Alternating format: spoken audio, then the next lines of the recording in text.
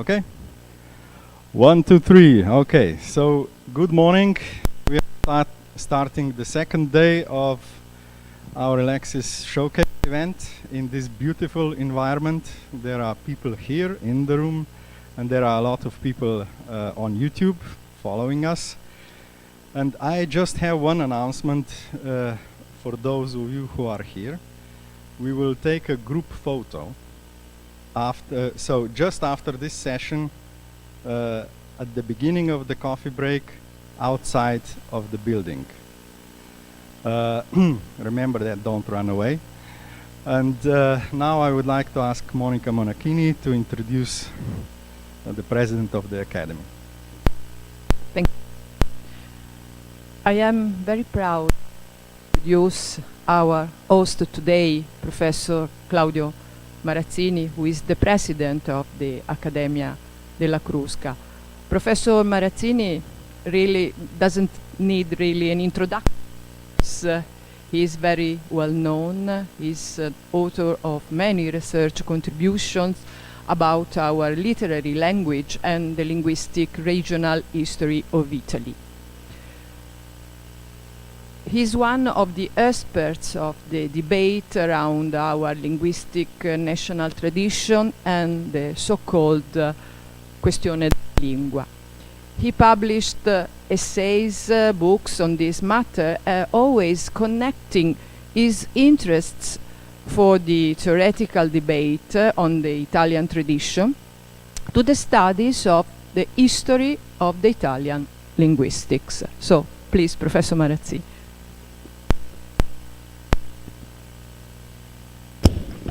Thank you very much for. Bienvenue à l'Accademia della Crusca.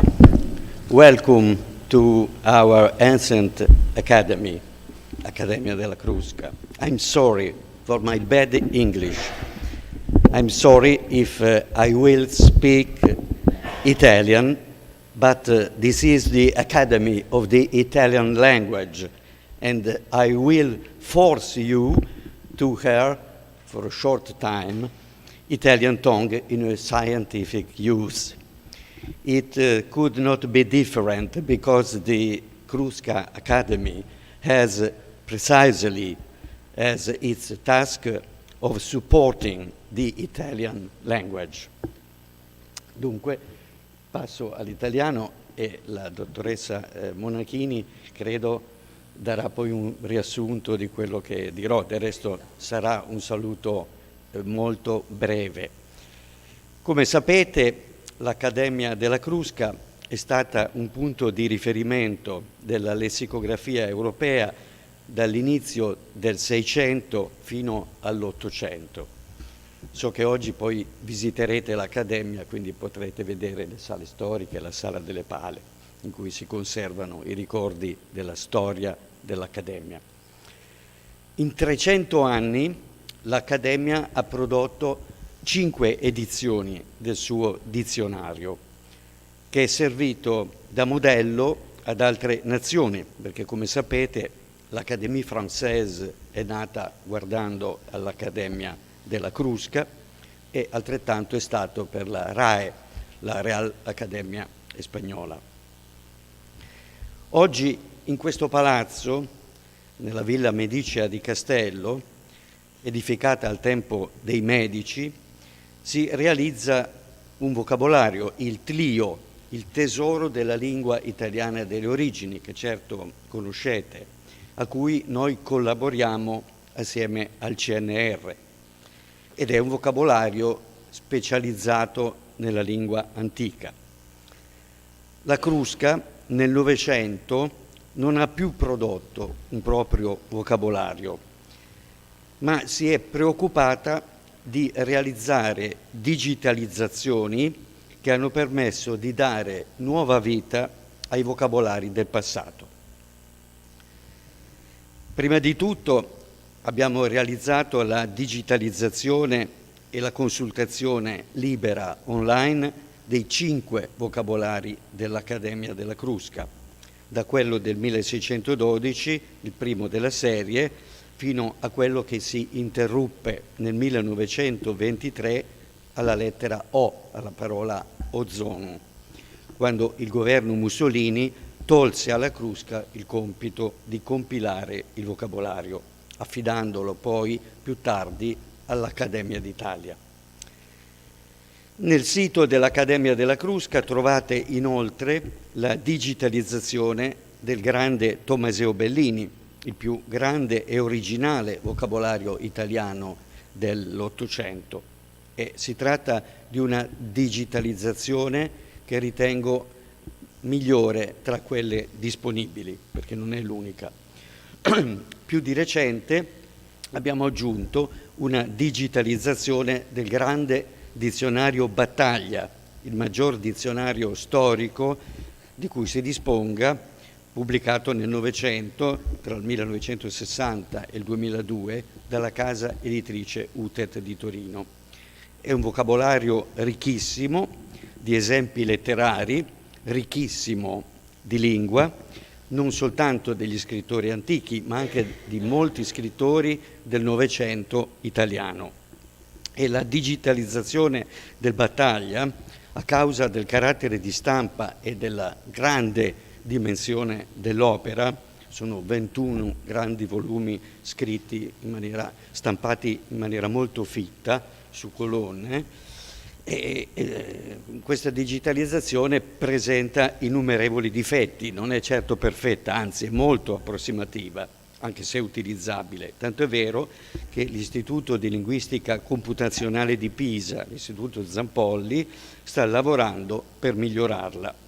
Tuttavia, anche così com'è, nella forma provvisoria e sperimentale, è uno strumento di grande utilità e di grande importanza per tutti. Posso aggiungere che la Crusca offre una serie di risorse lessicografiche e di basi dati tratte anche dal parlato, dalle registrazioni radiofoniche e televisive. Tutto quello che è nel nostro sito è a disposizione del pubblico e il pubblico collabora con la Crusca inviando, per esempio, la segnalazione di neologismi e inoltre la Crusca dialoga col pubblico attraverso la consulenza linguistica, cioè fornisce risposte alle domande relative all'uso dell'italiano e alla norma.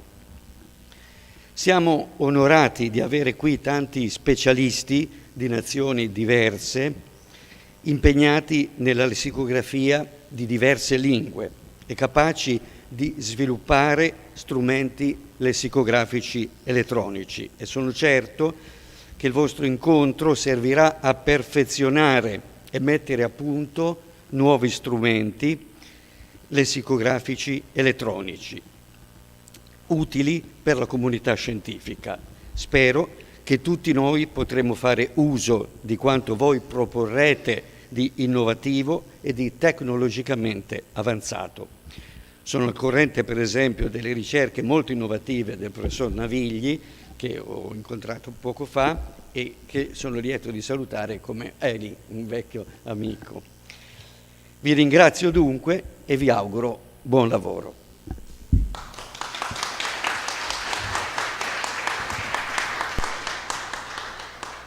Thank you very much, Marazzini. I will try to summarize for you some of the main points of this message.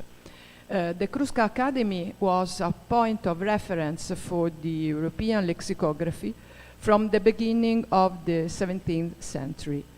In 300 years, the Academy produced 5 editions of his dictionary, which was a model for other very famous academies, the Académie Française and the Real Accademia Spagnola, for example. In this palace, built at the time of the Medici family, it has borne a treasure of the Italian language, realized in collaboration with the CNR. The treasure is the vocabulary for the Italian ancient language. In the last century, Crusca has digitalized the many vocabularies of the past. The first one was realized in 1612. And these are now available online for consultation. And on the Academia website, you will also find the digitization of the great Tommaseo Bellini, the most important and original Italian vocabulary of the 19th century, and its digitization is the best among those available. More recently, Kruska has added a digital version of the large dictionary, the Battaglia, the largest historical dictionary available, a very rich vocabulary, literary examples. And it is importance, and the academia is working together with my institute, the Institute of Computational Linguistics in Pisa, to improve it. And Kruska also offers a series of databases of speech, radio, and television recordings.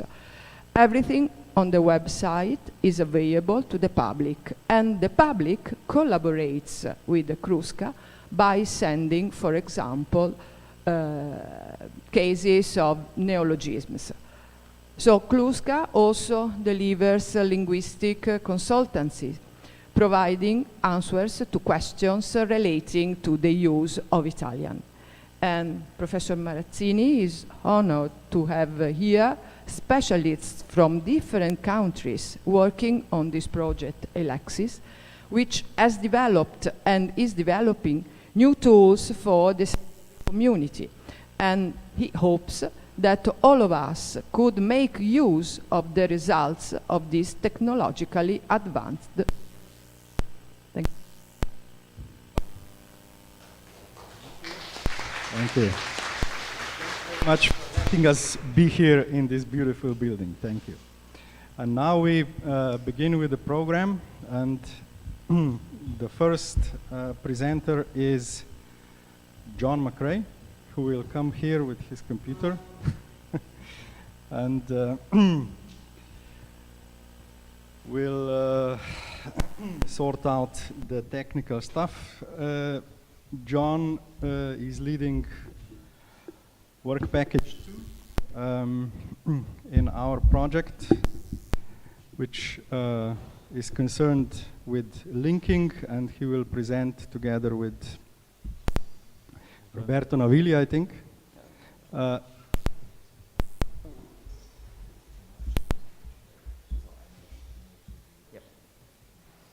Linking technology that was developed in ELEXIS. Okay, John? Okay, thank you, Simon. Yes, I'm going to present a little bit about what we did in Work Package 2. So this is primarily about linking.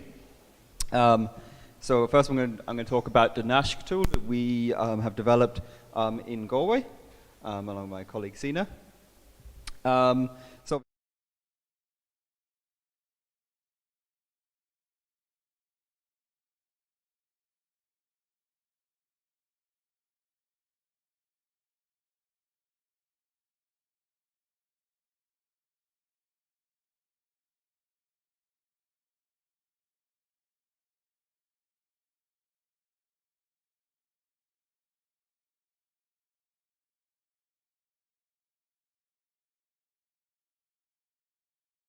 primarily for NLP purposes, all these VerbNet and FrameNet and WordNets. There's information from encyclopedic resources, and all of this can be combined and kind of brought into lexicography to, to improve and to bring in information into our resources. So when we talk about alignment, we're primarily talking about this happening at two levels. So at the entry level, we're talking about matching the words. So this can in many cases just be as simple as matching the lemmas. But of course, in the cross-lingual case, this isn't so simple, and Roberto will talk in a few minutes about the cross-lingual case. But in the monolingual case, we're primarily talking about sense-level linking. So this example here takes the English word spring, which is a fairly ambiguous word in English, and we see two resources. So these are both open resources, so WordNet and Wiktionary, and they give a number of definitions of spring, as a season, as the kind of elasticity, a place where water springs up in the ground. And you see there's kind of quite a challenge with, you know, the way these two dictionaries organize all of these senses of spring are quite different, and some of them don't match at all, and some of them match to multiple senses.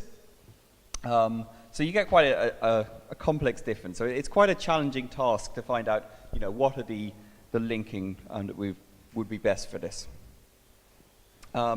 So this is also very useful, of course, coming in, and we'll see this in the Work Package 3 presentation, but it's very important for word sense disambiguation, and word sense alignment is really sort of about linking these contexts, and we see, you know, again, another fairly complex, or a word we'd think would be more obvious in English, like entire, but actually, again, it has a lot of senses, and, you know, dictionaries have defined a lot of different meanings of entire, and every dictionary seems to have a slightly different scope of what they think the word entire can cover in English. So it's quite a challenging task. So the main tool we developed for this is called NASH. NASH has a bit of a more general purpose. It's actually we actually designed it for aligning all kinds of data sets, not just dictionaries. And it's kind of based on RDF. It's based on semantic web technologies. And the idea is that basically it is simply a system that takes two documents. In the case of Elexis, these two documents are dictionaries. And it outputs a set of links between them. And NASH is an Irish word here. It means links. And if you ever come and visit us in Dublin, you're very welcome. When we land at Dublin Airport, this is one of the first bits of Irish you'll see, is this word NASH, meaning flight connections. So NASH is a kind of workflow architecture where we go through a number of steps of processing. And I'll talk about each of these in more detail. So the first task is blocking. Blocking is really the case of trying to figure out exactly what could be linked. It gives you the maximal set of possible links. So normally this involves matching lemmas, using the Elexis REST interface to communicate with your dictionaries, which of course is the same interface you saw presented yesterday for the dictionary evaluation. And we basically find potential links between the two senses. So this allows us to do any kind of tricks. For example, blocking by part of speech tag, for example, we'll do those kind of tricks so you're not matching verbs to nouns, for example. So we'd say match all the noun senses together, so we'd end up with a set of candidate links, and this might be every noun sense of bank mapped to every possible other noun sense of bank. So our task now is basically to filter this list down. So what we do first of all is we create what we call lenses. So lenses allow us to extract information, which we can then do NLP on, so we can extract text. The most obvious thing, of course, is to extract the definitions, but we might have different kinds of lenses as well. So we might have examples. If the dictionary is looking at examples, we might lens out the examples, and we might lens out even translations. So if you have sense-level translations in the dictionary, we can use this as well as information to help the matching. We then go into the NLP. So for this audience, I'm not going to say a lot about the NLP. I just got a big black box here. This is deep learning. So, but we do NLP, and this gives us basically some kind of measures of similarity based on the NLP analysis. So now we have multiple lenses and multiple NLP pipelines. And now we're also going to bring in our graph features. So when we talk about graph features, we're talking about non-textual things. So one thing we do in particular is that we look, first of all, we do a parse for any monosemous words.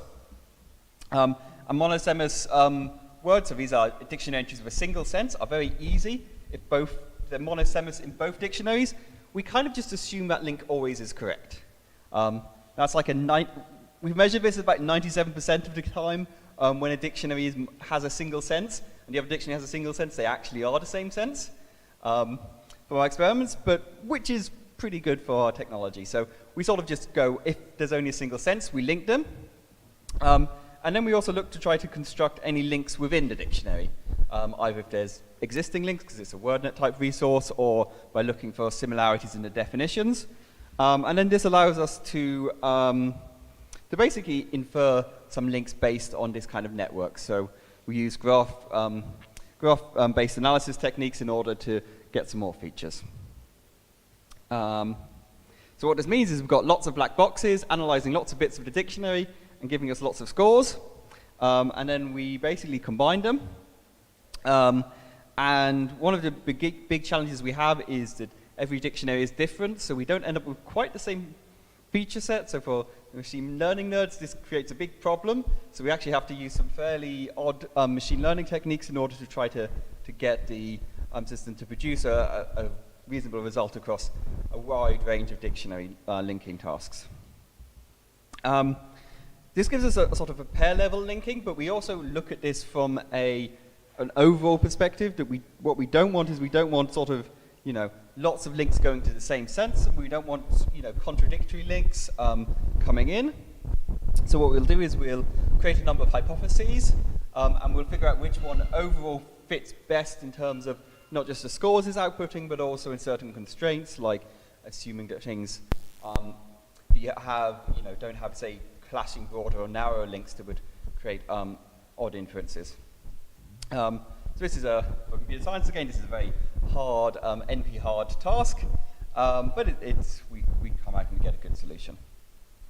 I mean, the output ends up just looking like it's an RDF file, and it looks something rather boring like this. We will say, you know, the sense ID 1 is exactly the same as sense ID 2, and we might also output that they're narrower matches or broader matches, and we also have related match for when we think there's some overlap in the meaning of senses, but they can't be considered exact. So for the machine learning nerd side of things, there's this kind of big experimental system called MIAS. MIAS is, by the way, another Irish word, means evaluate. This is used for sort of fine-tuning your linking and, you know, checking that everything's going well and improving your results and doing sort of experiments. For lexicographers, you don't need to worry about this because, as you said yesterday, it's all integrated into Lexonomy. So you'll just see it through Lexonomy, and you'll just be able to use that linking facility directly in Lexonomy. So I think I've got plenty of time. So I want to talk about one very interesting use case we actually had with a terminology company called Translators Without Borders. This was a side project. It got funded separately to Elexis, but, you know, used Elexis technologies. And Translators Without Borders, they're an NGO that works, you know, with aid agencies to develop resources for working with kind of people in crisis. And one particular area we work with is the Rohingya refugee crisis. So for those who don't know, Rohingya are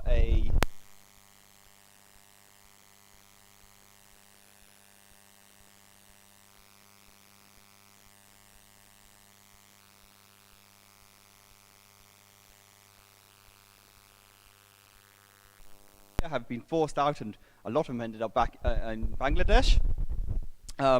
So they had this big challenge with the Rohingya language is basically written very little. There's actually very low literacy among the population.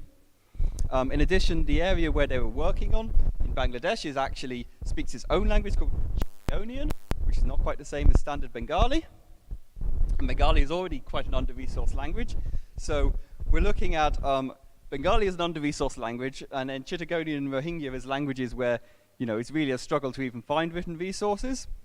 So what we did is we used NASH as a main tool here to use the English part of their glossaries, and we linked them up then with using with lots of open resources like Wikidata and WordNet, and further connecting that all to Wikipedia and, you know, obviously into all the other Elexis dictionaries as well.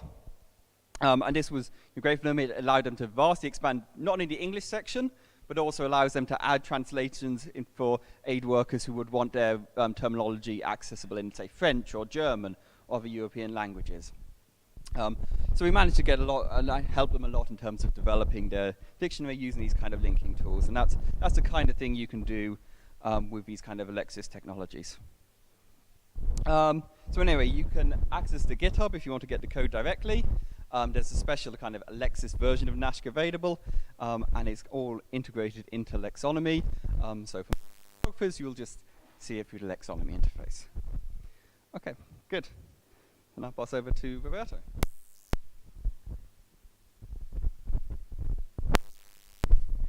So I'll try to use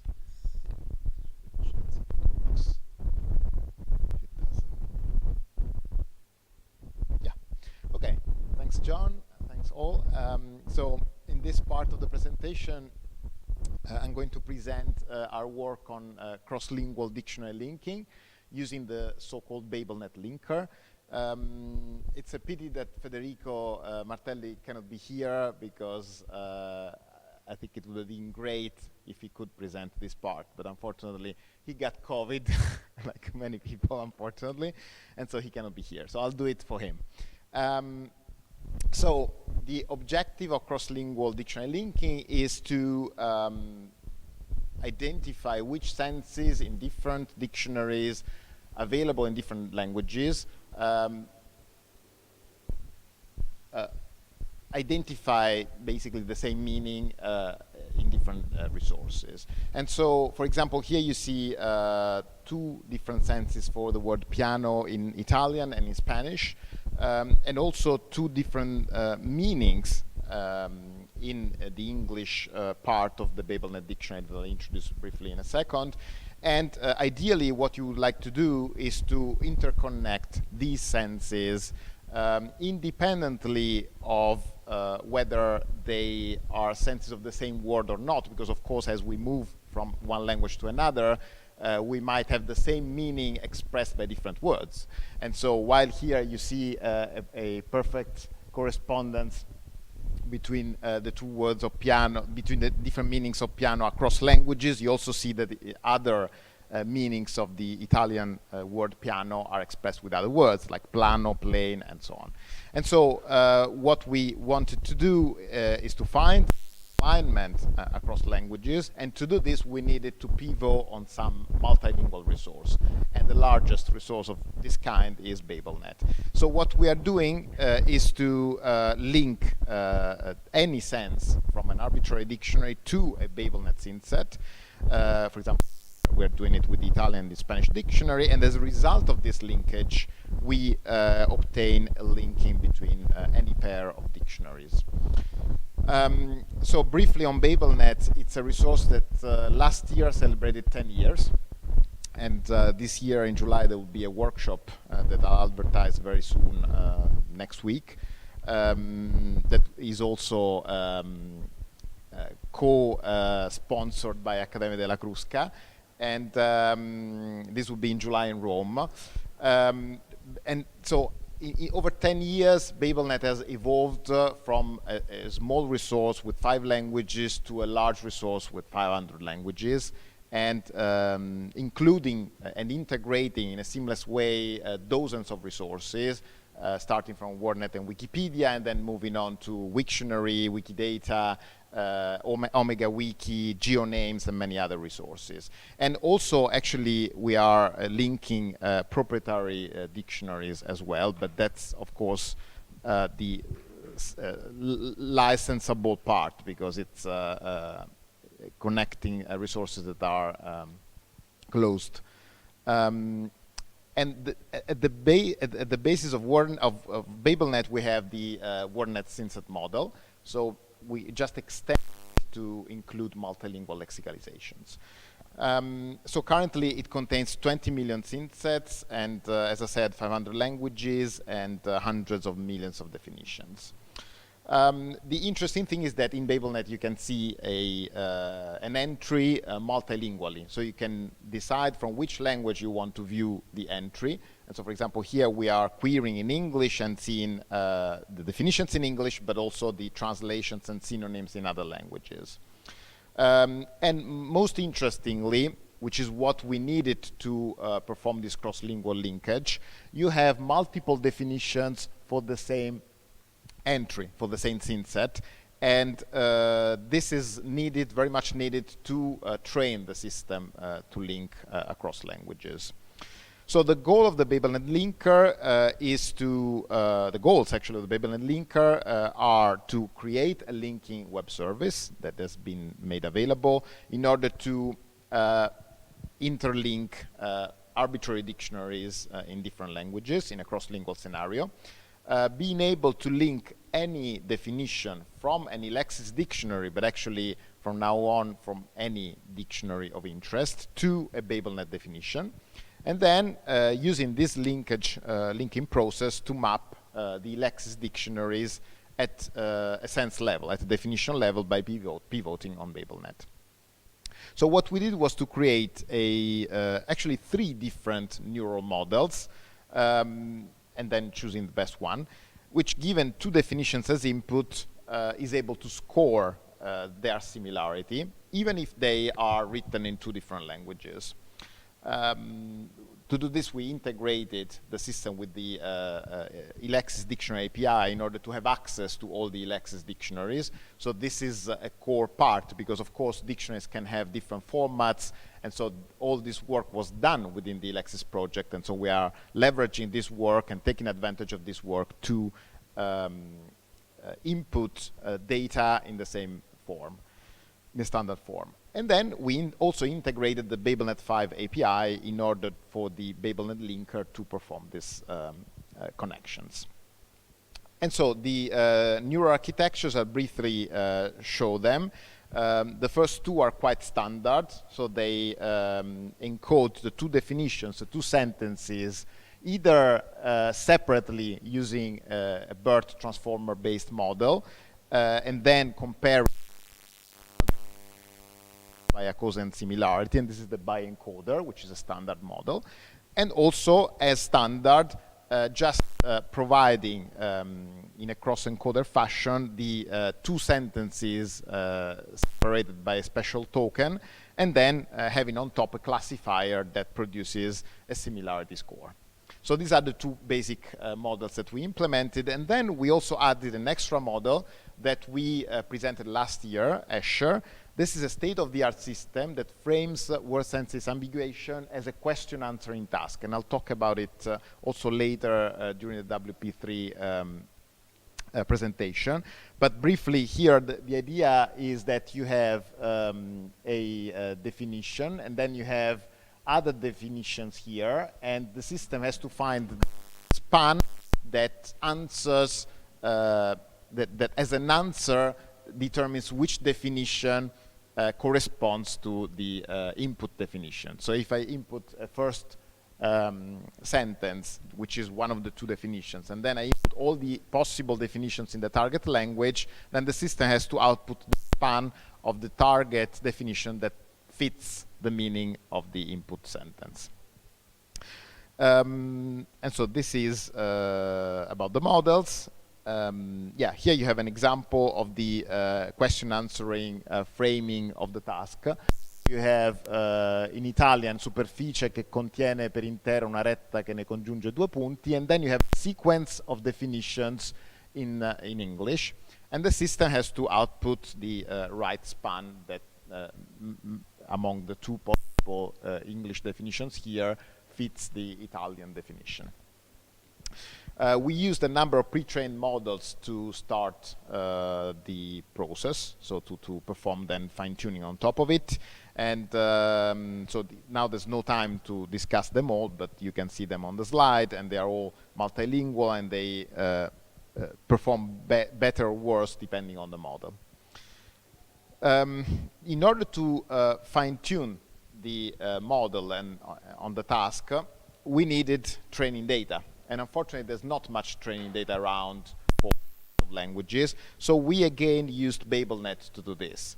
And so to provide positive pairs of definitions, we used the definitions that are available in the same BabelNet synset.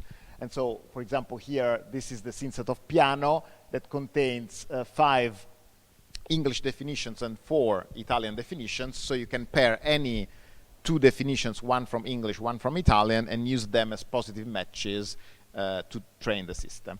But you also need negative examples, and so you just take another synset and you pair the 2 definitions in the 2 languages. So we created this large training data set for the 2 kinds of models, the bi-encoder, cross-encoder, and the Escher format instances.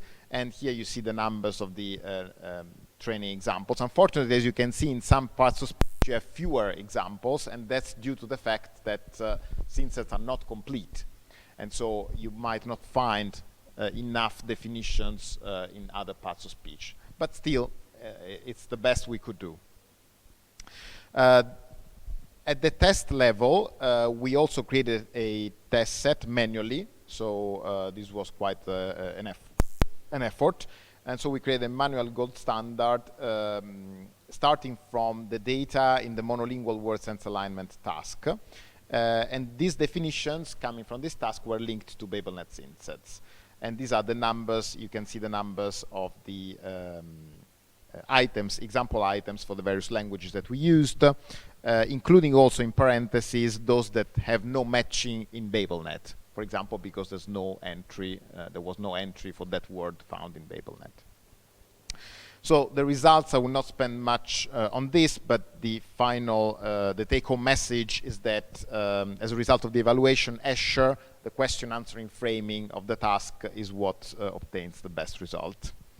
You see across languages the accuracy for using Escher is in general higher.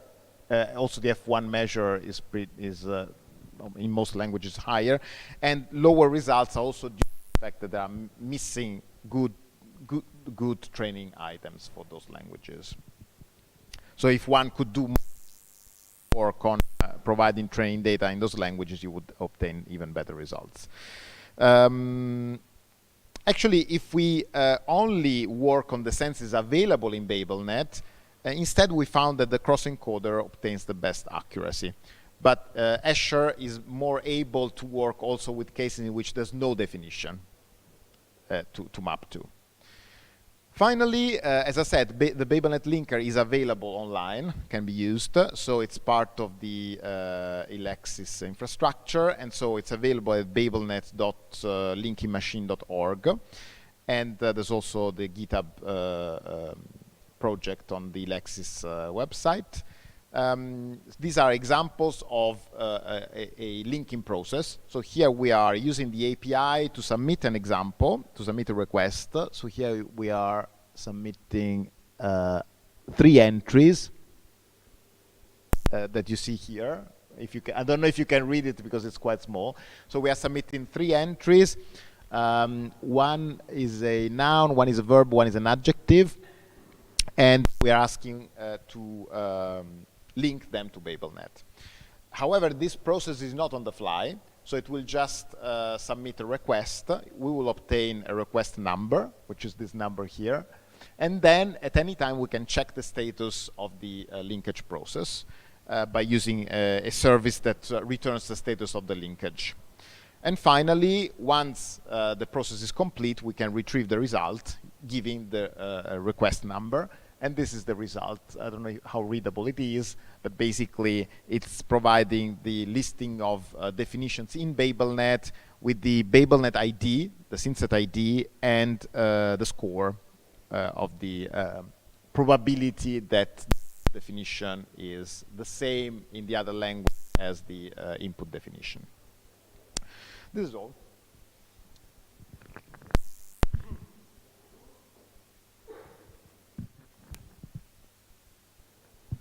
Thanks, John. So, can you hear me? All right. Questions will be in the last session. So just write them down, and everybody will be here. From it's where is the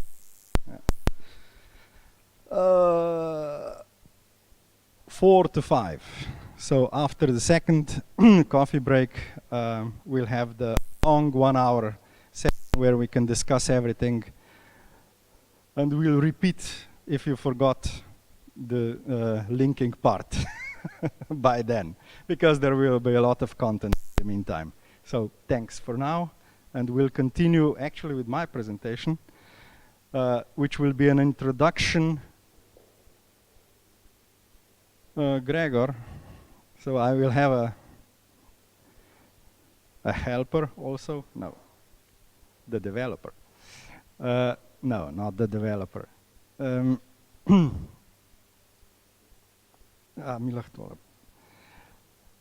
So it's something we, well, we call the dictionary matrix from the beginning. The name itself says matrix of all the dictionaries and hopefully the senses in the dictionaries we managed to collect. And my main point in my introduction will be actually about what we managed to collect. And so I'll just explain briefly what was in the proposal and the grant agreement. So the third objective of Elexis, it says we will develop strategies, tools, and standards for extracting, structuring, linking of lexicographic resources. So the part we are talking about now is the tools for linking, which you saw now. And the result is dictionary matrix, which was described in the grant agreement as extensive linking of existing lexicographic resources, pivoting through BabelNet, as you saw just now, to create dictionary matrix, a repository of linked senses, meaning descriptions, and so on, which is available also through an API, basically for lexicographers through Lexonomy. And I have to stress this emphatic. There is no linking without the data to be linked. And especially without open data, because this is what we put in the dictionary matrix. We only publish what is open. So what we got is partner data. So I described that. Partners with dictionary data. Then we have the data from observers. And we, of course, we have open data like WordNets and so on, which were mentioned also by Roberto and John. So this comes down to IPR issues. So an important part of Elexis was also how do we handle IPR issues? What is the legal side of the thing? And we have a deliverable on that. And one of, well, the two important points from the deliverable, and I will explain why, are when you are starting something, you should already think about IPR issues. So, because in many cases we found out that the owners of the data don't know if they own the data and what is the status, the legal status of the data, because some was acquired from somebody. There is no contract with that somebody, and the legal department doesn't know if they can't look at the contract if the data is actually theirs. And usually, let's say, legal departments are quite conservative, and they would say, no, you can't do anything with it. Even if you think you have the data and you actually use the data, you cannot make it open. So it's important to have these issues solved immediately. And the other thing is that dictionary data is structured data, which means that you can have a word list as a separate data set. You can have definitions as a separate data set. You can have examples or many things which may not have the same legal status as the rest of the thing. And the more we have open, the better. So these are the things that are included in this deliverable. I recommend that you read it. And I will just mention briefly a project that I also work on in Slovenia. It's a project. So what we did in the proposal, we said, okay, we would like to buy off the data to make it open. So we went to publishers, to companies, to institutions, various people, And we said, okay, we have the, I don't know, a certain amount of money here. We would like to buy off your valuable, important resources to make them open. And mostly, what we got is answers like, it was a 20-year project. We had 500 authors. Some of them are not living anymore. We don't know who are the, what's the word? Their, well, children who inherited the rights, and so on. So you can imagine that you have around Europe many situations where you have huge projects, 20 years, 40 years project, and nobody knows who owns the data. And especially, they don't know if they can make it open. And that's a huge problem for lexicography. I can tell you that from my own experience. So what we actually have, what we collected in Elexis. We have partner data, so we have 51 resources that were already mentioned in the grant agreement, because we had to say, okay, we will make this infrastructure, we need some input data to test the things and so on. So this is the part. There were some changes in the meantime, so 32 were actually contributed as specified, and then things changed in the middle, so we had some changes in Hungarian resources, Estonian resources, from Austrian Academy, and so on. But the important part is at the bottom of the slide. What are the licenses? So half of these resources are actually restricted. They are very valuable for testing, for using it in the infrastructures, but we cannot publish them as open data. And 7 of them, the status is unknown, but that's not a problem that, let's say, we were lazy, but it's not possible to say what is the license of these resources. So just to give an impression of what is there, this is the start of the list. So the status on the right, the language, and the name of the resource. So this is what it's in the infrastructure from partners of Elexis. Then we have the observer data. What is the situation 1.5 months before the end of the project? So in the agreements that we made with all the observers, 124 data sets were mentioned or promised. So 71 were delivered, actually. And quite a lot of them were not delivered.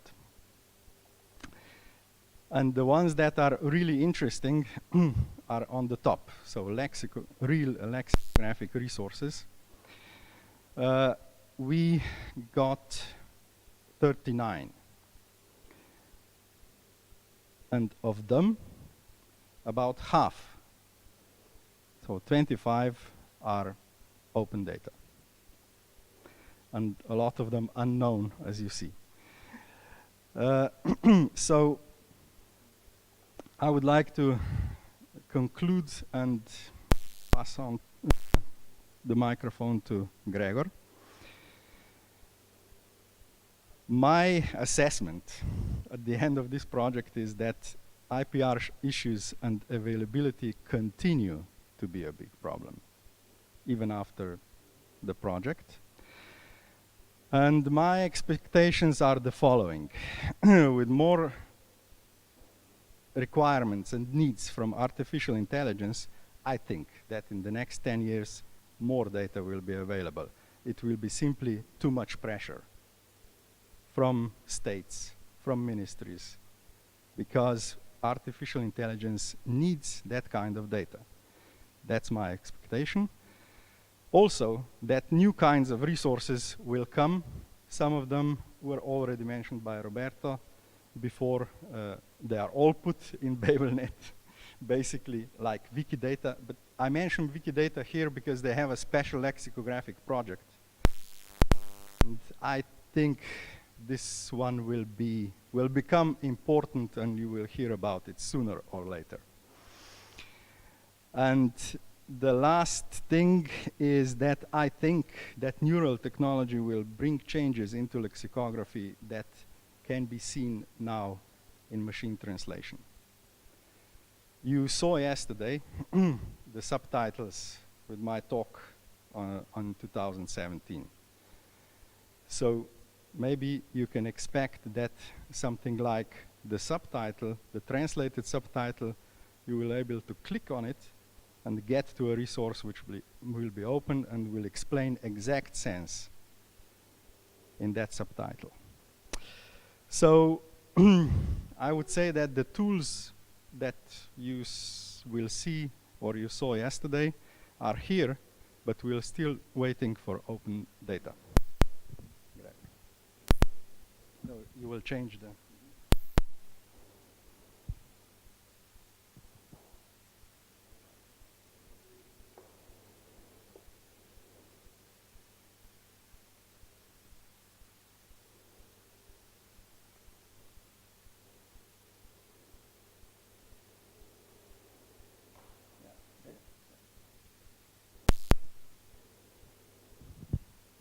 Hi, so my name is Gregor, and I'll be talking completely on something unrelated to IP issues and so on. So I'll be kind of showing just a tool that we developed that can be used to visualize the outputs of the two methods that that John and Roberto were showing before. So it will be showing how links that are created using the NASH and the BabelNet can be then visualized. And we have a tool. We also have some internet issues, so I have some pages preloaded in case the live internet doesn't work. So this is a page which has currently a temporary web address, which will be changed in the next week or so. And this is the starting page where you kind of start by choosing the language that you want to search in. So basically you specify the language of your interest, either from the drop-down list, or you can type the language itself here. So let's say if we type in Slovenian, and then we enter some keyword that, some head word that we would like to search. So basically we would like to now search for a word called zlomiti, which means to break in Slovenian language.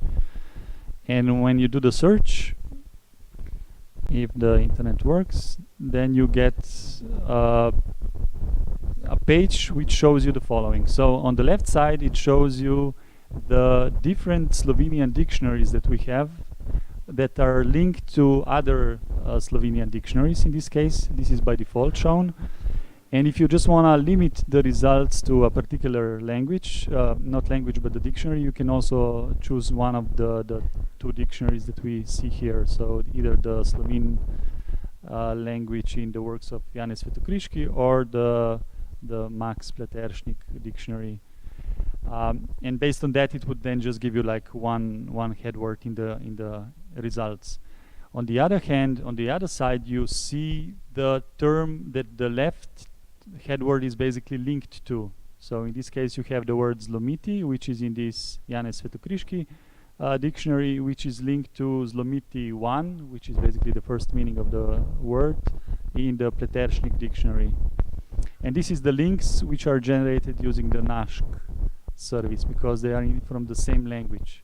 So they give you kind of links which are in the same language across the different dictionaries in the same language. You can also filter on the other hand, on the other side, if you would have multiple languages or multiple dictionaries, so that you get just the subset of the dictionaries that you want. However, you also have another view, which is then what's called a concept view. And in this case, it uses the tools like BabelNet before. So currently we don't have the BabelNet links yet. However, we do have the links through the Chile, this meta dictionary. So what you can see here is basically that the word zlomiti in Slovenian language is linked to a particular ID in Chile dictionary, and in this term is also linked to several other dictionaries in other languages. So you can basically see that you have link to Smadre here, which is in I don't know which specific language, not dictionary. So one is the these are some code names for the dictionary, so I don't know specifically the dictionary itself. Then you have Zlomiti and Raspočiti. So you have basically links to potentially other languages. Okay. You have links to other languages that the particular head word that we searched for is linked to.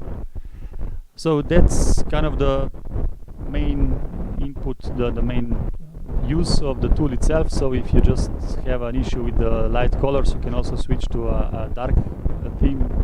That's kind of a non-relevant feature, I guess. So that's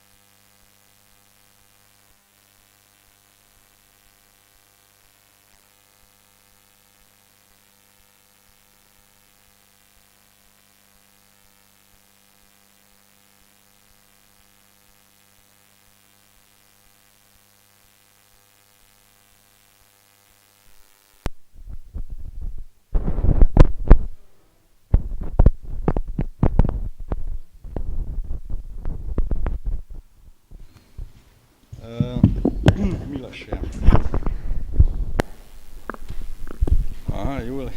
You will have to use the mic with the cord. Will you sit or stand? I'll stand. Stand. But I'm not sure about my batteries. I'll fix it. Okay. Just put it in the computer. Thanks.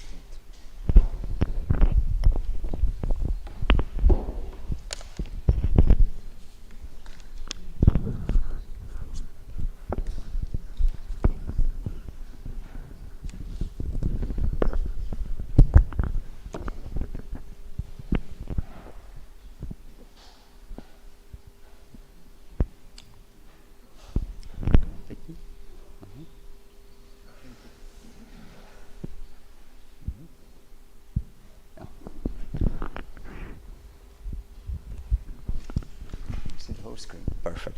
Okay. Good morning, everyone. I hope it's not too loud. We've got half an hour till approximately till the coffee break.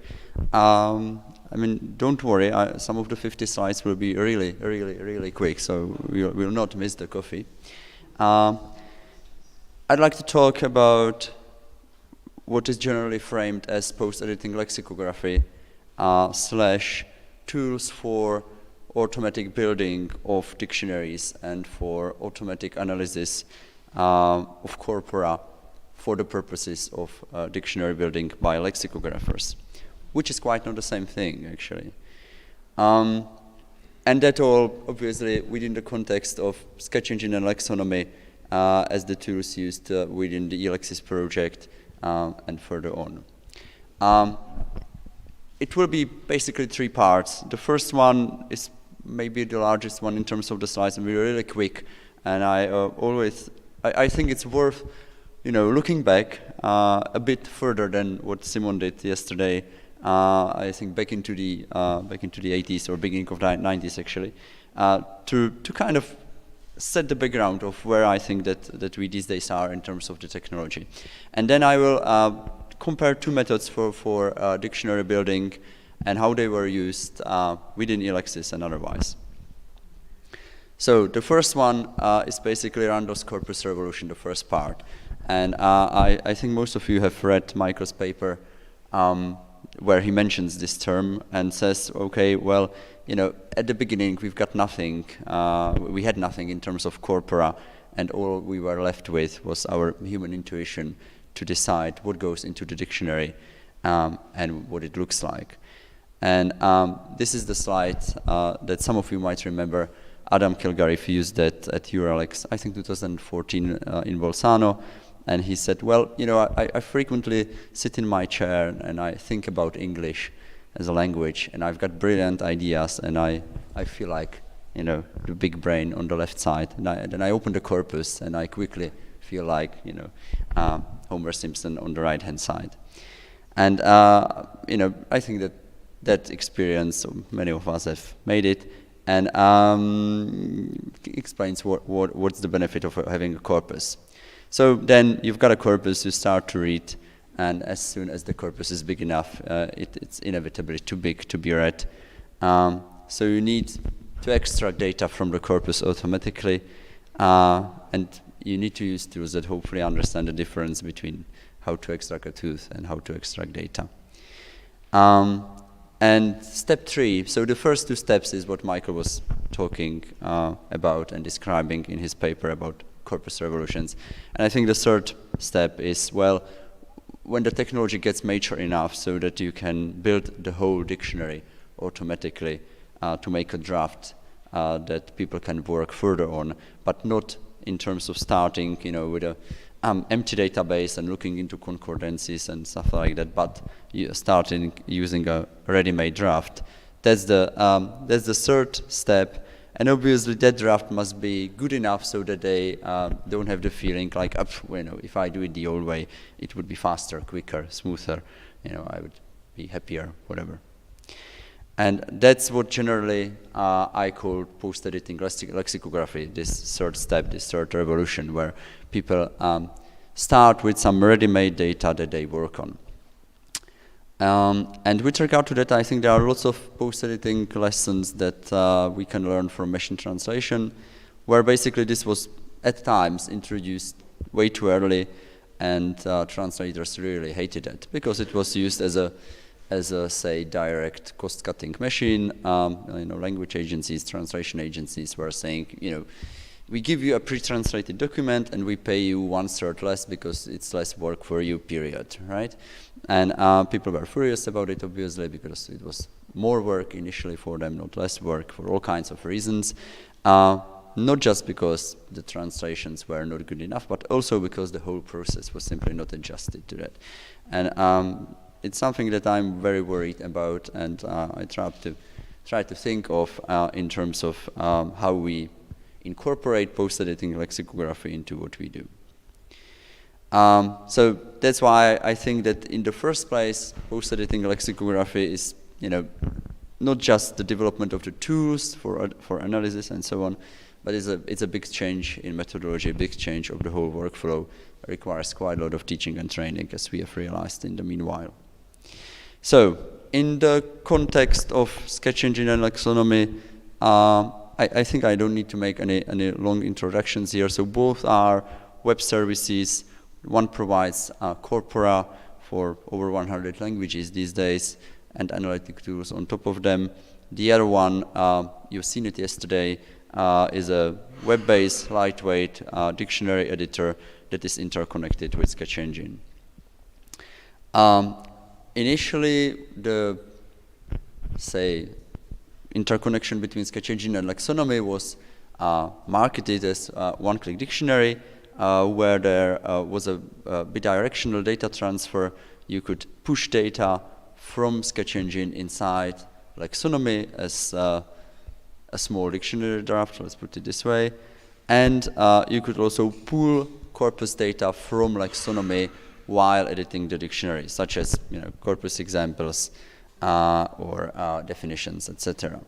The push model was exporting, you know, a list of headwords, an attempt to cluster collocations to get some word senses, examples using the GDEX or GDEX, definitions, labels from word sketch highlights for parallel corpora also translations, and then yeah, well, this is what the push looked like. I think it still looks like in Sketch Engine.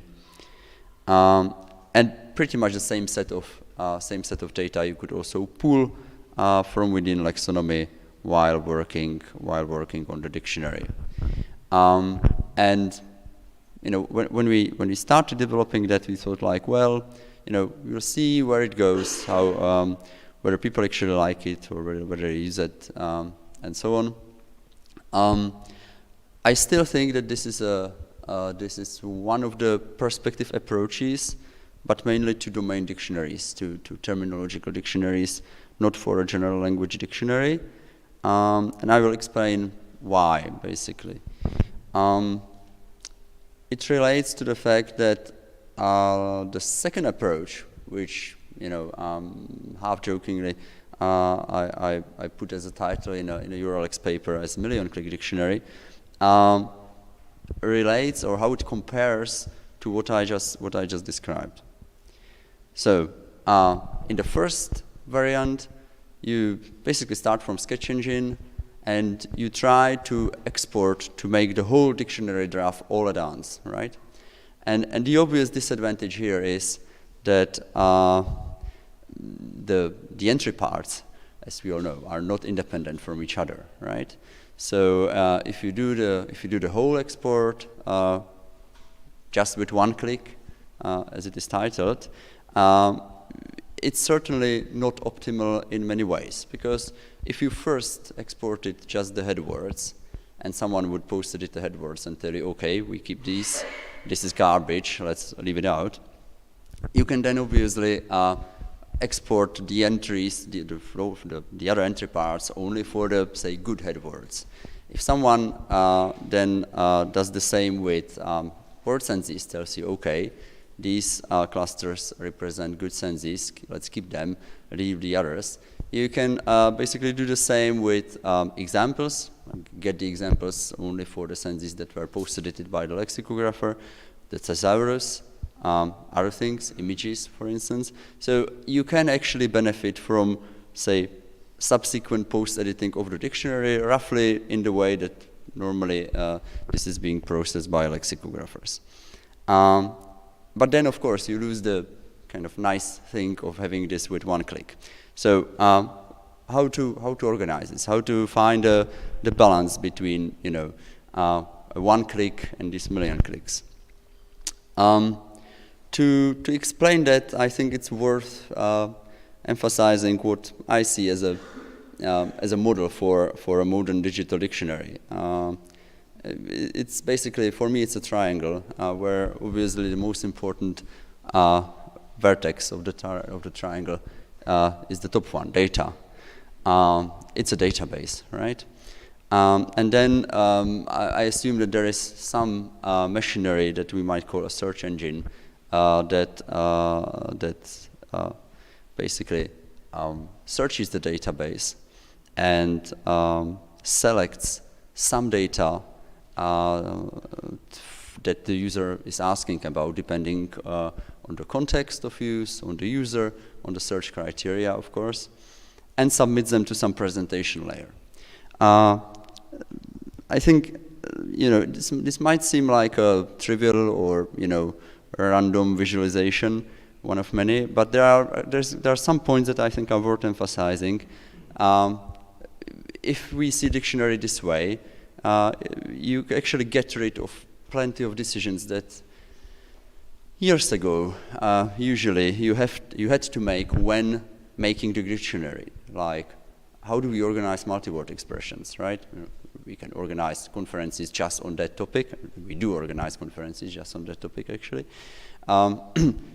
Where does the multi-word go? I mean, which headword is it under, right? And stuff like that. I mean, this model, makes it possible to just not worry about these things when making the dictionary. Instead of making that decision at the compilation time, it's being made at the runtime when the dictionary is used, right? So the search engine needs to know how to find things like multi-word expressions anywhere in the data set, and what is the right way to respond to the user query in the given context. And the question where the multi-word is actually put under which headword is no longer that crucial, and similar. We had the opportunity to test this million-click process where you posted it first the header words, and then you moved to the next step, like posted it, say, inflected forms, and then you posted it the word senses, and then you posted it the thesaurus, and then you posted the examples, and then you posted it the translations. Thanks to a project that it was not related or financed by ELEXIS, but in the end, I think ELEXIS benefited from it quite heavily. That was a set of 3 dictionaries that we did in the past 3 years, with Tagalog, Urdu, and Lao as source languages, respectively, and target languages being English and Korean, that we developed completely from scratch with no prior data, using the methodology I was just talking about, and I will re-explain or further explain, where the goal was to have 15,000 most frequent head words manually posted by editors, and another 35,000 left as automatically generated, so altogether have some 50,000 head words. And why Korean? The last line explains that. So the client here for us was Naver Corporation, which is something like Korean, South Korean, obviously, Google. The dictionary was really basic in terms of the structure, right? I mean, nothing fancy. You could see that the entry structure was very simple. It had some head words with inflected forms, audio pronunciation, and then for each word sense, we had something like a disambiguating gloss, a disambiguator, 10 collocations, 10 synonyms, antonyms, a picture, if appropriate, 3 example sentences, and translations with their examples, right? So a very, very modest structure. What we did was, we started with a, big, what we thought to be a big corpus, a part of speech tagger, lemmatizer, the tools that we have in Sketch Engine to be able to use the analytics like sketch grammar, 1 to 8 developers, 5 to 15 editors. Cook the but not boil. At the end, the workflow looked like this. So we first generated the head words from the corpus. Having the head words, we generated and posted it in inflected forms, word senses, thesaurus, examples, images, and finally the translations. Each of the bubbles was a standalone post-editing step, just one task, isolated basically from the others. The task was, say, translated or implemented as a dictionary in Lexonomy, as a batch for post-editing that the editors were working on. And especially at the beginning, we tried to spend a lot of time on things like, inter-annotator agreement to see how the editors agree with each other and whether we have managed to design the process in a reliable way, and so on. Later stages, we were, of course, rushing, also for reasons like COVID. I said we thought we would have a big corpus. Out of the 650 million words that we had here, for instance, in Tagalog, it turned out that over 400 million was just noise, mostly machine-translated content that we identified throughout the project. So we were left just with 200 million, and that's really not a big corpus, right? And something that influenced the whole project a lot, and just re-emphasized for us the need for big corpora to do work like this. I will talk a little bit about it at the very end in the context of the current work.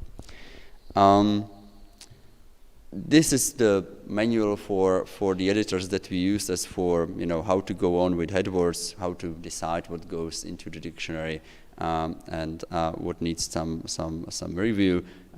It's again rather standard, so it's mainly about checking that these are standard Tagalog words, not proper names, and so on. For that, we used the flagging feature in Lexonomy that Adam, I think, was presenting yesterday. Then we generated the inflected forms because the corpus was lemmatized, so we were able to group the forms to individual lemmas, let the people reassign the lemmas, again using a custom editing widget in Lexonomy. Then we recorded the pronunciation. This was the only step that was not automated in any way, because you can't really post-edit sound, right? Post-edit the voice, so we just let people use our recording booth in the office. But it turned out to be really a fast job, so people were able to, when it comes to record some 800 words per day. It was a bit brainwashing. I mean, if you're stuck in such a booth for pretty much the whole day, then you can't really go like that, I think, for the whole week. So we introduced like intentional breaks for that. We used several methods for word sense induction based on word sketch collocations to suggest what would be candidates for word senses represented by collocations clusters. And this is, again, an editing widget, a custom editing widget in Lexonomy that people use to basically match the collocation clusters with what they think should be the word senses, and also the translation of the disambiguator. We used Wikidata, or generally Wikimedia projects, plus Pixabay, plus Google Custom Search to get pictures automatically from the web, pictures that are free to use. So Google Custom Search lets you filter images by license, so we could filter by, CC BY or something like that. Pixabay can do the same, or I think Pixabay is the generally free content only, something like that. And Wikimedia obviously as well, so we were able to find IPR-free images online.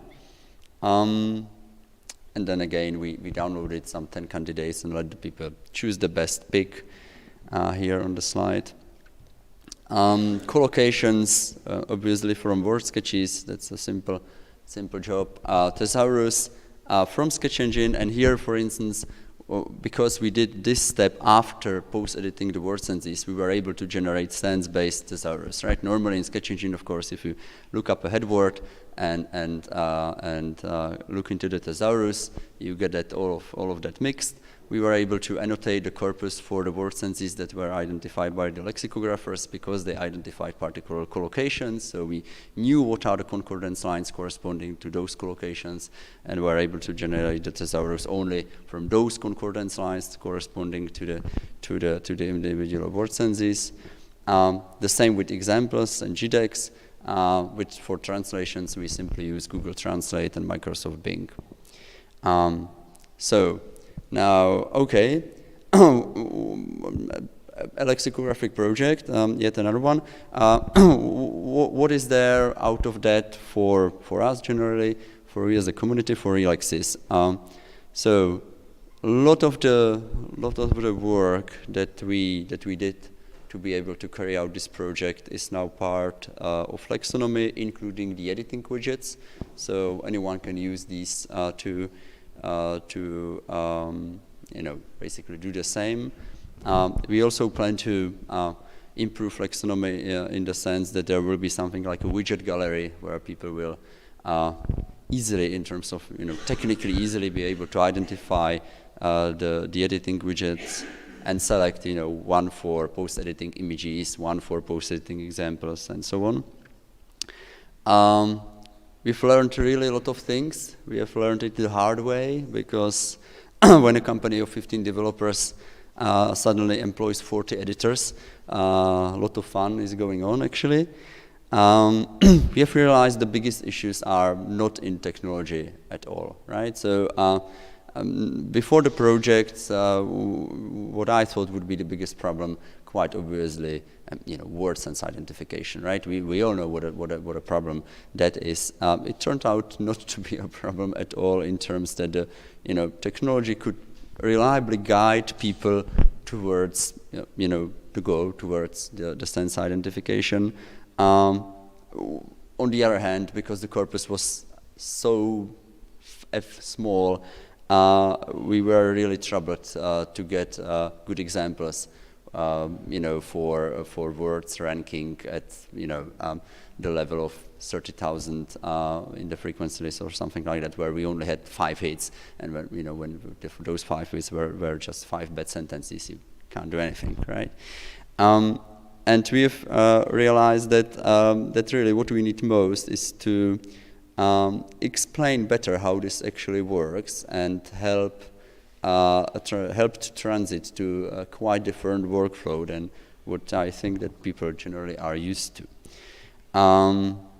The whole project lasted about 1 year longer than we thought for all kinds of reasons, not really lexicographically related, that we realized that to employ someone that is not from the EU in Czechia is basically not possible.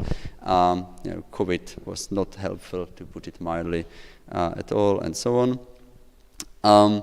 The same procedure that I just described was finally then used to generate the sample dictionary drafts that are part of the deliverable 4.5 in ELEXIS. That was done for 23 EU languages, I think. It's basically all the EU languages except for Maltese. They are in ELEXIS Cloud and visible in Lexonomy. At the moment still just, I think, at a beta installation, so you can have a look at it. Or, you know, download them from the ELEXIS Cloud. I'm not quite sure how open the ELEXIS Cloud is meant to become after the project ends, but that's a question that Simon then perhaps answer. If that would be a problem, we would find another place. And yeah, to sum up, how far can we get with post-editing? Really far. Almost all of the steps can be efficiently automated. All of the steps here, I mean, you know, all of the post-editing tasks when going down the workflow graph that I was showing, basically all except for the pronunciation. There it doesn't quite make any sense. For us, this in the first place means development of tools and the methodology and a lot of teaching and training how to use the tools together with the methodology to get to the final point, that is a post-edited dictionary. And there is an ongoing work at the moment following the Russian invasion into Ukraine, where we are much better shaped in terms of the source data. We have a 3 billion word corpus. We have realized that you know, in the frequency list of lemmas, even at the item 200,000, we've still got over 300, I think, hits. So plenty of data to make a dictionary. We are very happy that the Ukrainian corpus linguistics community, MOVA, allowed us to use their part of speech tagger and lemmatizer.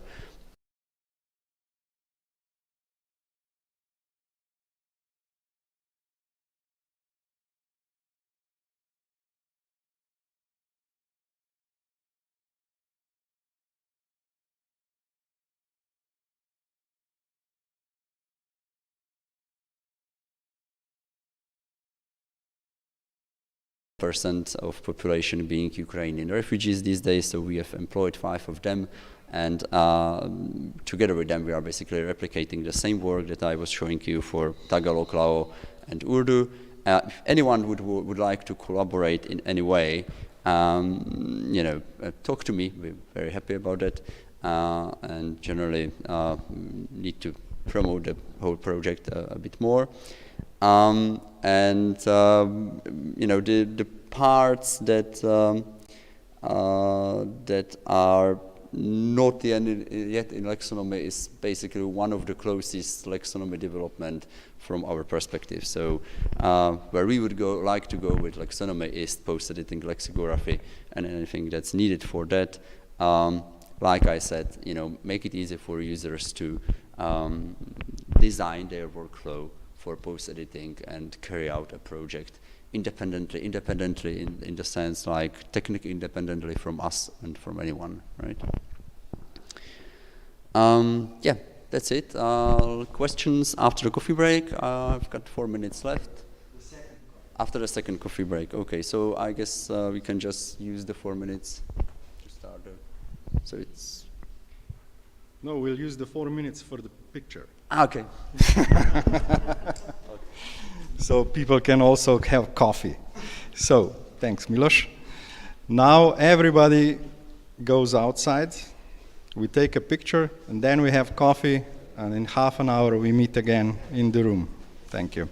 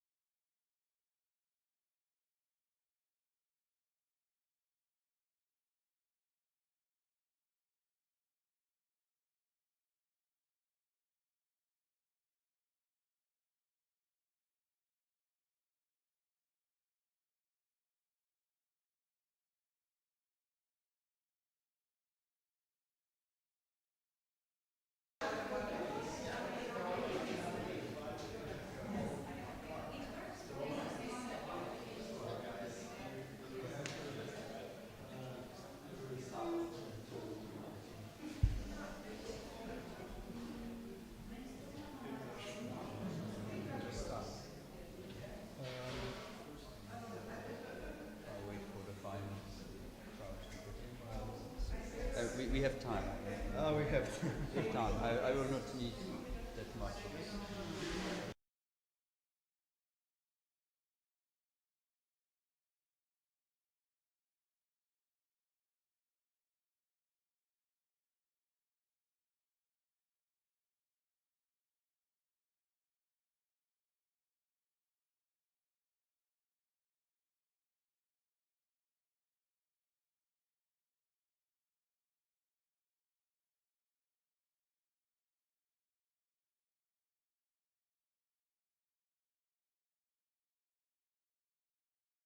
So, it's gonna be me again, sorry. This time, very practically about sketch engine and corpora and sketch engine provisions within the time frame of ELEXIS. So, yeah, this will be a little bit of showing fancy graphs, proudly showing fancy graphs, I think, for, or on behalf of the whole ELEXIS. And talking about corpus development a bit, and will be much shorter than the previous one. So as part of ELEXIS, as you know, and Simon mentioned it also last time, yesterday, sketch engine was provided through the single sign-on educate network throughout the European Union.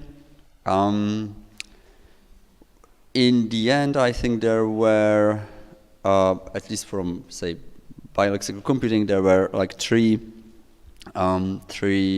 tools, three applications connected to this single sign-on machinery. It was sketch engine, it was Lexonomy, and it was the Schema corpus pattern analysis. I think we talked a lot about the first two, so just maybe a few words about the last item, the Schema. I believe most, if not all of you, know Patrick Hanks really well and his work on CPA, corpus pattern analysis. Schema is a tool that develops or follows up on his work, and basically was a result of some joint effort and motivation by Patrick and by Elisabetta Ježek from the University of Pavia and by, where are you, Carola Tiberius, that all try to replicate or follow in their languages on the corpus pattern analysis methodology. And so these days, Schema is the tool, is basically the web front end where you can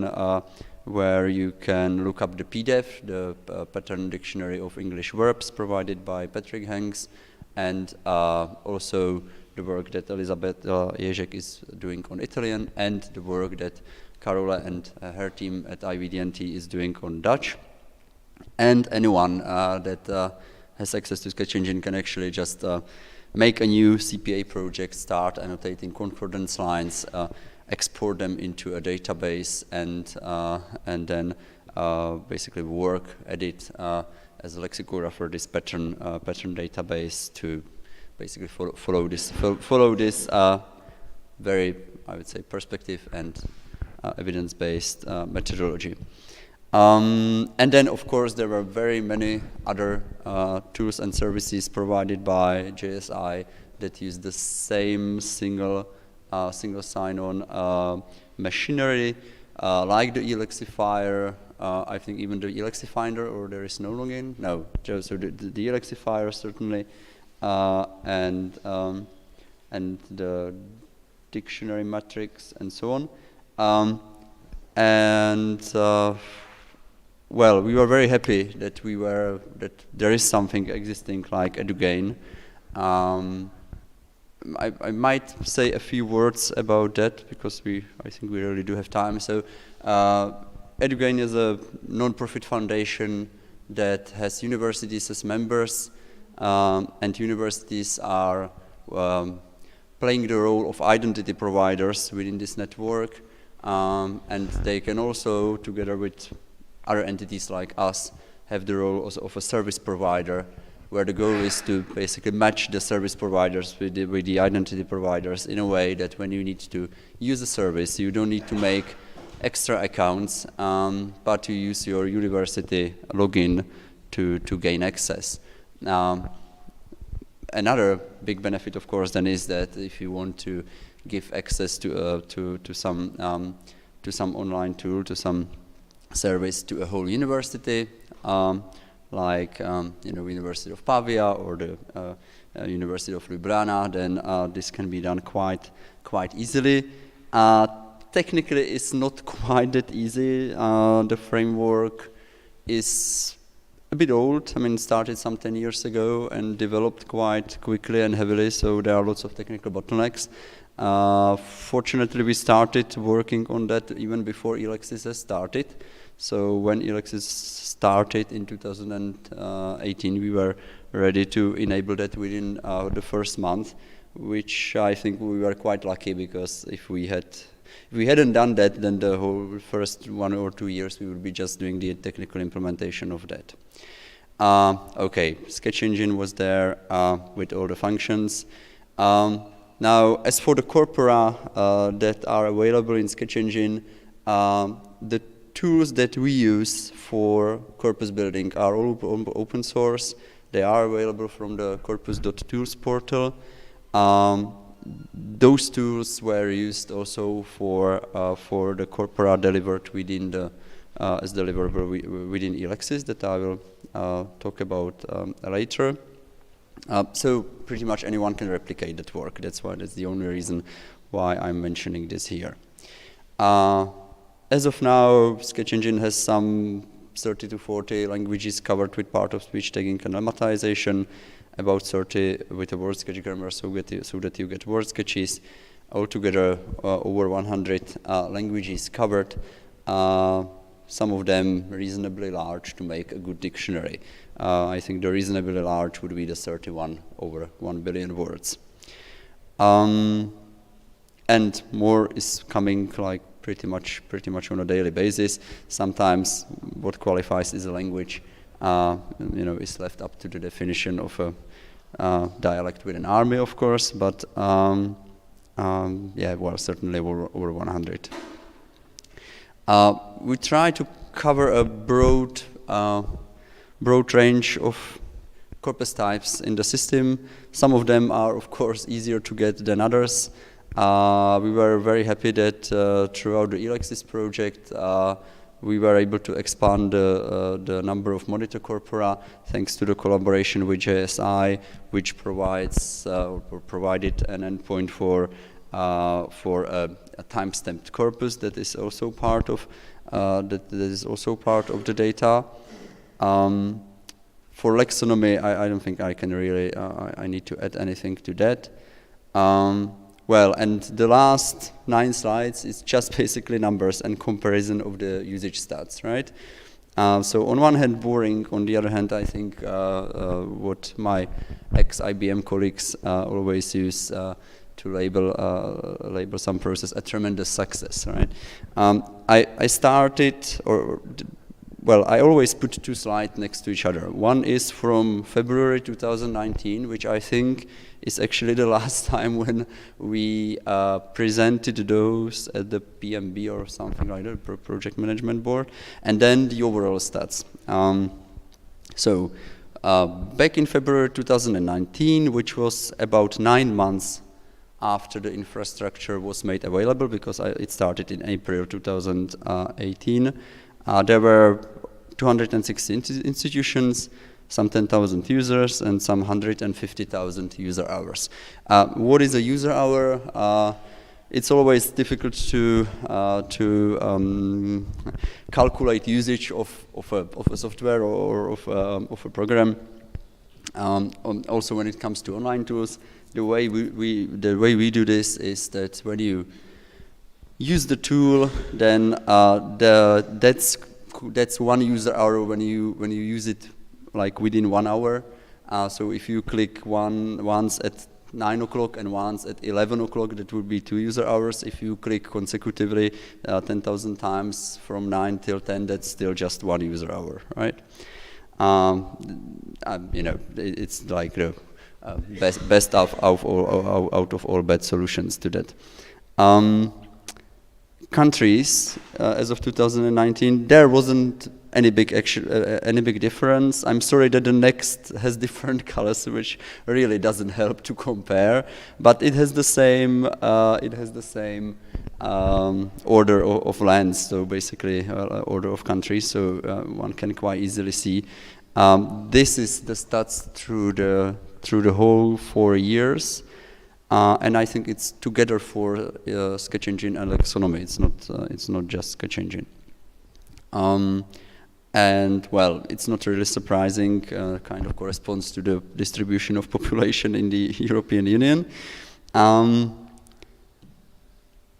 In February 2019, or at the end of 2018, we were getting to these 250 institutions, and at the end of March 2022, 3 months ago, we had about double, 455, which is I think a good number.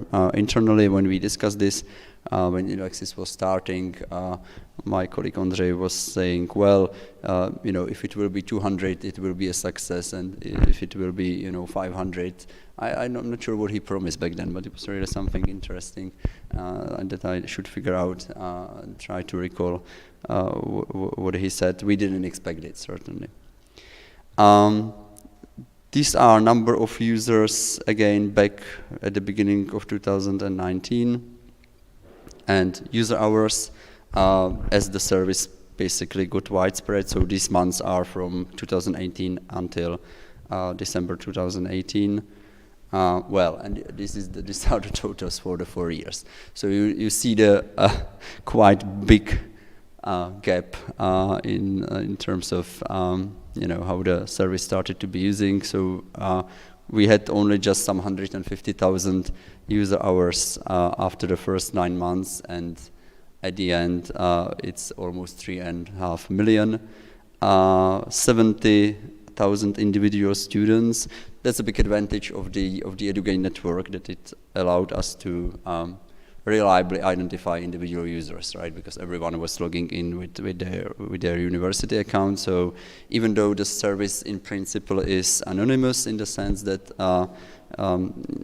depending on the setup the university has, you don't know the names of the users, like first name, last name. You just know some unique identifier that is sometimes even unique to your service only. So when you log into Sketch Engine, your identifier from JSI would be a certain number, and when you would log into Web of Knowledge, right, to find some bibliography, you would get another identifier, so that so as to improve the anonymity. You can still say that those are different users. So we know that this was really 70,000 different users, and 452 institutions altogether.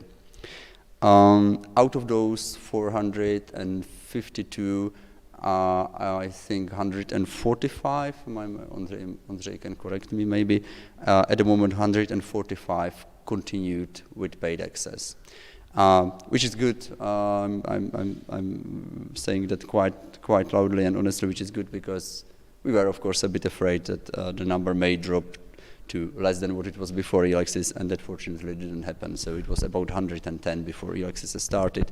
Now it's more, so that's great for us. Okay, now back to Corpora. The D45 deliverable that I was talking about in my previous talk, the dictionary drafts, were being built from D46, Corpora provided by us within Elexis. Again, the same 23 EU languages. We used a 1 billion word corpus for each language, with I think 1 or 2 exceptions where we just weren't able to get that much data. They are reasonably recent, so I think the oldest ones, like 2 or 3, are 2019 or newer, 2020, 2021. It's web corpora, so of course there are like IPR issues omnipresent. like Simon was describing. That is a big problem, of course. They are available in Elexis Cloud. To gain access, you need to sign a very lame agreement that I've basically copied from Carnegie Mellon University when they did the web crawl back in 2010, where you need to sign that you're basically aware of the fact that, you know, we are not copyright holders, you are not copyright holders, and it's not possible to obtain permission from, you know, the billions of internet users to get the copyright. Cleared.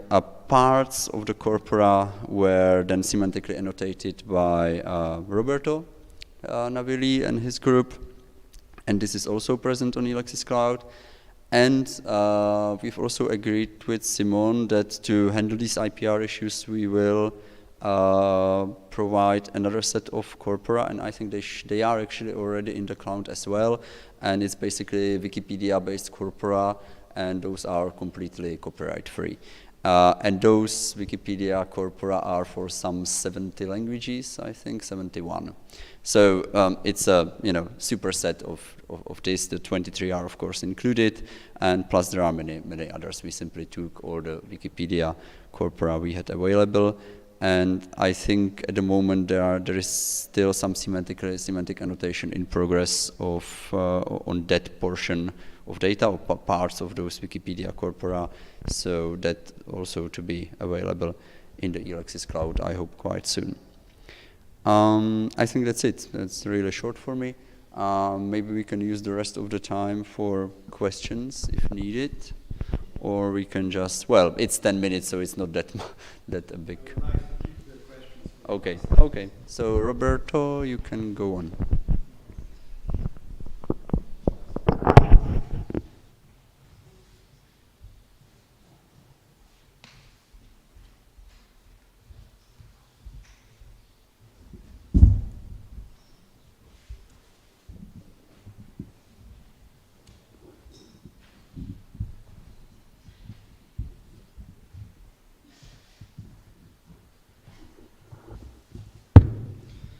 If we finish earlier, we'll have more time to take a look around in the academy.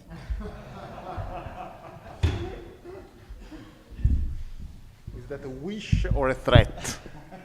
No.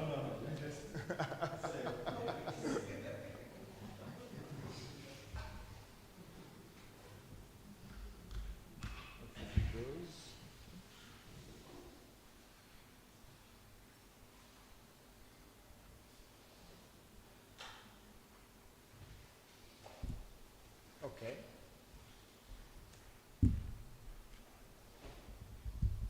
All right. So, okay.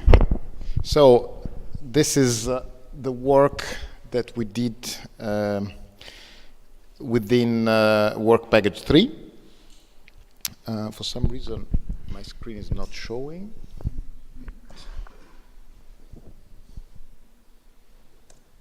Okay, now it's showing. Oh, I seem to have some tech issues.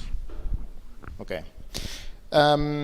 Okay, so I'm going to be talking about census, lexicographic data used within NLP tasks, to show that the impact of our resources within lexico-semantic and sentence-level semantic tasks.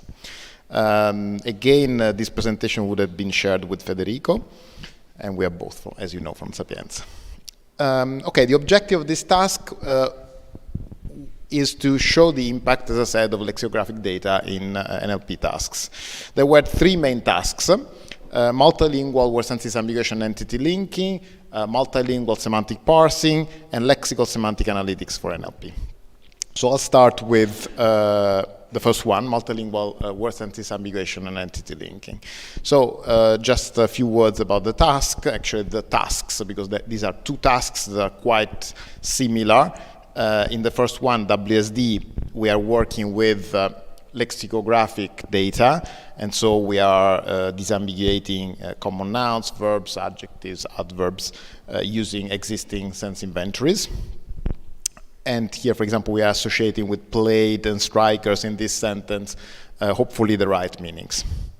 Entity linking is a similar task in which, however, we are focused on assigning entities from a given knowledge base or an encyclopedic resource to mentions in context. And so we are most of the time associating meaning with proper names and so on. Now, which issues did we address in this task? So what are the issues in these two tasks? And what can we do, what could we do to improve the quality of systems working in this direction? We addressed three main issues. One is the enhancement of lexical semantic resources, including, of course, ELEXIS lexicographic resources. The other one is the paucity of sense-annotated data, which is essential to train supervised systems. And the third one is the lack of multilingual evaluation frameworks. So in ELEXIS, what we did for each of these three issues, we proposed some solutions. So I'm going to present SyntagNet and also the related WSD algorithm SyntagRank. Paucity of sense-annotated data was addressed by proposing actually multiple solutions to so-called silver data creation. And here I'm presenting multi-mirror briefly. And we also put forward evaluation frameworks, and actually here I'm mentioning XLWSD, MCL, multilingual and cross-lingual wording context, but also the data set that we are going to create, that we're going to release within ELEXIS, and I'll mention it later. So we started with the idea to augment existing resources at the beginning of the project with syntagmatic relational information coming from collocations. So noun and verb co-occurrences on a large scale extracted from large corpora, and then disambiguated using a at the time state-of-the-art word sentence ambiguation algorithm, so as to associate senses with the two words that collocated. And then we also manually validated all of these sense assignments, and this resulted in a resource of 90,000 syntagmatic relation edges that were integrated, that were added on top of WordNet. And this is SyntagNet. Here you can see some examples. Actually, this is available online, so I can also showcase it directly. So, syntagnet.oh, I'm not connected. Wait.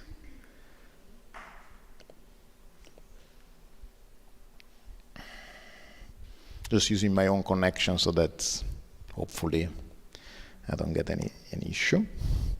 So, okay, you can see the screen. So, for example, I don't know, plain.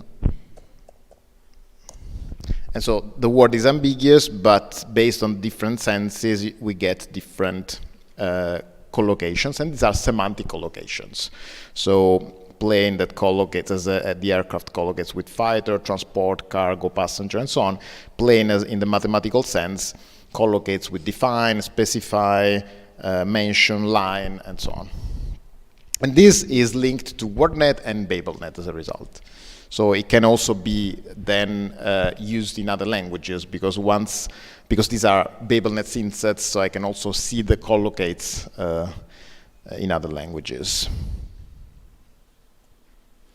Here you see other examples like mouse, the two meanings of mouse, and this is again plane, and so on. And in a sense, this mimics other collocation resources, also proprietary ones, but it's open, and it's semantic compared to normally lexical resources. So collocation resources are lexical, while this one is lexical semantic. Then, moving on to how to create sense-annotated data, we put forward several approaches. This one was one of the most effective, and this was for the creation of silver sense-annotated data. By this we mean that the annotations were obtained semi-automatically, so without any post-processing at the end of the process, to enable multilingual word sense ambiguation. And to do this, we used annotation projection. So the idea is you start from an existing sense annotated corpus, like most of the time in English. So for example, this could be SemCore or Wikipedia or whatever, annotated with senses. Then you translate automatically with a state-of-the-art machine translation system. And so, for example, here we translate it into Italian, è andato in banca per depositare un assegno. And then we perform word alignment between the resulting parallel sentences, and this is done with the neural approach that identifies the alignments between words, but also between multi-word expressions. And then we propagate the annotations. Of course, this process is imprecise because it's automatic, but once you have projected the annotations, this creates a large corpus that can be used to train a WSD system in other languages. And the results are at the state of the art, because there's no alternative manually curated resource in other languages. Then we also worked on a large evaluation framework, because this multi-mirror is just an approach to create data, and we leveraged Wikipedia to do that. Well, what we wanted to do is to create an evaluation framework for word sense ambiguation, and actually we did it in two different fashions. One was with the silver data creation, and this is the Excel WSD work that I'm going to present. And the other one is within Elexis, with the contribution of all partners to manually annotate the data. And so let's start with the silver data creation approach. So here what we did was to start with existing sense annotated data sets, SemCore, WordNet definitions, and so on. And then we, using again BabelNet as a unified sense inventory, we projected the senses to other languages in which we again translated this text into the target languages. And then we also paired this silver training data with gold test sets that were coming from a heterogeneous set of data sets. And these included sentence examples from the Open Multilingual WordNet, definitions existing in the various WordNets. So in 18 different languages from 6 linguistic families, we could retrieve a certain number, that depends on the language, unfortunately, of gold sense annotated data items. And here you can see the distribution of the various sense annotations by language, and you can see that it's quite varied. So depending on the language and depending on whether it's a test set that is, it's data that was already provided within some resource, some WordNet or whatever, or whether this is silver data created with our approach, the coverage varies by language. And so this is a problem. And this is why we started some months ago the Elexis parallel sense annotated dataset effort, whose goal instead is to create a large-scale manually sense-annotated benchmark for word sense ambiguation and potentially for other tasks, including entity linking, manually, in a fully manual way, and in a fully, by guaranteeing the same coverage across languages. This includes, the dataset includes a selection of around 2,000 sentences from Wikimetrics, to enable as much parallelism as possible across languages, with more than 6,000 unique lemmas per language on average. And the sentences have to contain, were manually selected in order to contain an adequate number of ambiguous words. This covers 10 languages, 5 annotation layers: tokenization, subtokenization, lemmatization, power-of-speech tagging, and sense labels, which is the most important. And the sense inventories were mixed. So we used BabelNet when other inventories were not available and for named entities.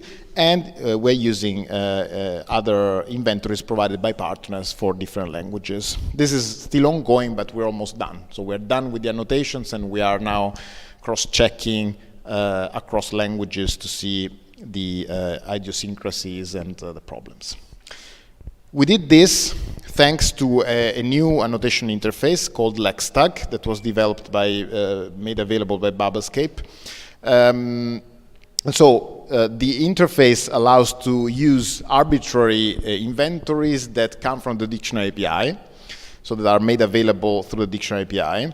And you can edit senses, and you can also annotate multi-word expressions, also non-contiguous ones. And maybe I can just showcase it a second, if I still have the connection. Yeah, so for example, here we are,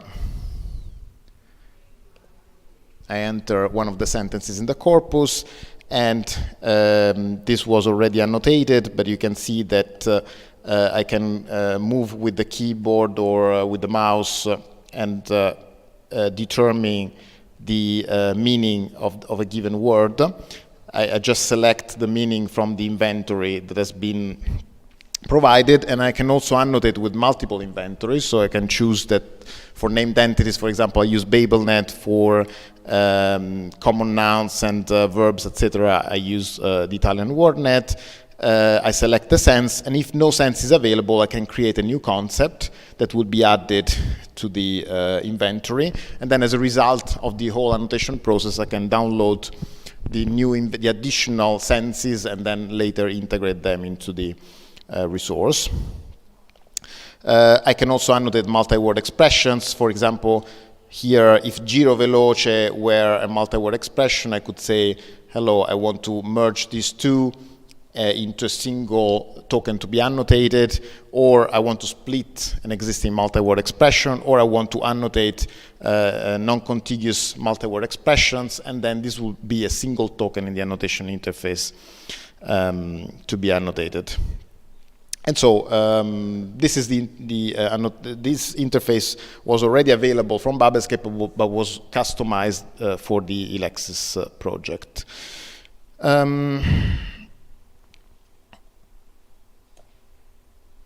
Yeah, this is a screenshot. There's also this annotation overview that makes it, that clarifies the overall annotations for the entire sentence, and that's quite convenient. Another thing is that this word sentence ambiguation corpus has been made available in a no sketch engine platform, and so there's this link, and this is also available for querying and retrieval and further analysis. Like, for example, here I can query the data set, I don't know, with house, with a word, and I get, as a result, the occurrences of this word in the corpus with the sense annotations beside each occurrence. And so this is also very convenient. Now, something that I already mentioned that came out to be very useful for our overall objective in the word sentence ambiguation tasks, and also for entity linking, was this new formulation of the word sentence ambiguation task as a question answering task. And so this extractive formulation, where you're given as input, in this case, a sentence with a given target word. For example, here we want to disambiguate mouse. We give the sentence as input. We separate it with the by adding all the definitions of the target word, and then we require the system to retrieve the span of the most relevant definition for that word in context. But we can do the same, and this is a paper we just presented at ACL, extend with entity linking, because the task is very much the same. So you have, for example, here metropolis, and you want to disambiguate among the possible entities that are can be referred by this mention. and we obtained the state-of-the-art results both in WSD and in entity linking. And the key important thing is that this drops the need of a fixed inventory. So you don't need to have a predefined inventory. You can always, at test time, provide new definitions also in other languages. And so, because this is based on a language model that then, even if you define the sense differently, will be able to match the best possible definition for your input target word.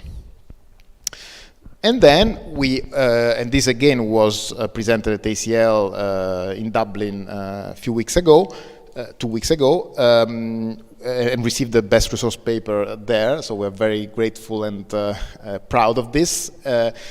We showed that using word sentence ambiguation has an important impact in determining the bias in machine translation.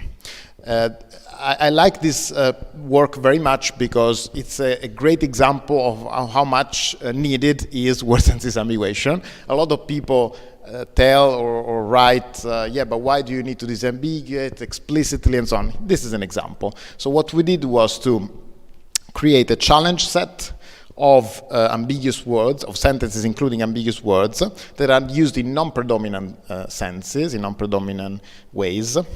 And so, for example, here, tap the head of the drum needs to be translated into pelle or membrana, but not into testa, capo, or comandante, which are the main translations of the word head.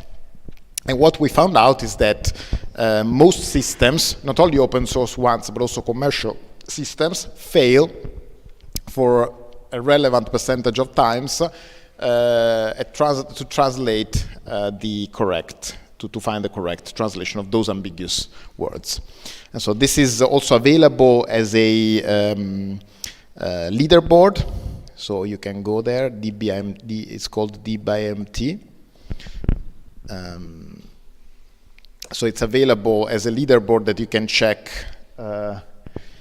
by language. So moving from English to any of the languages that we selected. We worked on Chinese, German, Italian, Russian, and Spanish. Many because they are spoken by Federico, who's a C2 in most of these, and Chinese with the Chinese expert, Spanish, yeah, Chinese with the Chinese expert, and Italian and I think other languages also by Francesco Saina. And so here you can see the accuracy of state-of-the-art and open source machine translation systems at finding the right translation depending on the language is found. And later, very soon, you will also be able to make your own submission if you have a machine translation system so that you can add it to the leaderboard. And now, the second task, multilingual semantic parsing. So the other goal of this work package was to exploit lexicographic resources or innovate these resources to create formal representations of the meaning of a sentence. The most popular formalism that is used in computational linguistics is the abstract meaning representation formalism. There's also UCCA and other formalisms, but definitely by far AMR is the most popular. And in AMR, what you do is you have a sentence, like the little prince clapped his hands, and you want to produce a graph that represents the meaning of the overall sentence. However, here you have a number of issues that we'll discuss in a second, and probably the first one is that this is a language-specific representation. So the nodes are words, and predicates are language-specific, and so on. And so the first goal that we had in mind, that we tackled, was to enable cross-lingual AMR parsing. By assuming that we can still use the English AMR as a representation of a sentence, we created new data in other languages to train systems that then would be able to perform semantic parsing in other languages by producing an English representation, English AMR. And this was done by using the gold sentences in English and creating silver graphs in other languages, and vice versa by translating sentences automatically into other languages and using the gold graphs coming from the data set in English. So we came up with a system in 2 steps that first, given a sentence in arbitrary languages, identifies the sequence of concepts that are concepts, let's say concepts, even though there are words here, that are they should be part of the graph. And then in a second step, we identify the relations between these nodes. However, even though the results show considerable improvements over the state of the art, and in particular those using the automatically translated sentences but the gold graphs, because doing vice versa is not helpful because the graphs that are the output need to be high quality. So using automatically translated sentences paired with gold graphs that come from the English dataset provides the best results and improves over the state of the art. However, there are a number of limitations. For example, I already mentioned the fact that you have words, the fact that you have verb predicates that are English specific, and also relations, arg0, arg1, and so on, are not readable, are not interpretable. Not only that, but they are specific, their meaning is specific to the predicate. So the arg0 of take01 is different in meaning, in semantics, from the arg0 of another relation, another predicate. So what we wanted to do is to move on to a new representation that we called the BabelNet meaning representation. So we moved from AMR to BMR, and this BMR is now fully semantic. So we replaced words with synsets, with BabelNet synsets, and we replaced predicates, English-specific predicates, with language-independent semantic predicates that I'll mention in a second. So the advantage of having a BMR representation that we also presented at ACL 10 days ago is that sentences written in different languages that are more or less the translation of each other should ideally obtain the very same graph, because the semantics is potentially language independent. So these are concepts, no more words or word senses, even though they are linked to the words and the senses that are used.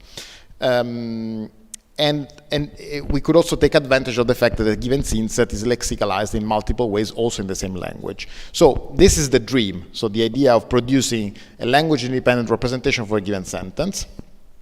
And to do this, as I said, we used BabelNet for the synsets and VerbAtlas for the predicate inventory. And this is another novelty that we introduced in ELEXIS. So what we did was to cluster all verbal synsets in WordNet into 450 frames. So each frame in VerbAtlas is a cluster of verb synsets. And each frame denotes a certain type of action or verbal frame with similar scenes and similar participants to the action. So that's why, for example, here you have all ways of eating and biting, and this is the eat-bite frame. As a result of this, you can reduce sparsity, and you can also have relations, argument, the predicate argument structure that is independent, whose role labels are independent of the frame. So we just stick to the VerbNet relation roles that are independent of the predicate, and so we have agent, patient, location, purpose, and so on. And so these can be interpreted and can be used across frames. So for example, if I have 4 sentences in 4 different languages that are one the translation of the others, I'm going to have the same VerbAtlas frame associated with the verbal part. So just a single VerbAtlas frame, smell, and ideally the same BabelNet frame, BabelNet synset. However, it could be that we have 2 different BabelNet synsets, but the same VerbAtlas frame, and then the very same VerbAtlas roles, which are independent of the syntax. And so here you have the agent or the experiencer in this case, and so on. So VerbAtlas is also available. You can query it, you can download it, and so on. For each frame and for each synset, you can see the predicate argument structure, you can see the selectional preferences, and so on. And then on top of this, we also built a semantic role labeling system that is also available online in Vero, that is available from the Verbatlas website. So if you're interested, this currently performs at the state-of-the-art semantic role labeling in 100 languages. And it performs it both with Verbatlas and with PropBank, which is a more traditional language-specific inventory for predicate argument structures. And you can do this both at the span level, span-based and dependency-based. So you can annotate the arguments for the whole span, like for example here, the mouse, or for just the dependency, the syntactic dependency, which in this case would be mouse. So you annotate mouse with the agent in dependency-based, or the mouse, or the cheese that I bought at the supermarket as a span for the patient relationship. And now we come to the third task, lexical semantic analytics. Here we addressed three subtasks: sense clustering, domain labeling, and diachronic distribution of senses. So for sense clustering, the research question was to tackle the issue of the fine granularity of word sense distinctions. For domain labeling was to elicit information from Elexis resources in order to scale across languages and assign domain labels to definitions, to arbitrary definitions. And the diachronic distribution of senses, which is still ongoing, is to identify the distribution of senses in many languages over time. So for sense clustering, we used dictionary definitions and Wikipedia to cluster fine-grained senses in WordNet. This is an example of how the granularity varies, for example, between WordNet and the Oxford Dictionary of English. And this is because the ODE has a sense-subsense organization, so that some of the senses that are listed in a flat way in WordNet are organized in a structure in the ODE. And what we did was to create a vector representation for the various definitions, and then cluster these sense representations by using cosine similarity and comparing the vector representations. And based on a threshold-based approach, we determined which senses had to be clustered together into a coarser-grained meaning. For domain labeling, we fine-tuned a multilingual BERT transformer neural model to and used the CLS token that tends to represent the semantics of the input sequence. For example, here you have CLS, the word, and the definition, and then a separator. And the system learns to output the probability distribution over all the domain labels. And the domain labels that we used were the BabelNet ones. So we used all the definitions, all the 42 domain labels available in BabelNet, and trained the system using the existing assignments that we had. In this case, we used BabelNet 4 because BabelNet 5 was not out yet at the time. The data set that we used was quite big, containing domain label and synthet pairs, because these have been already manually validated in BabelNet for many pairs. And then we determined the ability of improving when introducing additional resources from the Elexis data sets, from the Elexis lexicographic resources. And so we had two scenarios in which we performed evaluations: English and low resource languages. So in English, what we found is that to performing domain labeling when only using the BabelNet data, we retrieved, we obtained a certain weighted F1 measure of almost 76, and a relatively small improvement when introducing the Elexis data. So on English, it didn't help that much to use additional data from Elexis resources. But actually it helped more when we used this data for further training in order to label definitions in low-resourced languages. And so this is a proof of the fact that resources can be used in many different ways, and in this case we used those definitions from the Elexis resources that would make it clear, would clarify the domain label of the sense. The third effort in this direction was is actually still ongoing, is the diachronic distribution of senses. So this is, the idea here is to exploit word senses ambiguation on a corpus, on corpora that span a quite large time period. And we're doing this in 5 different languages. And the idea is to identify the time spans within this each corpus and see which sense is chosen by the disambiguation system when I work on a specific time span compared to the overall distribution. So when we do not see the time span.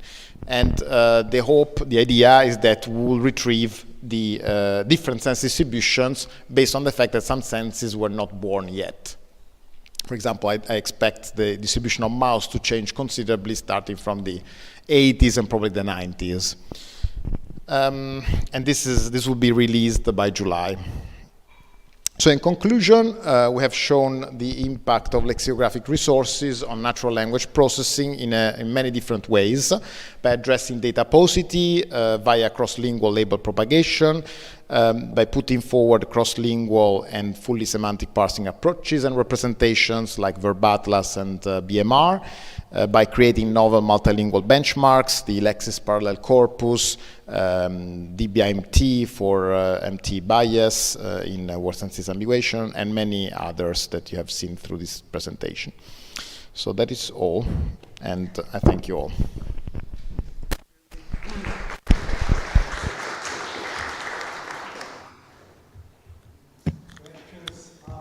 Yeah.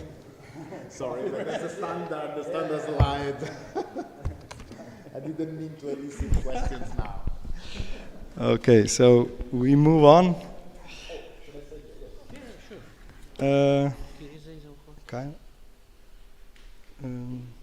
Yeah, HDMI.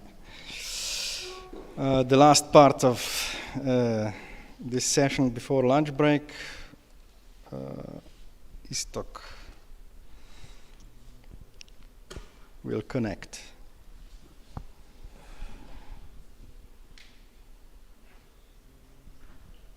Doesn't work.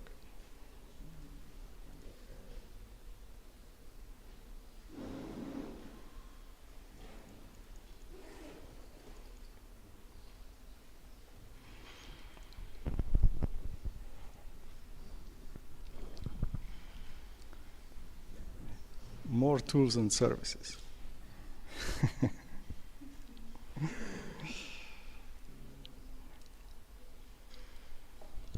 Okay, we are ready. Thank you. So it's me and Roberto again, standing between you and lunch. So that's so we should be quick. Yes. Okay, we're presenting 2 different things. One is the crowdsourcing gamification aspect, which we dealt with in VP4, and also the Alexifinder tool, which was sort of done under the cover of VP6. Okay, so I'll be starting, and Roberto will jump in a bit later. So let's start with the crowdsourcing. In a short definition, what it actually means. So it's basically a group of people, non-experts normally, contributing towards a goal by distributing the workload. I mean, it's a nice definition, and there are so many different interpretations that I think even for lexicography we will need a separate one. The main thing is that whenever you start discussing crowdsourcing, someone always comes up and says, well, this has been going on for ages, and in a way it has been. I mean, if we take crowdsourcing as getting users involved in the dictionary making, it's been around since the famous OED reading program, when the users were asked to contribute word senses and any sort of extracts from the books. And this has been basically the part of dictionaries also in the electronic age. Now you have a nice form that you can use. You submit your proposal for a new sense, And some dictionaries have even, I don't know, I think Collins has a great example where they even acknowledge when your submission was entered as a sense in a dictionary. So that has been going on for a while, but if we go to the more detailed data, we heard many presentations about sort of post-editing lexicography, speeding up the dictionary making, and with that it comes also the increasing amounts of data, time constraints. So now users want dictionaries faster, they want definitions, everything faster. And so these are the challenges posed by the users and the world for lexicography. But there's also potential, but because now in the digital media we can access more users quickly and get them involved in using dictionaries, but also in participating in making them. Now, the questions, of course, arise: what can be crowdsourced? I mean, potentially everything, but basically we should maybe rephrase this by saying what makes sense to crowdsource, and at which stages do you want to involve crowdsourcing procedure. And if we look at the stages where it's most needed, it's good to turn to some of the things we did in the Elexis. So this was the survey. These are the survey results of a questionnaire that was distributed on which data is automatically extracted from corpora, and different partners have provided information, and you can see the percentages. So the headword lists, collocations, frequency of information, and then the dropping. So in this way, you get part of the answer: what makes sense to crowdsource. And with this in mind, we also approached some of the development of the games Roberto and I will present. So one of these games that was developed as part of Elexis is called Game of Words. And this game is already available. It has been for a while. It's available for 4 languages, so Dutch, English, Estonian, and Slovene. It's available on GitHub. You can download it along with the admin tool. We can also, there are guidelines, but we can provide more on how to prepare your language version. And basically, currently, the game supports collocational data and synonyms. So at the moment, the synonyms are the data is prepared only for Slovene, but other languages can prepare it as well. What we also were aware of is the issue that you can develop a game, but you also need to get the data out. So it has to be simple procedure of putting the data in and getting it out. And for this, you have this admin panel where you can actually put the translation. You can change the translation. I could change it right now if I wanted to, change a certain word or enter more detailed instructions. You can upload new levels. You can download the logs of users. All that is available there for each installation, so for each of the languages. Now, I won't give a full demo, but just to quickly show you, you have 2 game modes available. One is that you go through from levels 1 to, I think, 500 at the moment. And the second one is to basically choose a level randomly, and then you play that particular level. We call it practice. So let's say the James Bond level, you choose level 7, and then within that you have 3 types of games if they are designed. Whoever develops the game can choose all 3 types or just the one. So one is the dragging. So you have the 2, you could say 2 synonyms or 2 words that you set, and then the collocates that belong to one or the other, and then you drag and drop and you get points or feedback that it's not correct. The second one is the choose level, so you basically have a selection of collocations and you choose the most appropriate one. And then the third one is the typing activity, where you have to really type in the 3 possible answers, and they are all rated based on the ordering of the strength of collocations, actually.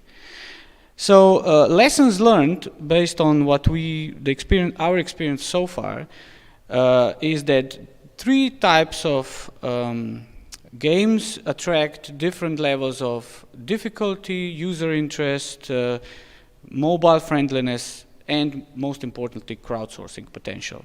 So this is the scale here. So you see that the drag is by far most popular game. It's really users, they like to play it because you just drag and drop. The typing game, which gives you a lot of crowdsourcing information, is the least popular because, well, of course, in mobile phone you don't want to do a lot of action, so that's something to think about. It's also the most difficult. That's another thing. So this is the feedback, and I think when Elexis partners already prepared the exercises for the games for these languages, we already took this into account. I think for some languages only drag and drop is available. I know for Slovene we have a majority of drag, but then choose and type in small percentages. I mean, this is an important circle. It's not a virtuous circle or a vicious circle. It just shows you how important each steps are. So if you have the data, if you have the game, if you implement it, you really don't have anything if you don't promote the game enough and if you don't analyze the data. I mean, at the moment that we are also at is that you get a nice output with the data, but we still need to prepare sort of customized scripts that will immediately analyze it. So how many users, how many answers, which answers are sort of, if 20 users gave the same answers and things like that. The admin tool doesn't do that at the moment. So as I said, it's available for both Android and iOS devices, and everything is available on GitHub. So, Roberto. Thank you. So, let me try to use my presenter if it's possible.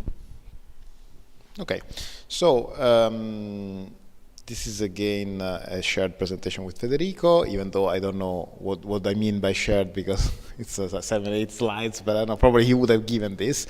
So the key idea, again, in our case, the game we developed is called Cross the Word. The idea is to improve the quality of lexicographic resources via crowdsourcing and gamification. So we developed to do this a mobile app, which is a video game empowered by lexicographic resources. Users are challenged to complete the crosswords of different sizes and difficulties, so it's basically a crossword game. And the puzzle clues and the answers are derived from WordNet, even though it there's not much, there are not many obstacles if you want to introduce other definitions from other resources. We just didn't do it because at some point we needed to launch the game. And we developed an algorithm to identify the difficulty of a given crossword based on the crossword size, the lexical complexity, because you all know and can guess that for a given lemma, different definitions make it easier or harder to guess the word, so to guess the lemma. Overall, we came up with 1,000 puzzles that were automatically generated, starting from a number of templates of crossword schemas, and to 20,000 different questions, so definitions for which the words needed to be guessed. So how it works? It's very simple. It's a crossword, so you select the word you want to guess, you get a definition, and based on the definition you need to guess the word. If the word is correct, you're given a reward in virtual coins. If not, you're given an error, and you can also use some bonuses to reduce the complexity of the question. Like you can buy some letters, or reduce the number of letters, and so on. And also, then, how did we introduce? So, where is the resource improvement task? It was not easy to embed it directly into the crossword task, even though I have ideas, but I couldn't implement them. And so we decided every time you guess a word, then a box pops up, and you're asked to tap on the words that can be used as replacements of the empty space on top. And so normally there's a lemma, a masked lemma, so there's just an empty space, a colon, and then a definition. And you need to select only those words that, in your opinion,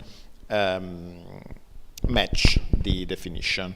This is to do what? This is to reduce the noise available in BabelNet, for example, when you link resources like Wikipedia, which has a lot of redirections, and in redirections you not only have synonyms, you also have near synonyms, you have related words, and so in order to remove that noise, we are showing different lexicalizations, and we hope that this annotation will, on a large scale, remove this noise.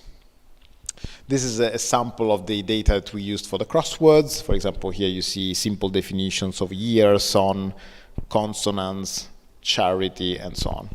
And the difficulty was computed also based on the complexity of the definition. Here there's a small demo, which I don't know if it will work. Hopefully it will. Did it start? No. Oh yeah, voila. No, you don't see it. Why? I activated it on my screen, but not on yours. Wait. Whatever. Oh, yeah.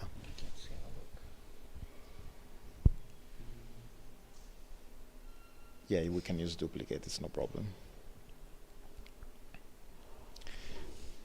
Do you see it? Yeah. Okay, let me just restart. Yeah, I'll go here.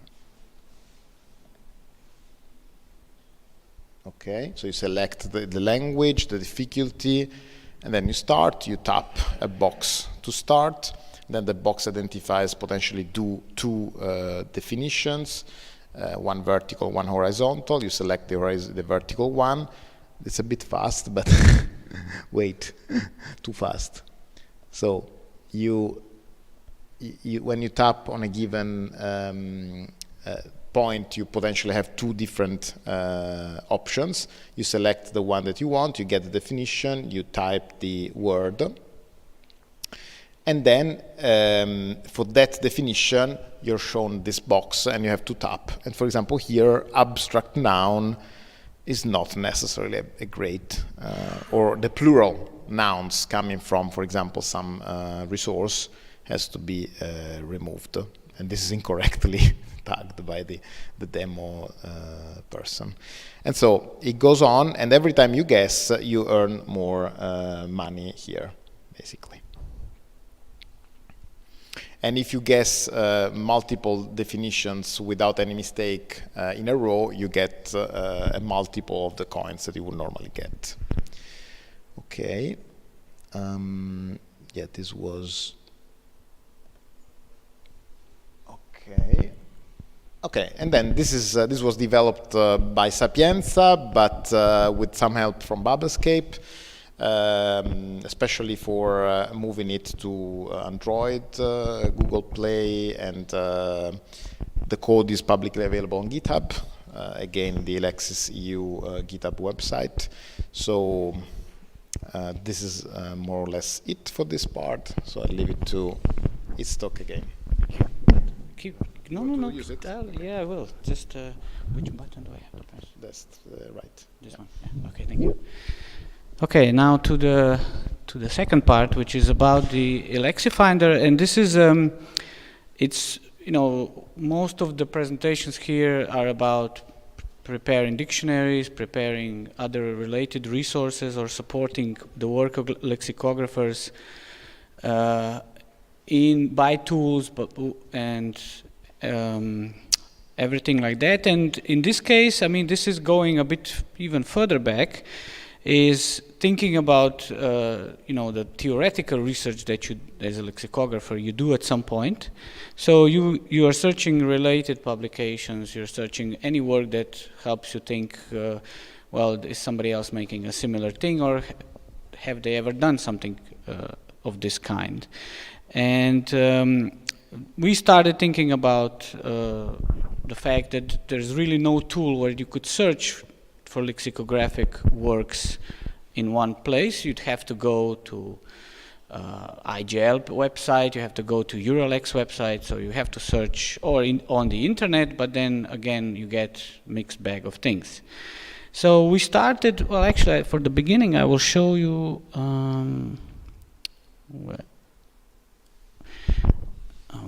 something. So this is if you know our website, it has a part where the latest lexicographic news are shown, and this is something where that uses the service developed by Event Registry at the JSI, which daily collects news feeds from different languages. It's also sort of similar services used for preparing timestamped corpora, and this was the tool developed for informing the general public about what's going on with lexicography, and this is automatically extracted on a daily basis, the last 50 news. So this is exactly from today, but this service was actually then used as a cornerstone for developing the tool that I'm going to present, so the ELEXIS Finder, where you do a similar search, but it's really narrow and on the database of prepared lexicographic works. Now you probably, I mean, most of you already know the tool, or should know it, and this was the development was continuing, but I think what I really need to stress is that this was probably one of the activities that, aside from partners and observers contributing resources, really pulled in a lot of people and institutions that have not only participated in ELEXIS as partners from the beginning, but that have joined us during the course of this project. So this one, I mean, we actually needed their help in different ways, and I'll explain this a bit later. So this is where this is sort of the first page with some results. I actually want to show you now what the first page looks like, because it's a bit more impressive to see.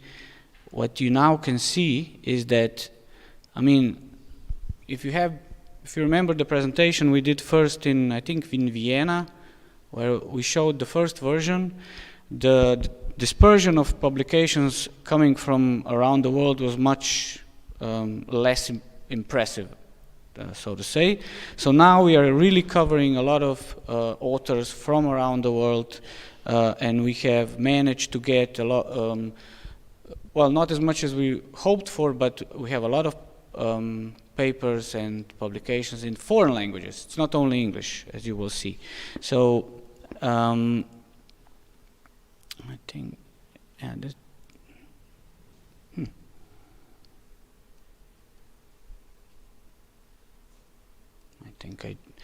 okay, so what is in ELEXIS Finder? So what are the contents you can actually search through? So there are over 6,000 items, 6,000 different publications. You can see that there are 2,000 conference proceedings, and then over 4,000 journals. which are complete and they are added regularly. So with new issues, the new journals are being added. There are also now collective volumes in there. So we have some handbooks and sort of monographs with different chapters. And we even have videos which we need to expand, because especially now in the past couple of years, much more video material is available, and this will be also linked and put in Alexifinder. What really pleases me to show you is this right part of the screen, is where you can see that the languages that have really increased, and also the representation. So the fact that you can now find lexicographic output from different countries, different authors, some local, they would say, but it is in there, and you can search, I mean, in different languages and find these contents. I will explain how. So what we also, I mean, the process we also underwent was setting up the whole infrastructure. So to make it sustainable in a way that it can be quickly so anything can be quickly updated, because initially it took us quite a long time to make a record of all the publications, to prepare all the data, and we needed some sort of system where this would be much more seamless, and it would even allow external contributions. So now the publication metadata is recorded in Zotero, but that is linked to the Wikibase, where all the other metadata is being added. Now, so the Zotero group is where we actually ask external contributors also to, for example, we had a case where we had a journal and not all the publications were lexicographically relevant, but it was not in English, so we couldn't really establish the relevance of some papers. So we asked an external collaborator, and she's here with us today, I think, yes, and she helped us sort of determine the relevance of papers, so we could include the lexicographically relevant papers from that journal, all of them, in the Alexifinder. And this was done through the Zotero, because this is easy, where you can say, well, these are relevant and these are not. And then this is the sort of complexity of the infrastructure behind it. So you export from Zotero to the Wikibase, you convert it to linked open data, so you add all the information about creators, journal issues, events, languages. There's also two other, I mean, the one information that's quite important for us is the first author location, because that's what you see on the big map. So we need the location of the first author. We couldn't attribute it to all. Sometimes there's just simply too many. And then we also want full text. So we really prefer open publications. We get full text, so we can wikify it. We can label it with semantic concepts. We can add our own terms, and then it's also fully searchable. And we also upload. There is a corpus in the sketch engine with the data. I think we did the term extraction there. Now, the one thing that was always a problem from the beginning, and well, before I forget, I mean, David Lindemann, who's not here with us today, did a lot of the job, especially with setting up the Wikibase. But one of the headaches we had was different author names. I mean, I'm not a problem here. Istokosam, I don't have any aliases or anything. But as you will know,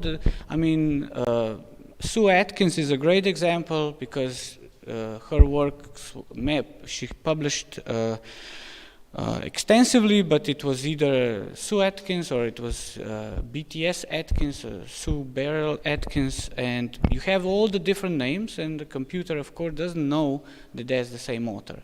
So there was this open refine tool where that helps you sort of conflate this, find one name, and then we have all the variants basically attached to that single name, which we use in the Lexifinder. So if you now type in Sue Atkins in the Lexifinder, or if you type in Atkins, all the publications are linked to that name. And there are many of lexicographers around the world that pose similar problems that was solved in that way. Now, the one thing that sort of the thing that's currently still in development was the LexVoc vocabulary of lexicographic terms. And this is, I mean, you can see it as a keyword annotation of papers. So you want to have keywords attached to different papers, which sort of facilitates finding them. And what you also want to do that is cross-lingually. So if I write about collocations in Slovene, I won't use collocation, I will use collocacija, but I still want somebody searching in English or in German to find my paper in Slovene. And with these translations of terms, we are able to do that. So basically, you can then have a sort of multilingual lexicographic dictionary of these terms in a way. And these terms are also sort of put in a structure, a tree-like structure, which is manifested in the Lexifinder in terms of categories. So you go down the tree from the lexicography at the top to the dictionary types to the microstructure, macrostructure, and all of that, all the way down to the, I don't know, just the different parts of speech and so forth. So these are the top levels, the main branches, and actually there is a discussion forum on the LexMeet website, which was a website developed also within Elexis, where this structure is under discussion. So we are aware it's not final yet, and we want other people to contribute to that, and actually we will continue this discussion also at EURELEX. It will be part of the workshop, so if you're there on Monday, please join us and participate. Now, I was talking about the terms attributed to each paper, and so that happens in the Wikibase. I can show you the results for my papers. I didn't want to really put anyone on the spot. So you do a search. So this is in the Wikibase, and then you find your papers, and then these are all the terms attributed to my papers. So I don't know, the games has a collocation dictionary, synonyms, verbs, and so on. So the aim now, where at the stage we are at, is that these sort of papers need to be looked at by different authors, and we need some feedback on how good the term attribution really is. So we aim to improve that in the future. Okay, so to sort of slowly wrapping up, this was this is an ongoing thing, but the translation was quite an important step for us. We want to translate these terms into 39 languages, as they are supported by Lexifinder. We made a call for collaboration. We got a good response. Some languages are still not covered. Some are in the middle of process, but I'm pretty satisfied with how it is going, especially, we are all busy people, and then you have an extra task for people to translate, and we have agreed with contributors to do it on, whenever you have time. But I can, show you some of this is the status. So whatever is blue, so Italian is finished. Yes, Estonian is finished, so you can tap yourself on the back for this. Okay, yeah. haven't done anything.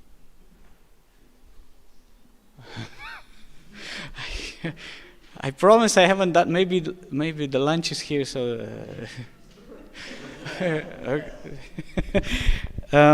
So we are following the progress. Basically, the statistics is made on daily basis. We get the statistics back and we see sort of how much progress is made, and then those terms are put into the database, and you can already benefit from that in the Elexis Finder. Yeah, that's it. Thank you.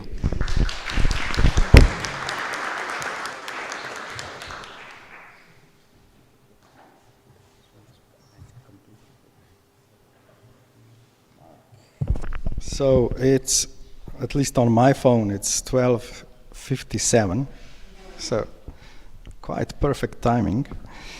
And I don't know, Monica, would you like to say something about the yeah.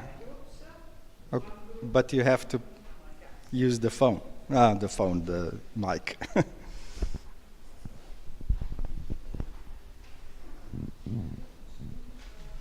This is now time for the tour at the Sala delle Pale. And the idea is to split us into two groups. One group goes with the lady to visit the Sala, and the other group has a lunch.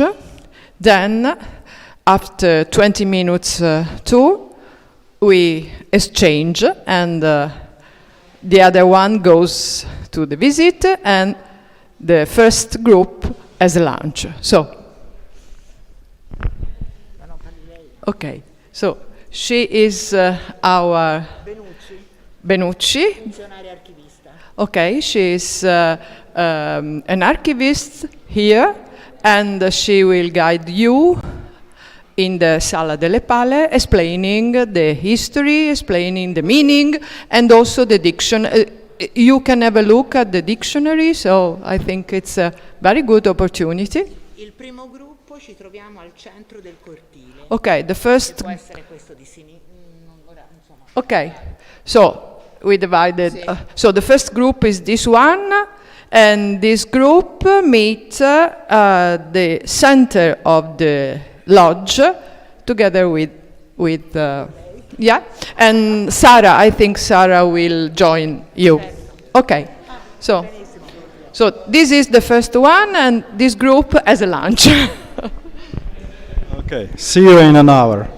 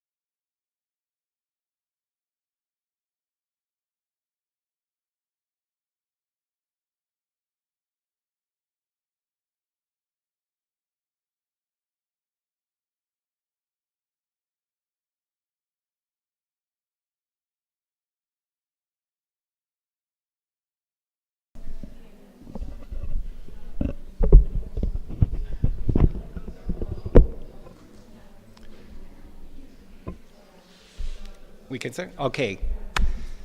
All right, Simon is telling me that we can start. I'm very grateful to Simon for giving me this killer spot after lunch. It's the most exclusive spot you can get to talk at a conference, so good luck to you. If you doze off, that's fine, but the important bit comes at the end when we talk about what to do next, and I would like to, in the end, get your input and just share some ideas. But briefly, just to recapitulate what we've done with training and education, and why did we do training and education in the first place, we can think of Elexis as both a knowledge network and a service provider. And most importantly, in both of these aspects of Elexis, we are catering to a very, very diverse user base, ranging from old-fashioned, although I don't like the term old-fashioned lexicographers, to all these strange NLP people. And training and education is a core requirement for the social sustainability of any research infrastructure, so I'm very happy that when we wrote the proposal, we envisioned an important role for training and education within Elexis. We had objectives to evaluate the skills researchers need in order to benefit from and contribute to the lexicographic infrastructure. We wanted to develop online training materials covering the full spectrum of producing, exploiting, and disseminating lexicographic data. We wanted to develop and enhance online tutorials for a variety of Elexis tools and services, and we wanted to organize and conduct Elexis training measures. And then Corona happened. But we did deliver. Actually, we have delivered everything we promised to do in terms of actual deliverables. We had a skills report in month 12, and primary data for this report came through interviews with lexicographers, service providers, Elexis working groups, Daria and CLARIN. Some of the people in this room were actually interviewed for this purpose.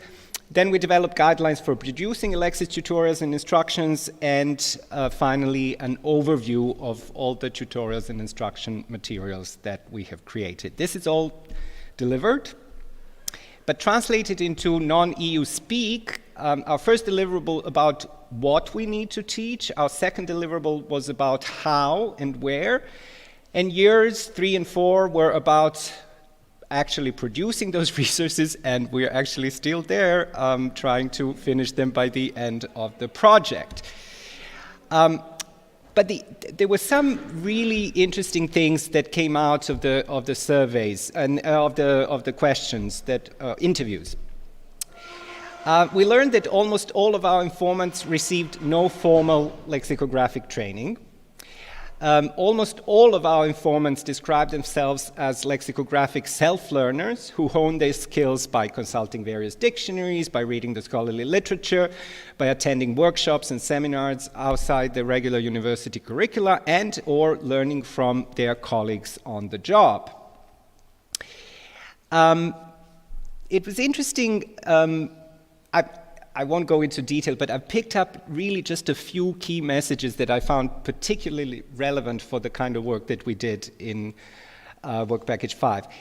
One was that the lack of university curricula in lexicographic or systemic integrated training outside the university was noticed as one of the main challenges that our field was facing. And as one of our informants said, the knowledge gained in unconnected workshops is partial and segmented. And that is true. We all attend workshops. We think we learn a bit of here, a little bit of there. But there is very little that we can offer in terms of an overview of this vast field of electronic lexicography and how you learn to navigate it. If lexicography is taught as a university subject, it is in some countries in some countries, I would say in most countries, too theoretical and removed from contemporary trends and best practices. And if students have a background in linguistics, they don't necessarily have the technical skills and vice versa. So there's often a mismatch of skills and kind of the reality of the job that people have to do as lexicographers. But perhaps most importantly, I think we've learned or confirmed what we suspected all along, that technology is not the ultimate challenge, and that the reluctance to adopt new methods is also a social and cultural challenge. And very depressingly, that not all lexicographers believe in a culture of open access, open source, and sharing lexicographic data. And it's not just that, some people actually believe, I do, but I'm contractually obliged not to share certain data. But I think the problem is that there are some people who actually don't even get it, why it would be important. So this is something that will live, and actually Simon talked about it this morning as well, so this is something that we'll continue to deal with even beyond Elexis.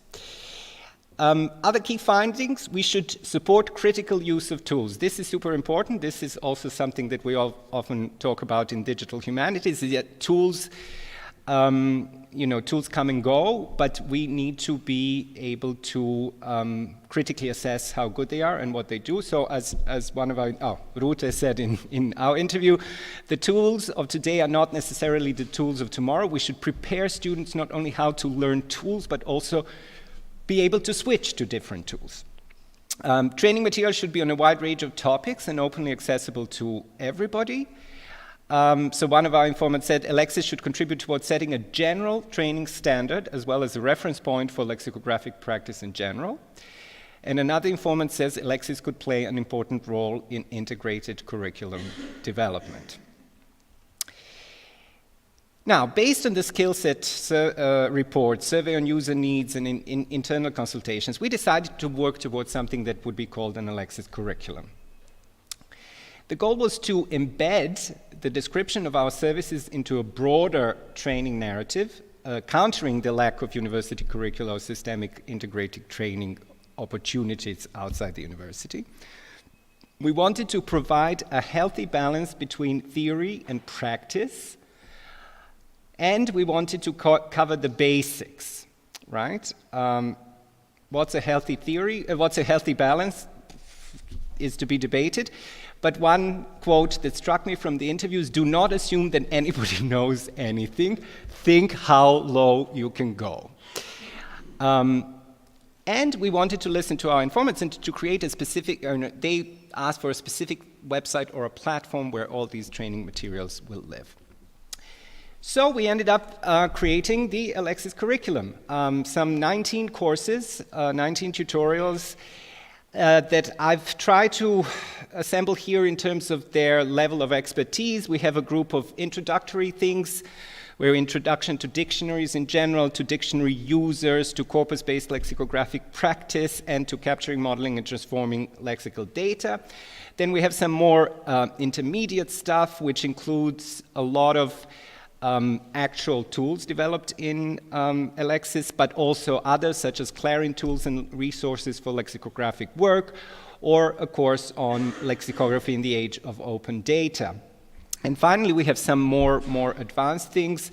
The long-awaited dictionary matrix will be in them. XPath for dictionary nerds, XSLT for dictionary nerds, a lot of nerdy stuff. Will fall into this category. But there is another way to look at the curriculum, not just in terms of the expertise, but also in terms of the topics that are covered. And here we also have a quote-unquote healthy balance between courses that provide the kind of theoretical or background contextualization, then some courses that are specifically about the tools that were built in Elexis, and some courses that are about some other tools that are important for certain communities, such as for the retro people who still like to encode their dictionaries in XML and do it manually. And we love it. So we want people to be able to keep doing it. All this is will be living on Daria Campus. Daria Campus is a central hub for DH training and education, which is maintained by Daria, which is a digital research infrastructure for the arts and humanities. Daria Campus is both a discovery layer for remote resources and a hosting platform, so our stuff will be hosted by Daria. The important bit, not so much for lexicographers, but for people who know about these infrastructural questions, is that our content is harvested by Shock Marketplace. This is Social Sciences and Humanities Open Cloud. And Daria Campus itself is onboarded on EOSC, which is the European Open Science Cloud. So what we as Daria can provide is, stability, versioning, sustainability, and we know that, we're not turning off electricity anytime soon for this platform. So it's a good place if you're looking into long-term hosting. If you're interested to look at the moment, all of our courses, they're mostly finished, are on our staging server. I will not be sharing the link now just because I don't want this to get out there and be tweeted and people to start looking at it before it's ready, just because there would be some confusion later. But if you're interested, I can show you things, and also if you have really good eyesight, you can get to the URL there. The fun thing about the curriculum is that, not all roads lead to Rome, or Florence for that matter. It took me 12 hours to get here yesterday. It was a nightmare. The point is that the curriculum and the way it's constructed will offer different learning paths for different groups of students, and different learning scenarios depending on, because we do cover a very wide range of topics that are usually not that cover actually multiple disciplines within this broad spectrum of electronic lexicography. So you can imagine, the idea is that we can help people go from zero to hero, that, somebody who is a total beginner will start with the introduction to dictionaries, and that will be really non-technological. It will be about the structure and the importance and the cultural value of dictionaries, and how to, we have an exercise there where you analyze a dictionary entry and you compare a dictionary in a print edition and an online, etc., etc. And then they can go on to maybe to introduction to modeling and learn a little bit about XML, and then they'll hear about TEI and standards in general. So maybe this is the really optimistic scenario where people are just dying to learn and are discovering new things, but in theory it's possible, right? They'll go to our course on lexicographic standards, and then they'll learn, there's not only TI, there's Ontolox Lemon. Then they can go to look at the Ontolox Lemon course, and then they will learn, you can actually do stuff with the Elexis tool, so let me try out the Alexifier and learn how to do it. And then their boss, who is retro digitizing stuff, is like, forget about that, you have to move on and learn how to do really complex stuff in Oxygen. So there's millions of ways in which you could, millions is an exaggeration, there's many ways in which you could go through this curriculum, and I hope that people will find it useful. One key message is that the curriculum is both an integrated curriculum, i.e. it can take you through, ideally from the beginner to fairly familiar with tools and methods. But at the same time, it's also tool-centered as far as Elexis is concerned. So we will be able to, when we are talking about tools, to provide direct links to tutorials on the particular tool that was developed in this project. That was the idea. And this is the most important question. What happens next?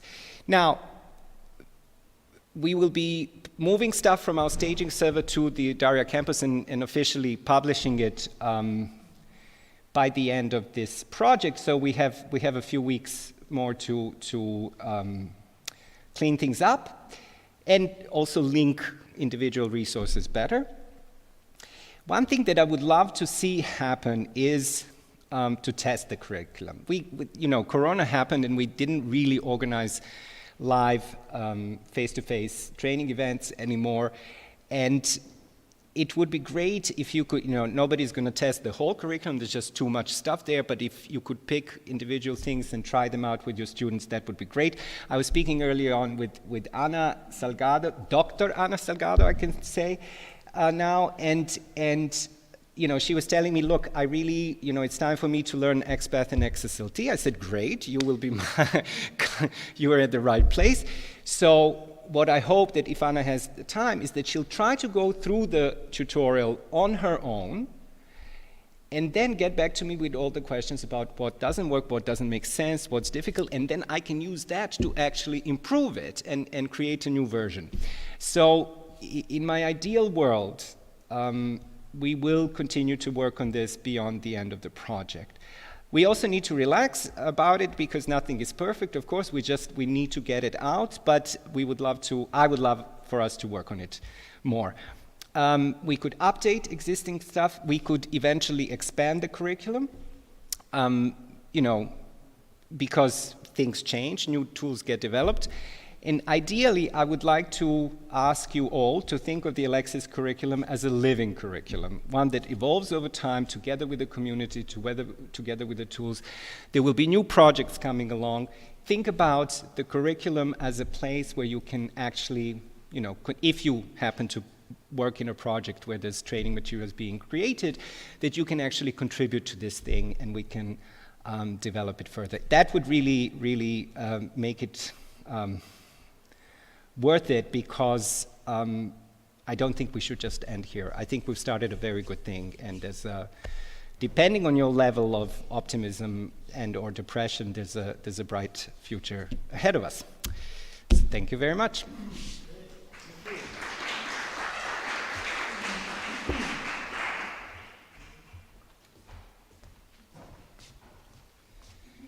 Thanks, Toma. Now, there are two presenters. One is just approaching me from the back.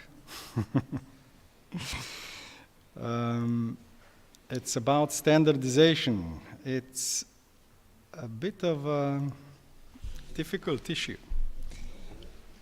No. Well, I'll tell you why it's difficult. You can, for 5 minutes, you can relax and sit down, and then you take over. So let me just summarize what was said about standardization in lexicography in the grant agreement. So what we said is that, as in the objective 3, we will develop standards for structuring lexicographic resources. And also the objective 4 is very important in this context, because we will enable access to standards, and you'll see what I mean by that.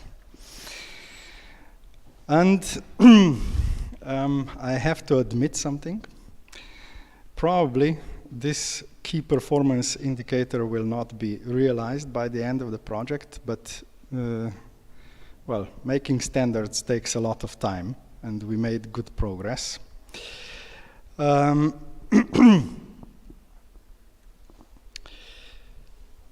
And this is also taken from the grant agreement. So one of the really difficult problems in lexicography is that everybody makes their dictionary in their own preferable way. So when you talk about data models or standards used, everybody, well, used to just start their dictionary with, okay, this is the head word, what's this? It's an example. I will call the example in Dutch, in Slovenian, in whatever, and nobody knows what it is, especially after 25 years. And so this is why standardization continues to be a problem, especially if you want to put that data to computers and say, okay, you can parse this, you can use it, but if the computer doesn't know what is behind there is a problem. So the point was to, just collect dictionaries to see what people use, and then create something that would be useful for everybody, and test it if it's useful for everybody. And since the standard is not there, we couldn't do the real testing, but I think it will still be done in the end. And already in the beginning, we knew that there are basically 3 standards around that are used for this kind of resources. One is Text Encoding Initiative, or TEI. The other one, Lexical Markup Framework, or LMF. And the third one comes from the RDF and Semantic Web onto Lex Lemon. And we had also partners who are quite experts and, in this field. Now, what are the, at least in my opinion, or in my view, also as a coordinator, what was important here? One is openness. So, if you think about it, if you try to make data open, and you say, okay, your dictionary will be open, it's a bit of a problem when you say, but the standard that is used is actually not open. You have to pay for it. You don't have to pay for the data, you have to pay to see how you, the standard can be used. So from the beginning, the idea was to also have an open standard, which is what is done inside OASIS open organization. And I just went to the International Standards Organization and browsed through LMF, how much would it cost? Because there are different well, there's a core model, well, different parts that are useful for different kind of dictionaries or things. But if you want to get the whole set, you would end up with something like 500 euros, which is okay for an institution, but it's less okay for an individual. And so that's the argument why OASIS open standard. The other one is suitability. So what we knew, and Thomas mentioned that just now, the retro-digitization crowd just loves TEI, and there's a good reason for that. It's really useful for that kind of purpose. But those people who work in like born digital dictionaries and let's say modern description of modern language find it a bit difficult and not so useful as for retro-digitization. And the third factor or argument here is, so the third standard actually comes from language technology, semantic web, so it's people who are used to, they can even program, let's say. Usually they can program, they can write programs. So it's a different kind of thinking. And it seemed that the Ontolex lemon, which is also perfect for that purpose, is difficult for lexicographers to understand. So that's why we tried to create a new standard whose main purpose would be, I see it as a bit of a transitional thing. Maybe it will not be useful anymore in 10 or 20 years because, you know, the world will change. But I still think, and there are some who also think, that we need something like what we will show today, so the DMLex standard, and its purpose is actually to go in the middle between Ontolex Lemon and, let's say, Text Encoding Initiative, and it would be open. So that's the argument, basically, here for what you will see presented by Michal Mecura, who is the main author of the new standard, I would say. No, in good or bad. Did you get my presentation? Is it here? Ah, yes.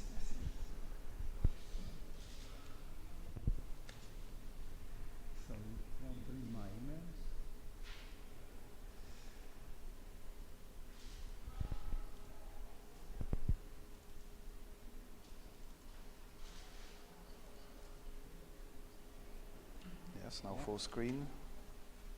How do you do that? I don't know. View something somewhere. It's usually F something, like... Ah, here. Okay. All right. All right.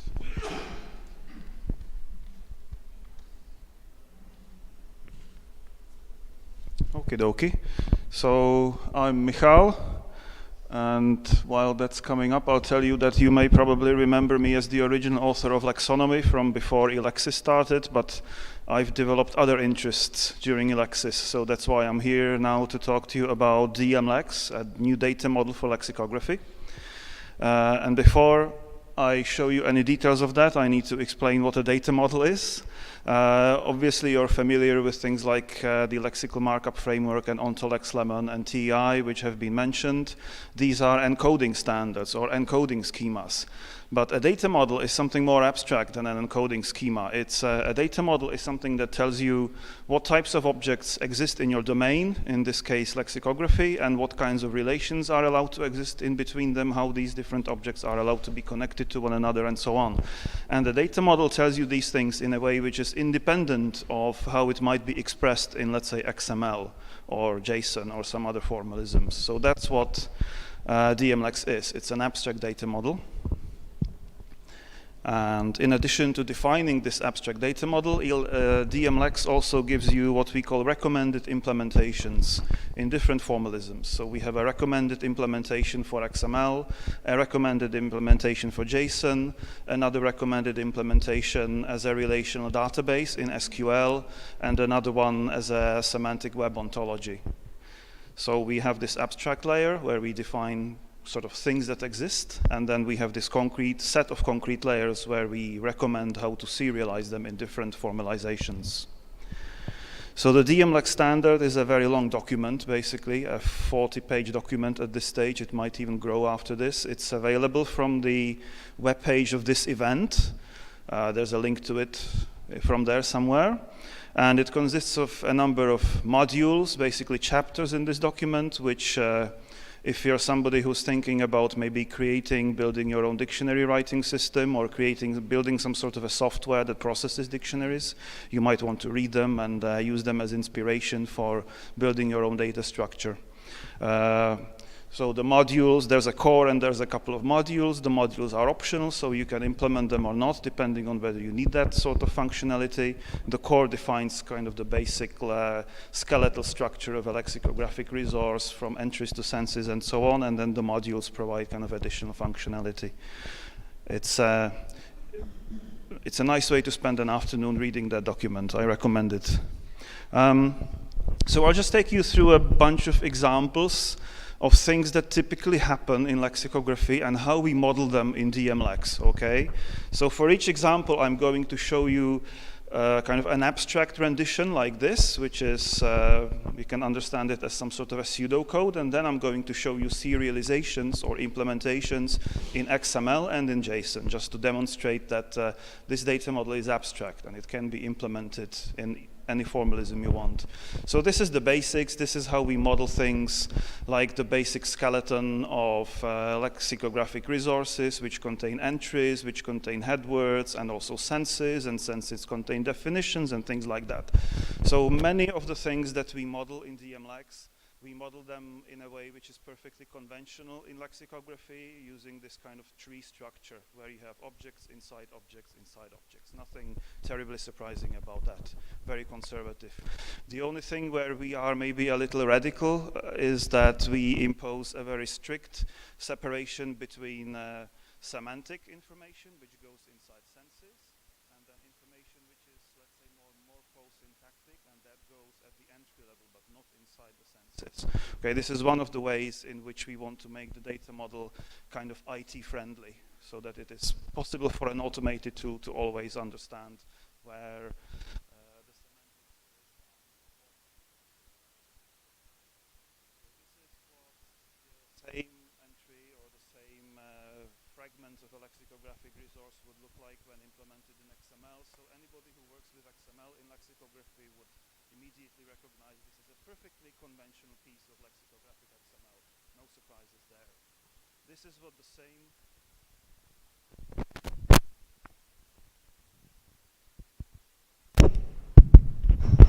may have turned it off accidentally. This is what the same extract of a lexicographic resource would look like. JSON. JSON is a data format which is very popular in areas, let's say, outside lexicography. It's coming into lexicography now as well as an alternative to XML, I suppose. Then we have, as I said, we have recommended implementations into other formalisms, such as relational databases, but I'm not going to be showing them today because those are a little bit more complicated to show on a single slide. So much so for the basics. Another thing that people often want to do in lexicography is they want to have lists of controlled values. So throughout your lexicographic resource, you want to use things like all these different abbreviations that you use for part of speech labels, labels with which you label inflected forms and other kinds of labels. So these are usually abbreviations like N for noun and V for verb and N-mask for masculine noun and so on. So we give you we give you a vocabulary in DMLex which allows you to define these lists of things for your specific lexicographic resource, say what they are, say what they mean, formulate constraints on using them, saying, for example, that this particular abbreviation is only allowed to be used or expected to be used as part of speech labels. These other abbreviations are supposed to be used as labels that label inflected forms and so on. So we have this tag data type for defining these things. So each instance of this data type defines an abbreviation or a code which you're planning to use somewhere throughout your dictionary. This is what it looks like when it's encoded in XML. So what you have here is a sample entry which uses a couple of these items from a controlled list, a part of speech label and a label for labeling an inflected form, and then you have these tag elements which define what they mean. And it defines constraints on using them. So it says that N-mask is supposed to be used as a part of speech and the other one not.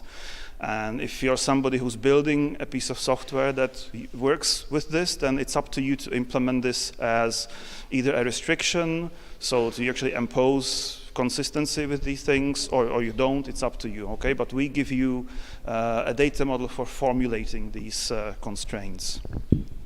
That's what the same thing would look like when it's implemented in JSON, right? So again, we have an entry and a few tags defined. So that's for the controlled values. Another thing people want to do often when they define these lists of controlled values, they want to map them to some external, let's say, inventories of linguistic categories.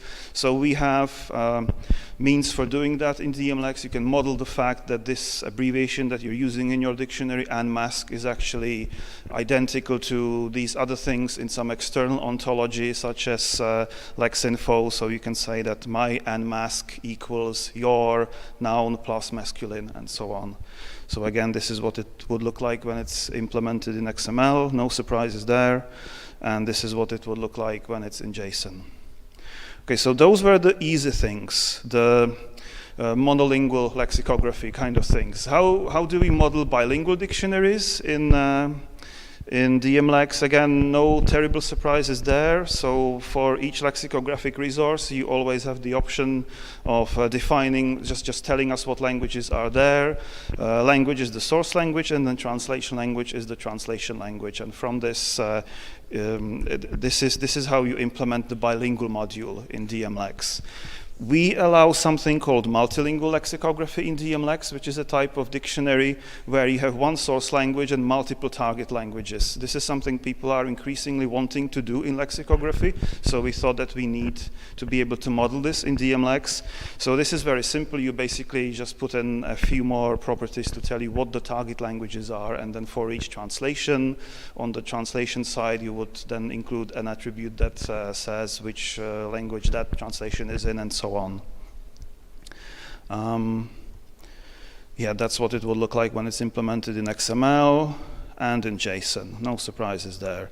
This is what a bilingual entry would look like. So in the multilingual module in DMLex, we introduce a couple of data types that you can use for encoding things on the translation side of a dictionary, things like headword translation and so on. And we have sort of rules there for telling us that headword translations can be included inside Census, but not anywhere else, and so on, things like that. Again, this is a fairly conventional lexicographic tree-structured encoding of things. If you look at the XML, then it's pretty much conventional, I suppose. In JSON, it doesn't look all too different either, okay? And now we go to the interesting things about DMLEX, because everything that I've shown you so far is very conventional. We kind of use the traditional tree structure to model things in a dictionary, but sometimes you see things happening in dictionaries that are not very easily modeled in this traditional tree structure. Things like various kinds of relations between senses, okay, semantic relations like synonyms and antonyms, where you say this sense in this entry is an antonym of this other sense in this other entry. And these things are difficult to model in the traditional tree structure, because it makes it difficult to maintain consistency between these links so that they don't get broken and so on. Then you can have similar types of links at the entry level. So it could be you might want to link a couple of entries together, which constitute, let's say, pairs of spelling variants or gender pairs and so on.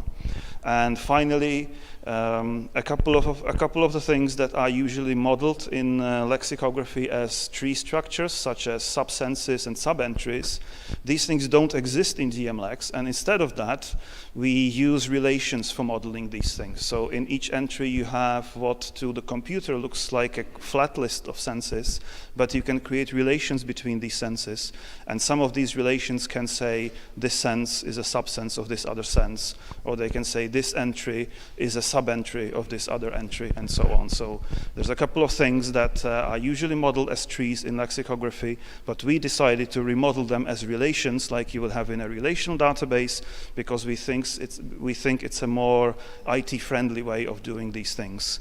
So I'll show you an example. Let's say we want to model the relationship of meronymy between three things that we have in our dictionary. We have entries for lens, glasses, and microscope, and each has one sense.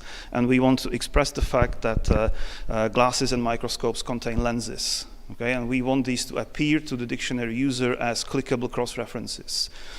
So the way to do this is, first of all, you create your entries like this, and then you use the relation data type for creating relations between things, between the senses inside the entries. So here we're creating two relations. The first one says that there is a relation of meronymy between glasses and lens. And the second one tells me that there is a relation of meronymy between microscope and lens. And for each of these relations, it tells me which one is the whole and which one is the part. This is what it would look like when it's encoded in XML.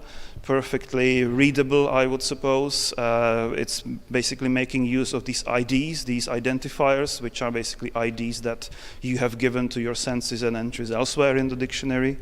This is how the same thing looks like in JSON. A bit more complicated, but basically the same thing. And this is, okay, that's what it looks like in JSON. Step number 3, in addition to actually defining these relations, you want to define in your dictionary the types of relations that exist in your dictionary and what their meaning is. Describe what they mean in a machine-readable way.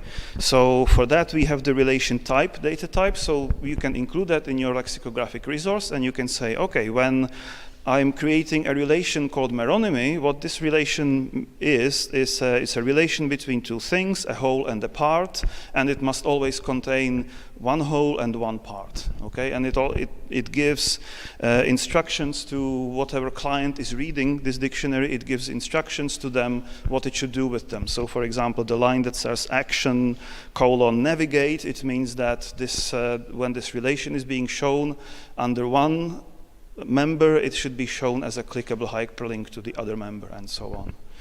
Okay, this is what encoding the relation type would look like in XML. Perfectly readable, I suppose, for people who are used to reading XML. This is what it looks like in JSON. Same thing. So different serializations in different languages, but the same data model on top of all of that. So that is a very, very short introduction to the DMLEX data model. If you're interested, you really, really should read the document. We've spent a lot of time just writing that and trying to formulate for readers to understand what the different object types mean and how they're supposed to be used. A lot of work has gone into that. I suppose if you take 3 things home with you from DMLEX, just take these 3 things. First of all, DMLEX is not an encoding standard. It's not a file format, it's a data model. It's more abstract than that, okay? Second, DMLEX takes some of the things that traditionally had been modeled as tree structures in lexicography and remodels them as relations, okay? Very powerful move. We decided to go that way because it's more IT friendly. And third is that because of this, DMLEX is actually quite simple. Simple from the point of view of an IT person wanting to, let's say, implement it in a database or in an XML schema. Also simple from the point of view of a lexicographer because it contains a much smaller inventory of data types than you would typically have in a dictionary schema because we don't have sub-entries, we don't do sub-senses, we model these things as relations. So the result is something which is refreshingly simple, and once you get your head around this new concept of relations, even complex dictionaries actually become simpler. So there you have it, DMLEX, an IT-friendly data model for lexicography. Yeah.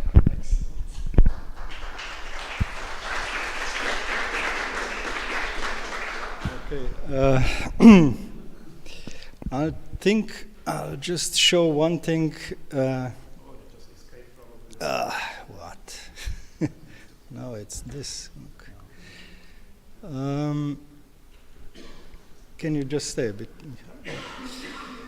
So the where do I have? Now I'll show you where you can actually download the thing. It's a bit hidden.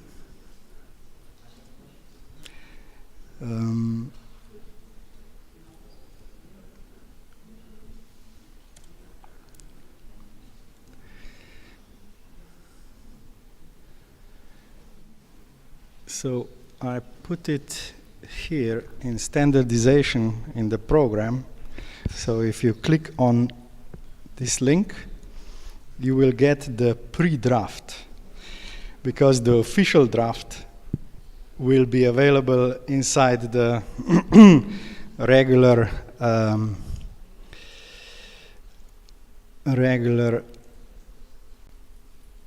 Oasis. And this is the last slide I wanted to show. This is what Michal was explaining. So the process goes on inside Oasis. There is a committee which is called Lexidma Committee. It's Lexicographic Infrastructure Data Model and API Committee. And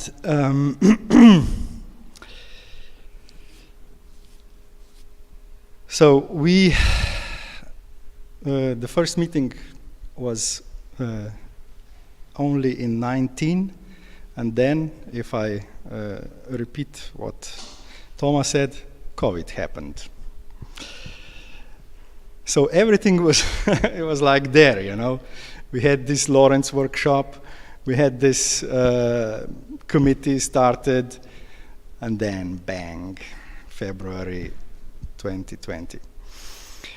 And what I wanted to particularly stress is that the work will go on after Elexis inside this committee. And you are, of course, very welcome to participate in it. So that's also an invitation to, no, it's not coffee yet. So that's probably it as far as standardization is concerned, and 1 hour for discussion after coffee break. Probably a lot of questions for you, Michal. And now I move to the last part before coffee, really. And I announced it yesterday. Sustainability.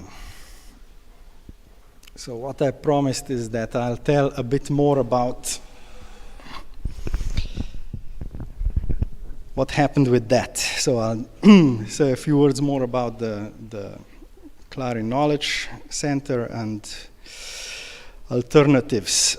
So this was the slide from yesterday. A lot of slides are actually from yesterday. Also this one. So what happened with the CLARIN Knowledge Center? We sent out some invitation. Okay, we will set up CLARIN Knowledge Center to be sure at JSI in Slovenia. If you want to join us, because CLARIN Knowledge Centers are sometimes just one institution, sometimes it's more, on different topics. And we ended up, as I said, with 14 institutions and 46 experts.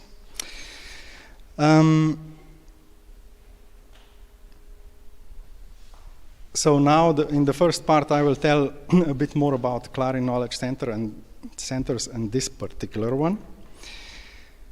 So it's part of the CLARIN knowledge infrastructures, which is very important for infrastructures to share knowledge around different communities. So in this case, it's social sciences and humanities research community. So these are the basic facts. The full name is Elexis CLARIN Knowledge Center for Lexicography. There is a short name. The host institution is Jožef Stefan Institute, and I'm the main contact. And this is actually taken from the actual application that went to CLARIN. So it offers the results of the Elexis project, which has produced data, tools, and services which you saw today and yesterday. And this we are kind of transferring into the bigger, wider CLARIN infrastructure. And what we offer includes data. It includes online services and tools. And Elexis CLARIN Knowledge Center maintains these services and provides help about their use. And what we said about our audience, it's nothing spectacular here. It's, of course, lexicographers, language teachers, linguists, computational linguists, corpus linguists, digital humanists, translators, and also companies. Types of services offered, as I said before, the tools and the data, but also more than this, also assistance with the use of lexicographic data and tools, which goes back to the curriculum. So I imagine this would be a place to continue with what Toma was presenting before, including online training courses on lexicography, best practice documents, consultancy, and the last part we just saw about DMLex standardization, also other standards which are used. I mean, it doesn't mean that everything has to be in DMLex. What you need to do is to be able to map. That's the important part. So the part which in application which says quality, sustainability, and organization. And this is the institutions, the list of institutions which expressed willingness to participate in the Knowledge Center. So first it's us, then the Austrian Academy. Also, we need to provide more specifically who provides what kind of expertise and what is already there, because the assumption is that you are not, let's say, a nobody, but that you have also some existing infrastructure or data or whatever that you offer to others. So this is what is offered by Austrian Academy. Then the University of Copenhagen, the Danish Society for Language and Literature, both partners in ELEXIS project. Then we have the Institute of Mathematics and Computer Science at the University of Latvia, also part of Latvian CLARIN. Then Lithuania, Vytautas Magnus University. And basically you can read, I will not go through that, what is the expertise offered there. So in some cases there is more lexicography, in some cases more computational linguistics, but this is what will be also included on the Knowledge Center website. So we will say this center offers this. And Dutch Language Institute, also part of Dutch CLARIDARIAH. So it's Daraya and CLARIN together. Institute for the Estonian Language, also both of them from the ELEXIS partners. This is the Institute of Croatian Language. Wow, I left it in original. The Croatian Language and Linguistics. Then the new University of Lisbon. Also, well, the institute, the Croatian Institute was not a partner, but an observer. And the Portuguese or the University from Lisbon was a partner. National Library of Norway. Then the Catholic University of Sacred Heart. Yeah, that would be the translation. No? No, no. Sacred? Oh, right, okay. So that's from, I don't know, where is it located? Do you know? In Milano, Milano, okay, sorry. Yes, okay. University of Trier, also a partner. Institute of, now I come to the last one.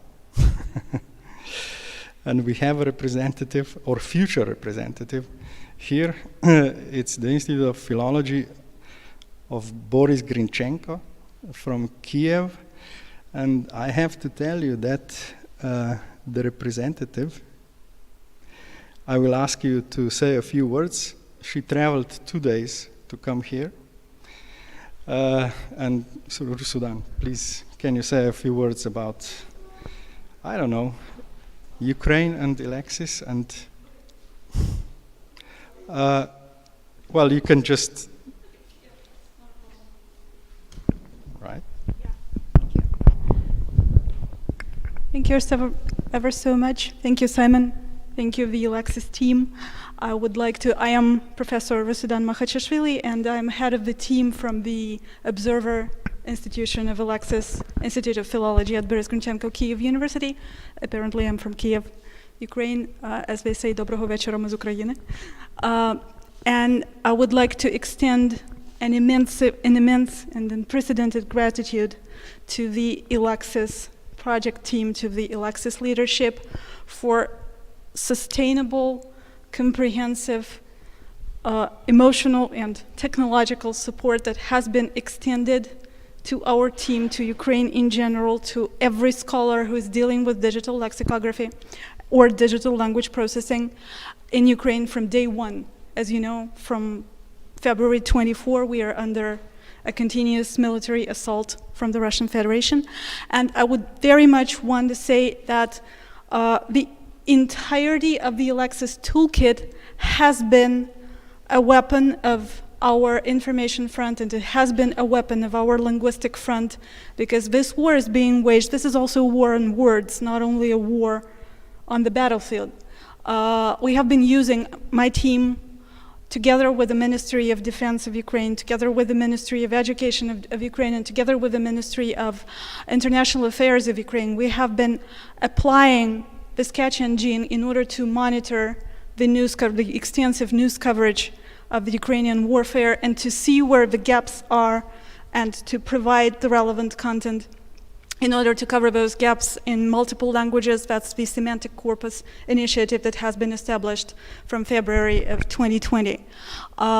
We have been using the Lexonomy tool in order to create the Glossary of War, because our team, specifically the Institute of Philology, we cover the majority of European languages, and we need to be the voice of what is happening in Ukraine across the world. And for that, we need to unify the terminology. For that, we need to make head to tail with various types of information. And that doesn't only include the typical lexicographic data like terms or lemmas. That includes the memes, the viral media jokes or anything. So we've created, together with the students, we've created the Glossary of War, and we're putting it together, and we're keeping it sustainable and available in multiple languages. And we're also extending that in order to create terminological multilingual glossaries for our students and for our scholars, everyone who is involved in translation, and we're all volunteering as translators now, everyone who is involved in training of the military in order to keep track of the relevant military terminology. As they say, one of the greatest problems on the battlefield is the language nowadays. So for that, we are applying the Elexis developed tools, and for that, I personally am extending gratitude, and I stand in today for every scholar and every linguist in Ukraine. Thank you.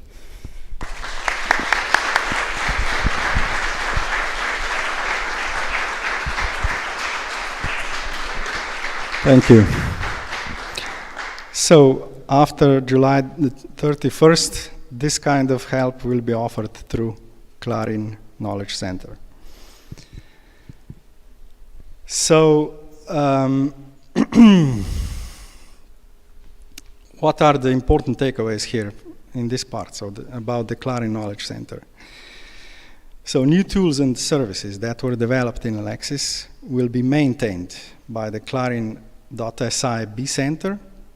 So that's a given, already done, more or less.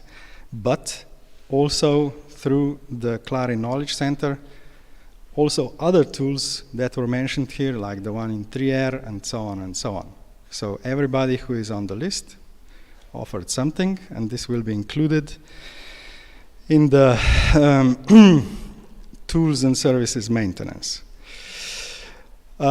Important thing is to say that the initial set of 14 institutions can be expanded, no problem. Yes, yes. What I would like to say is that I don't know exactly how long the process will be, but it's quite possible that we will be able to include other institutions already in the application period, not just when it's confirmed, let's say, because it has to be formally confirmed by the CLARIN board at some point in time. Basically, the establishment and everything that goes with the maintenance and the organization will follow what is already established in CLARIN as ERIC. And to be sure, we will try to find further funding through regular CLARIN, or maybe even further, the wider ESFRI channels, which basically means, if you remember, that the call was for starting communities. In this respect, it means that we are kind of established community which lives its happy life further inside established European infrastructures like CLARIN and DARIAH. And now I come to other options that were considered. So during the project, there was a really nice one. So the first one I like a lot, the European Cooperative Society.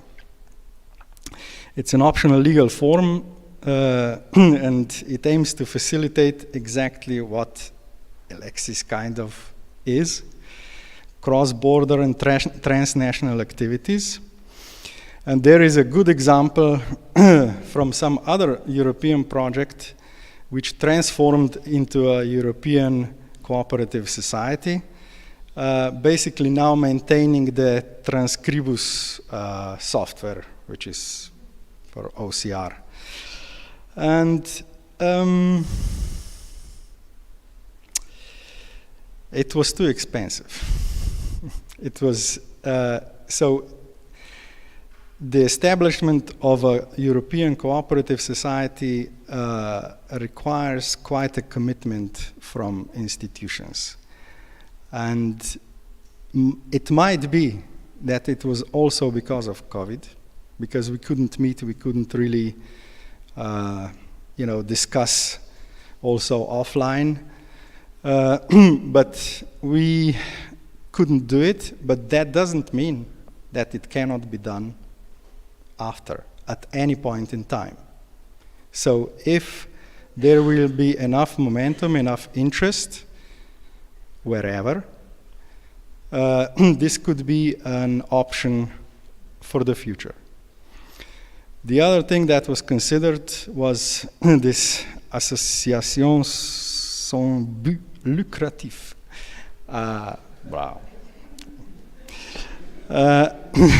Well, basically it's association without any intent to make profit.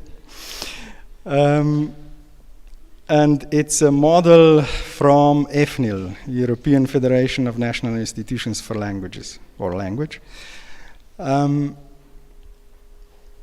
It requires, well, there are some problems also with that one. It would require several physical persons to be the establishing parties, and it didn't feel right, let's say.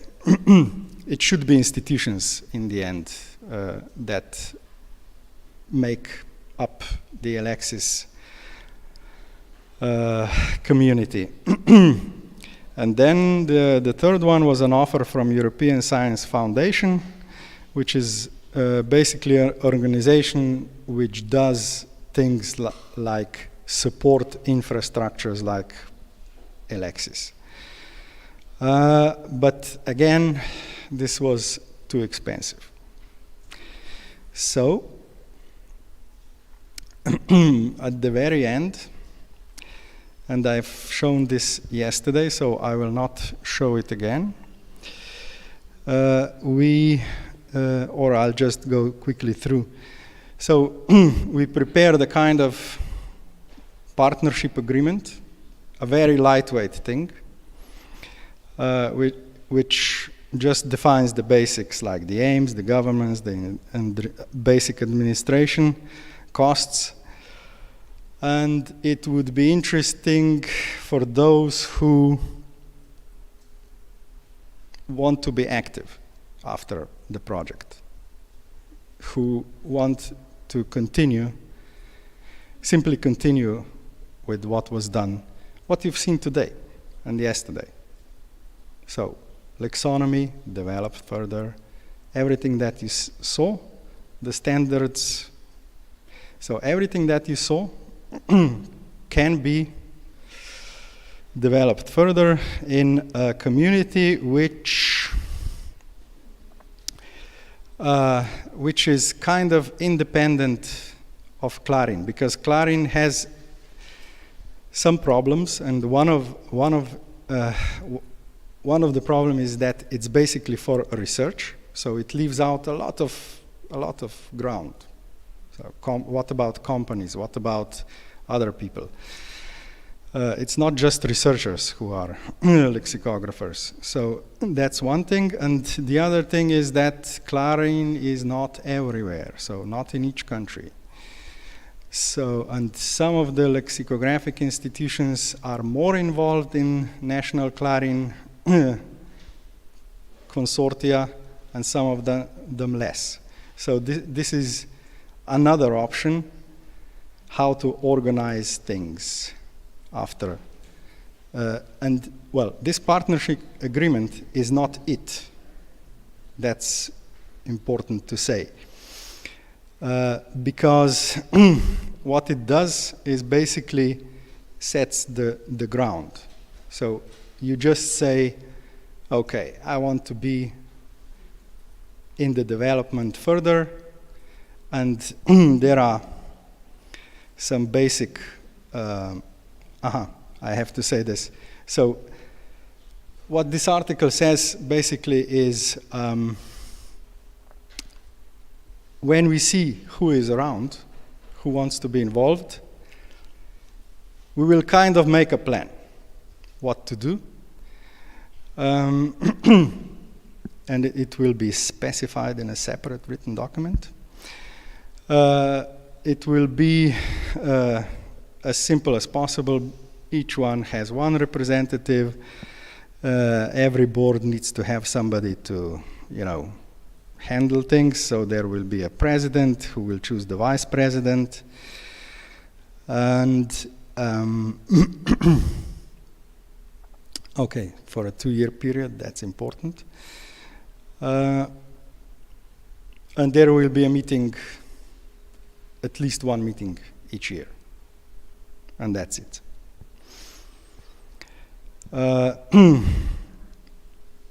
So you will have to apply. And the coordinator will just have to cover some basic costs. And there are some red X's here because we had, or at least I didn't have any idea what would be an acceptable amount here. And so I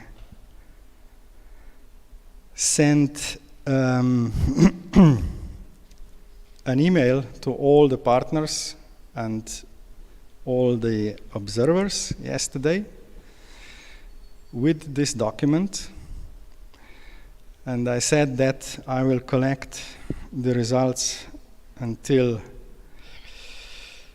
well, it's actually, in real time. So if you apply now, and I will take a look at my phone in a minute, there will be more.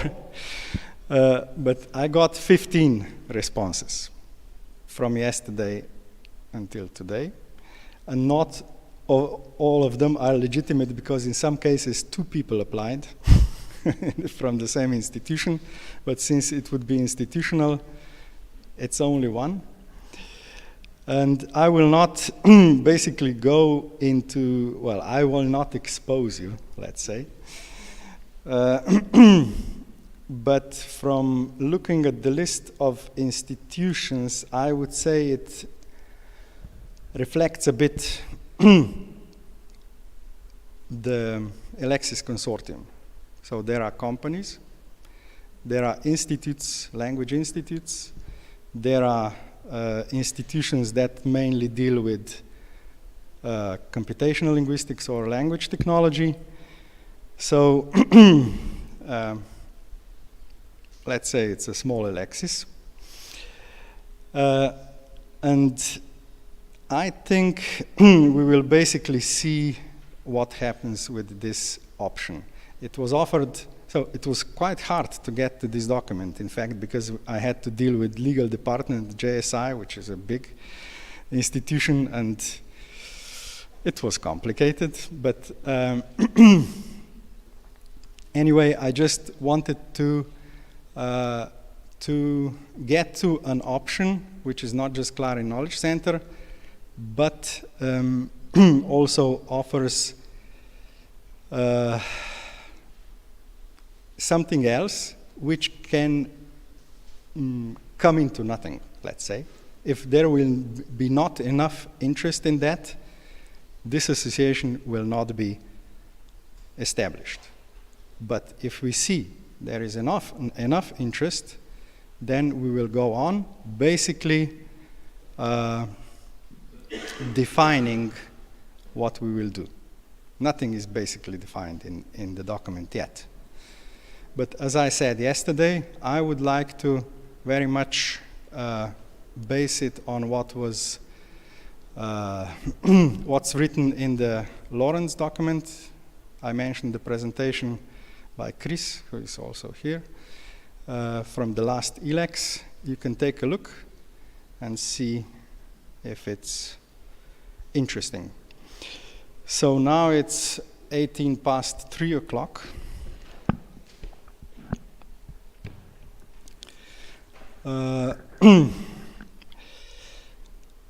I think we can take a break now, have a coffee break, and reconvene actually 15 minutes before, so that we finish a bit early. So if you can come here at 3:45, and we will have 1 hour session with all the questions, all the stuff that we presented. Thanks. So coffee time.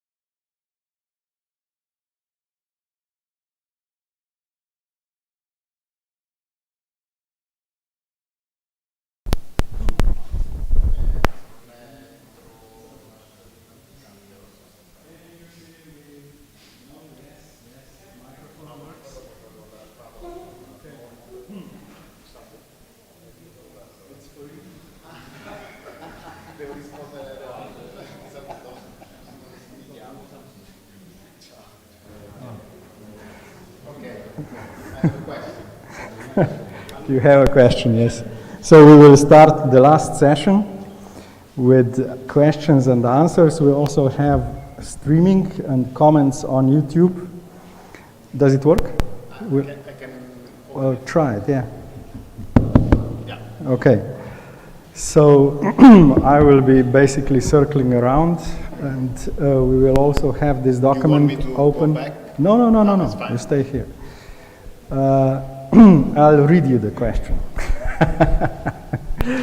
So the first question is for Roberto Navilli. I have a question for Roberto related to his previous talk about, about semantic role labeling, namely what lies behind the decision to choose frame-independent roles instead of frame-dependent ones. So it's a very good question, and I think there's a very good answer. So the point is that, just to give an example, if I have example sentences annotated with a certain predicate, for example, eat, okay, I'm eating an apple. Then I have another sentence, she is munching a, sandwich. Then I have another sentence, we are biting, blah, blah, blah. So we have all kinds of variants, verbs that would fall into the same wider frame. And maybe they have, each of them has predicate-specific arguments. So arg0 means something here, arg0 means something else in the other predicate. So there's no predefined semantics for, even it's only partially true, because actually arg0 and arg1 are prototypical arguments, like agent and patient, but it's not always the case. Sometimes arg0 is the experiencer, which is not the patient. So the point is that with similar sentences in which the predicate is not the same but has comparable semantics in a general wider frame, and systems would have to struggle to learn a pattern that doesn't follow the general wider frame. Because in the general wider frame, there's for example, there's an agent, there's a patient, there's a location, and it doesn't matter that in some cases this should be labeled arg0 or arg1 or arg2. You want to give it a general name that is independent of the predicate. And that reduces sparsity, because if I don't see an example for munching, but I see an example for eating, the arguments are the same, and the language model will cope with the lack of an example for munching. While if instead I need to also train the system with a munch-specific predicate argument structure, then I need more examples, so it doesn't scale as easily as if I used a cross-frame relation set. I think that's the answer. Yeah. Thanks very much. And another one for Toma. How many? Yes. Does it work? Wait, no. You showed me the wrong. No, it's on.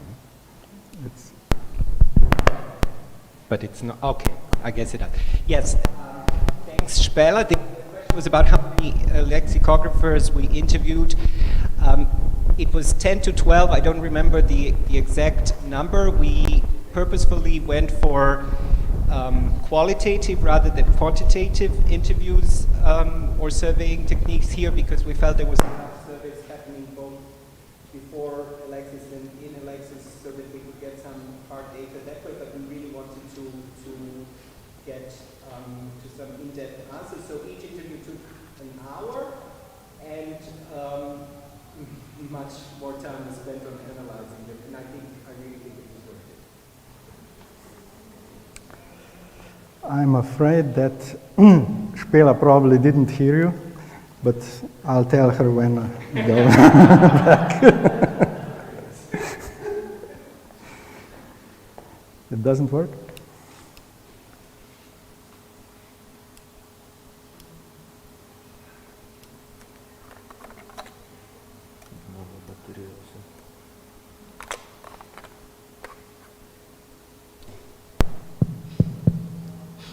Okay, we'll use it lightly with Toma.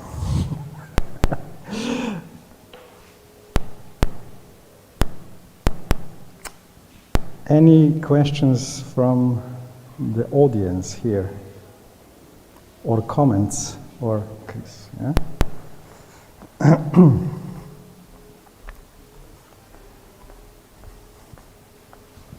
think I have two questions for Roberto as well.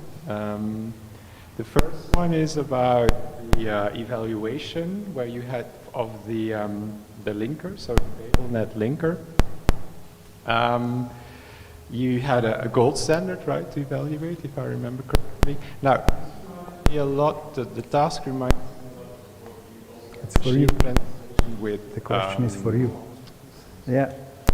Where they use text translation as an evaluation strategy, right? You link from one language to another, and then you see whether the link will be there if you apply the same procedure on the other side. Classical text translation, classical evaluation strategy in in machine translation. So I wonder whether you use that as well for the linking process. So where it's not translations you want to a certain extent, but finding the correct alignments. Yeah.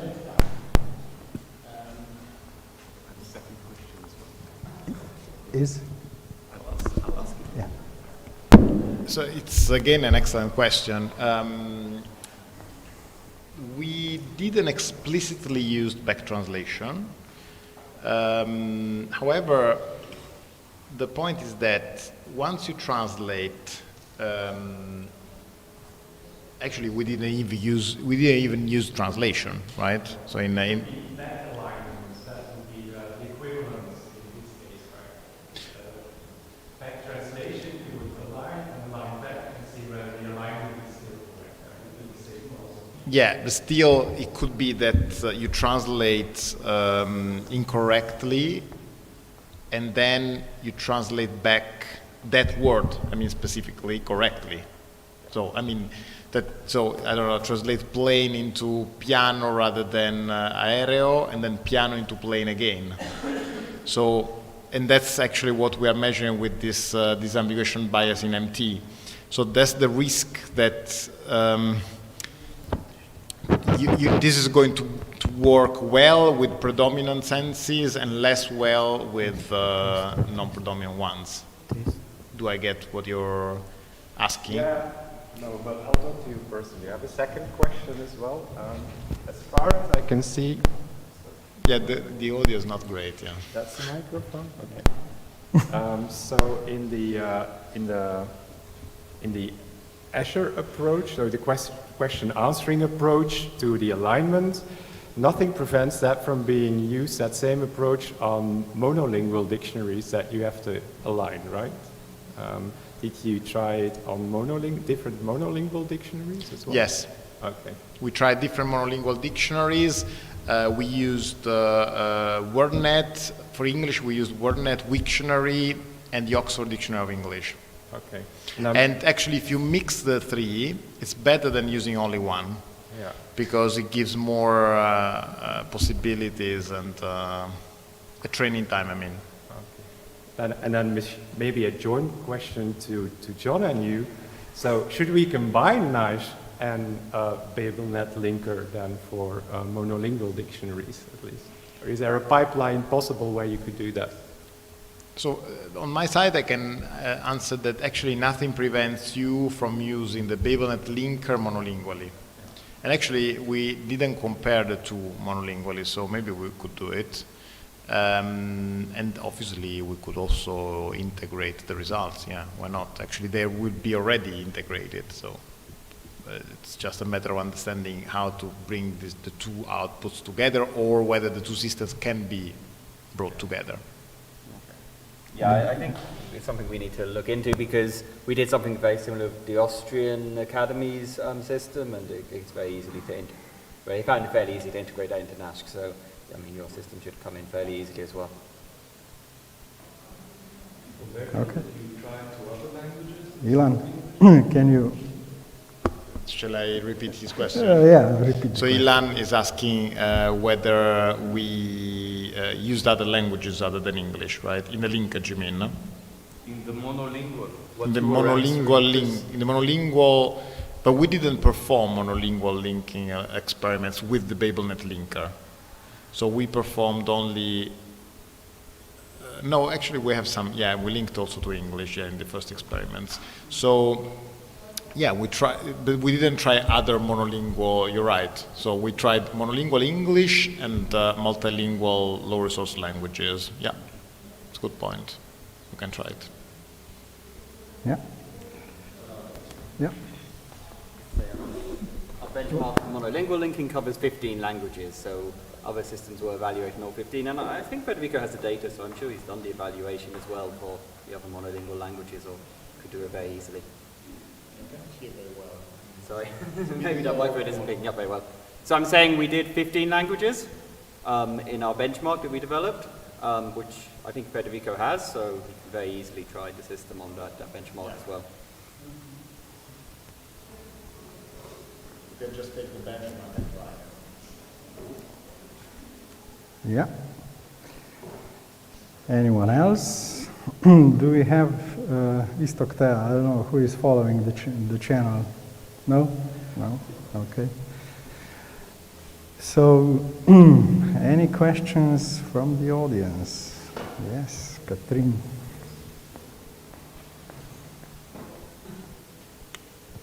Just a very simple practical one. All tools that have been developed within this Elexis project, are they all open source?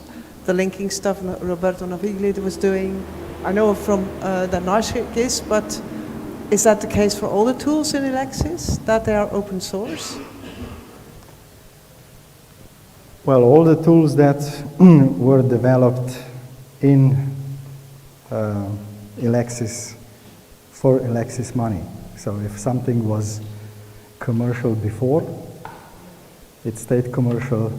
For instance, the use of the sketch engine. And the sketch engine is actually, I think, the only tool that's not available as an open source. Which one is also? Yes. No sketch engine, yes. I'm saying sketch engine. Yes. Maybe that's a question to Roberto, because I don't know about it. You mean for other tools? Yeah, I mean, well, the only this is it. Yeah, that's the only thing I remember that was not developed on purpose for Elexis is LexTag. So LexTag was developed by Babelscape. We did the customization for Elexis, and therefore we licensed it. But that was not done by Sapienza, it was done by Babelscape, which is not in the consortium. So it's a separate thing, even though I'm involved. Yeah, all the rest, for example, developed at Sapienza is available either on the Elexis GitHub or on other GitHubs like the group's GitHub or so on and so on. So. Yes.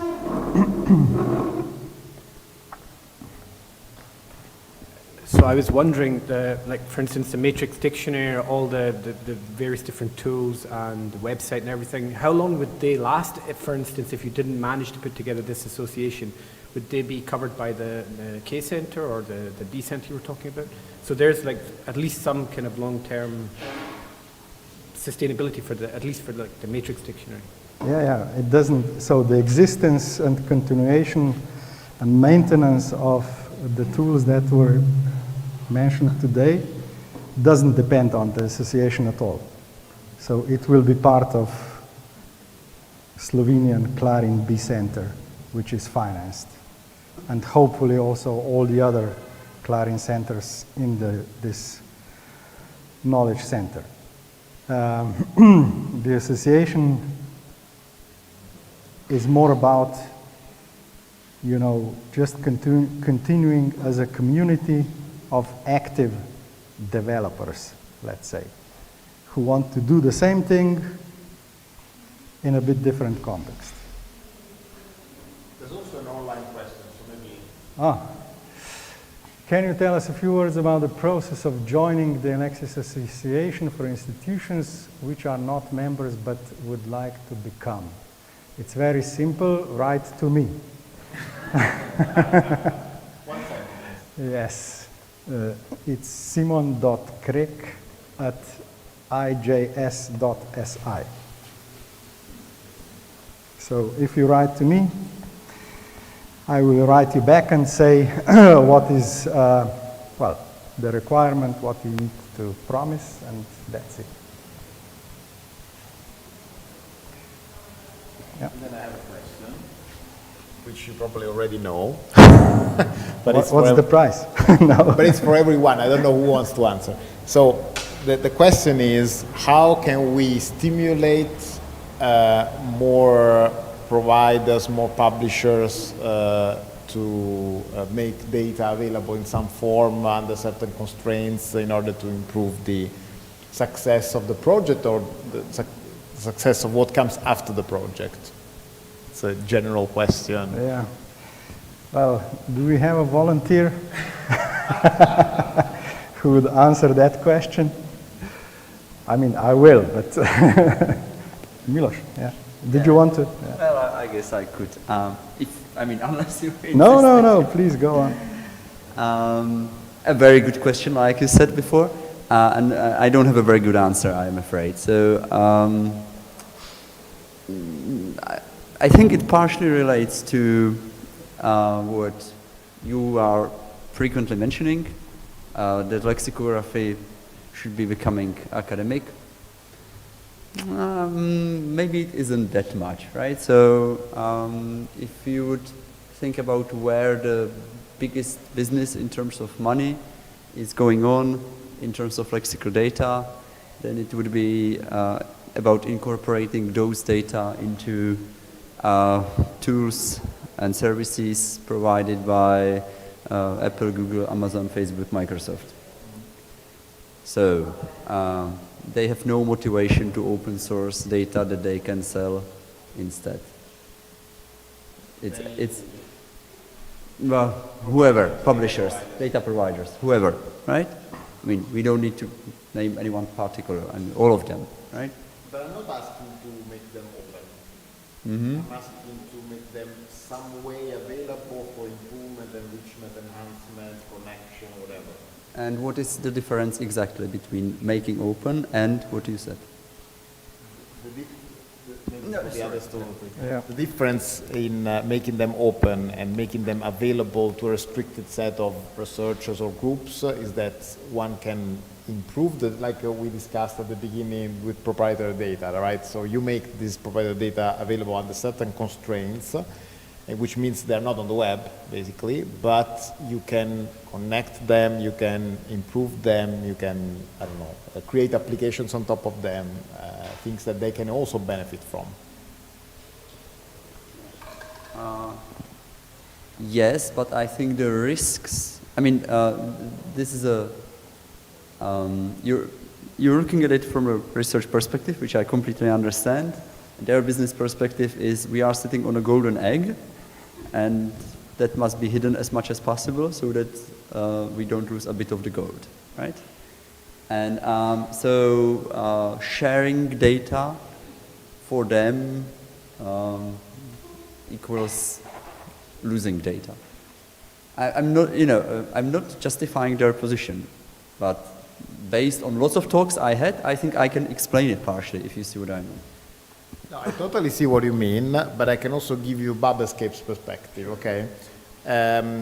Which is, we are licensing dictionaries, so they gave us all the data for a few €1,000 per year, so, which our customers pay, of course. And so the question is, if you're willing to share all of your dictionary, a large dictionary for a few €1,000, then why? So you're still taking the risk, right? And so how do you know that, obviously, I'm not talking about Babelscape, we will not do anything with this data that is not in the contract, but the same holds for other cases, okay? So that's my question. So my impression is that if they see a clear business, even if limited, with a certain contract, they are more willing to give the data. If they don't see a clear business, so an immediate source of money, it's more problematic. And I think on top of everything, within the framework that you described, that framework gives them something that I would call legal coverage, right? So you are then legally obliged to do something or not to do something. And that's, I think, way, way, way different than having a public link online, where, no one is identified and so on. So, I've been thinking about what you asked about for a long time, right? Simo's answer. Well, basically my answer was a half an hour that, no, it was not half an hour, but it was on IPR issues. I don't think, Milos probably knows, but I don't know if companies like Babels that are really involved in computational linguistics and more heavy stuff, that they realize how messy things are on the other side. Because you expect as a company that the owner of the data will understand what they can sell and what they can't sell. You expect that they would have a business plan where they would say something like, okay, this is small money, but we can do this. This is big money, we can do this, that. I don't think there is any such thing. And I was working in in a publishing company for 10 years. I know. So the thing is, what I said before, that many things that could be used in a way that you describe will simply have to be made from scratch. Simply because of that, because there is a mess on the other side. And I think there will come a point where the other side will realize that these legal issues don't matter anymore, and then this data will come in the use that you want. I don't know how much time it will take. It could be 5 years, it could be 10 years. You know, the machine translation markets and stuff, they changed quite quickly. As soon as what Milos was describing. So when everybody realized that machine translation actually can be used for, post editing, then it changed completely. So I think there will be a point in time also in this field like that. I think the final point for this, which is inevitably going to come, the only question is when one of those big 5, 6, 7 companies buys that data. Just to set an example, if Google decides to buy out whatever, and then they simply say, oh, why not make it free, because it's more money for us anyway that we invested into it. That will be the final point.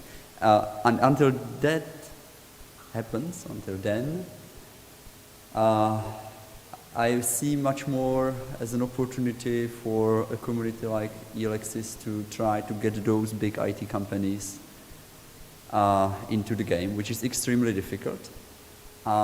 It's particularly difficult because they don't understand the data and the field at all, right? They are trying to improve their products, to increase basically number of users. That's the primary motivation. So when they're looking for a dictionary, they are not looking for a dictionary to make money out of the dictionary. They are just trying to improve one of the many apps they have and have more users. And they frequently don't know what they are looking for, right?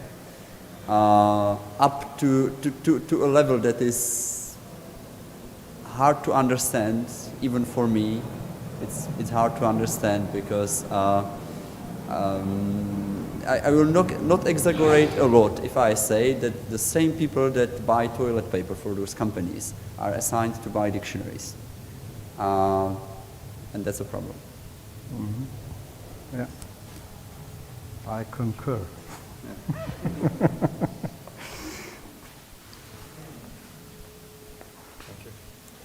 I can try to offer a third answer. As it was said, it was a good question. I have reservation about what Milos said. They are not sitting on a golden egg. It was a golden egg, maybe. It's not anymore. It's more a question of survival. In a way, it leads me to Simon's answer, which I'm not totally happy with either. Because the question is, the way companies would usually look at it is cannibalization.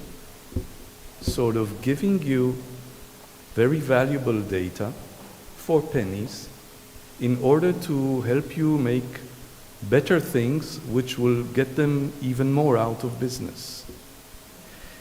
Which leads me, Simon, to your answer. And for me, what is missing still in ELEXIS, after all these years and different ELEX conferences, is what is the purpose of lexicography today, or let's say in the next decade, in this decade? What is it for? Why do we need dictionaries? And I'm sorry, you've heard me ask that several times before. If lots of language communication purposes are being answered by technology companies, not as well as with very fine lexicographic resources, but good enough for most people most of the time, because for them, a dictionary is a dictionary is a dictionary. They don't care, most of them. So what is the whole purpose of continuing this and developing better dictionaries and better lexicography? How does that fit into the whole world of NLP and computational linguistics and language technology and AI, whatever you want to call it? And I think that we don't have an answer for that. If someone here does, I'm happy to hear that. Well, obviously, I don't have an answer, but I have an opinion. I think that we need to define what is the next goal of ELEXIS, beyond only keeping it going, you know, and we've done wonderful things here, but what's next? Well, one thing to look at is the document from the Lawrence workshop. Chris. Yeah, I'm doing a lot of PR for that. But really. So let me just say in a few words. There are several points in my opinion. There's a lot, you know, lexicography is definitely, in my opinion, it's not dead. It's just has to kind of repurpose itself. And I will take an example. From, let's say, NLP world with universal dependencies. Maybe it's not a good example, but still. So what is not available? You know, what is available is you have very good descriptions of languages, you know, description of Danish, description of Estonian, description of, I don't know, Hebrew, and so on. So you can rely on that. But when you have to think about, can I do something more, can I travel across languages? So there's bilingual dictionaries, there's a lot of stuff that was done, but what artificial intelligence needs at the moment, I think, is natural language understanding. That's an unsolved issue in artificial intelligence. And lexicography can actually provide a lot, really a lot of meat, let's say, or stuff there. Because we know how to interpret how people think. And, you know, if you just do it for Estonian, if you just do it for Slovenian, it has to be more general. And I think there is a place there. But, you know, it's not something that we know at the moment, I think. It's more than that. And this is something I see as a post-Elexis activity, in fact. Well, that's not just a few words, but sorry. Any opinion on that? Maybe I can add something to this. Yeah.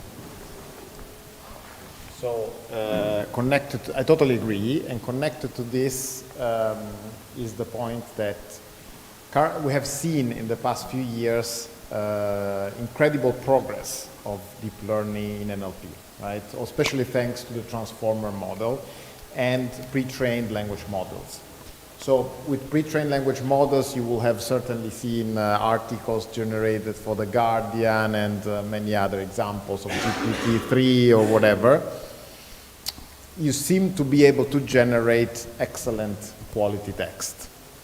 However, this is only apparently super intelligent, but it comes with hallucinations, with contradictions, with things that humans don't do. Maybe humans make other kinds of mistakes, but don't make those mistakes, which are due to the fact there's no clear underlying semantics.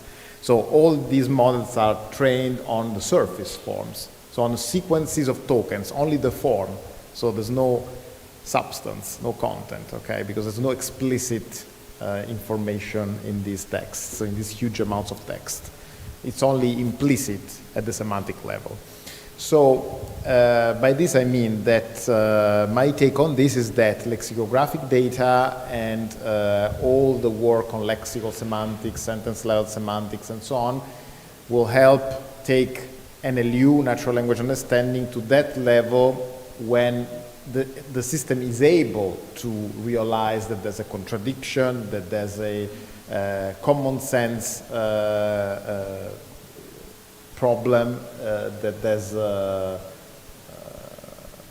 hallucination, so I'm inventing stuff and so on. So I think this is where we are trying to go, and it's not obvious how to achieve the final objective. It might take years and many years. But that's why I'm very excited. I was very excited about Elexis. I'm still very excited, but I also suffer from this difficulty at taking advantage of the resources, because there are not so many resources, and it's hard to take advantage of them for this purpose. But if you just take, I don't know, BabelNet or Wikipedia or Wikidata, it's already a good knowledge base that you can use to work in these directions. But of course, there's a lot to be done. Yeah.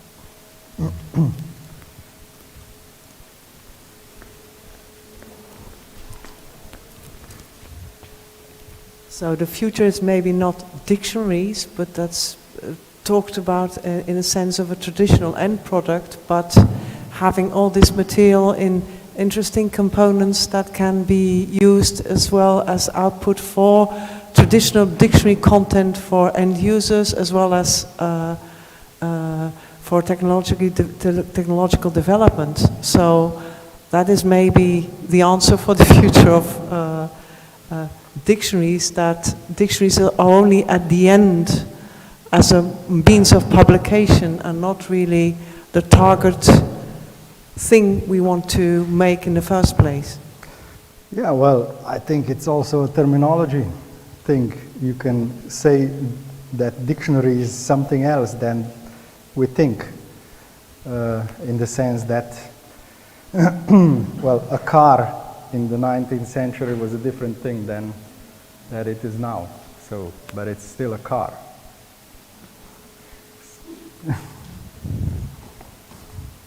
With a different sense. Yeah, I also think that the function that dictionaries can still have and will still have in the future is not that different as what they started out like. When did you use a dictionary? Normally communication between people, or if you read a text, goes quite smoothly if you know the language, and even if you have to talk in another language, usually if you talk that language somewhat well, then you don't need to look things up, right? You use dictionaries when things become complicated, when you don't exactly know what things mean. And I think the communication, the type of smooth communication that you would expect, be it translation or generating text or whatever, there the AIs will become superior. You will not need any manually cured tools. It becomes interesting when there is a problem, and one of the problems could be when there is bias, right? That's something that we clearly saw. When you're not sure whether the interpretation that you have in one language, in the translation of one language, is the same as the translation, you automatically generated translation you have in the other language, when there's a sort of litigation about what the meaning actually should be, I think then it's, and that's what you referred to, right? These AIs do not at this point have a really underlying model of semantics. Then you will need to sort of have as a resource to go back to structure the discussion of what the problem in the communication is. I think you will still need dictionaries, yes. Not for the smooth communication, that's true. When there's no problem in communicating, but did you need a dictionary for that beforehand? I'm not so sure, so I don't see that much of a change in the function. Only the communication is now between us and computers instead of between people among each other, right? Well, dictionaries kind of started with the idea that you need to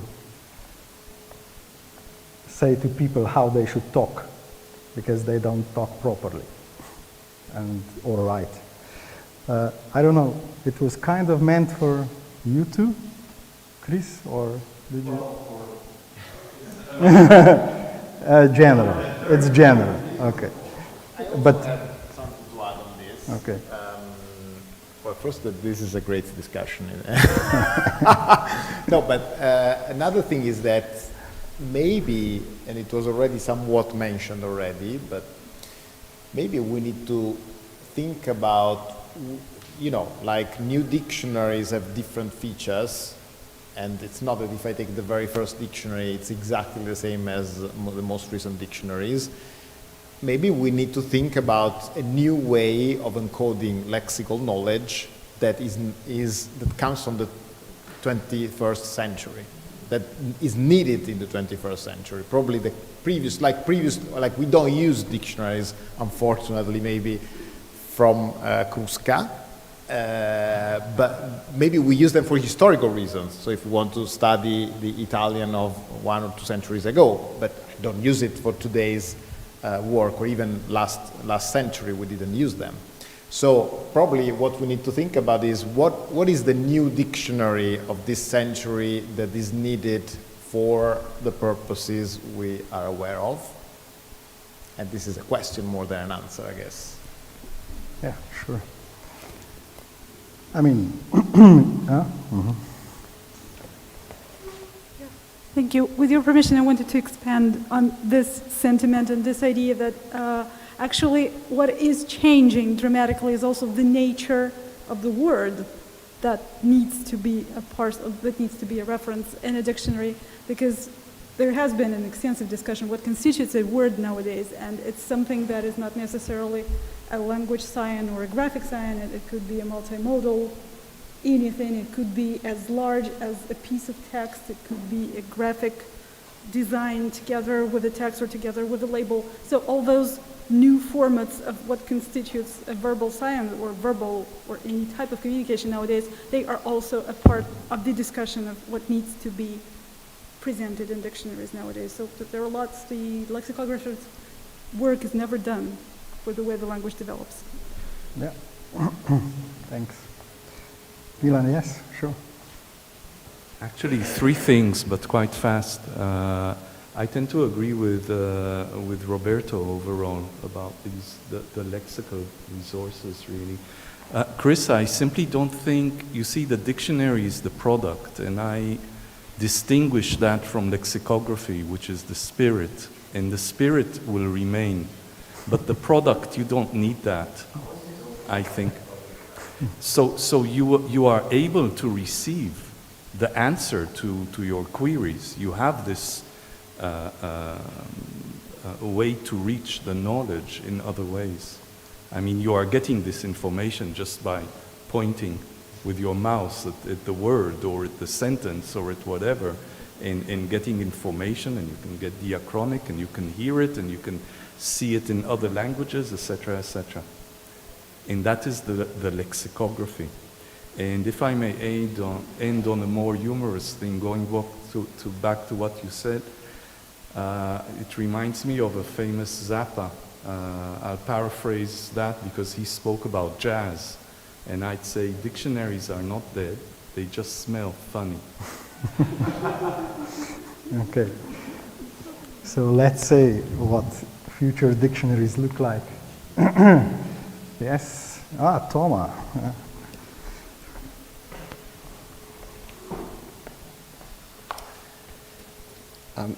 Along the lines of dictionaries smelling funny, I think there's good news and bad news, because on the one hand, I think lexicography may very well become something like classics, a very small but culturally important area of academic activity that the majority of people couldn't care less about. Okay? And for us, that may sound like bad news, but I think the sooner we accept that, the less disappointed we will be. I don't think we will ever, I mean, dictionaries were always, you had to be literate to use them to begin with, so it's not like they were mass used, but especially the kind of work that we are doing, I think it has very little relevance for the regular people, because their answers can be answered with Google.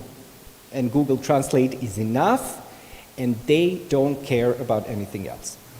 But I think, but this is because I come from the humanities, if you agree that you are not going to be the most popular thing in the world, then you have to find ways of survival. I mean, that applies not only to commercial enterprises, it actually applies to lexicography as an academic tradition as well. And we need to carve our way forward to continue evolving with the technology and all the things that were mentioned before. But I think we need to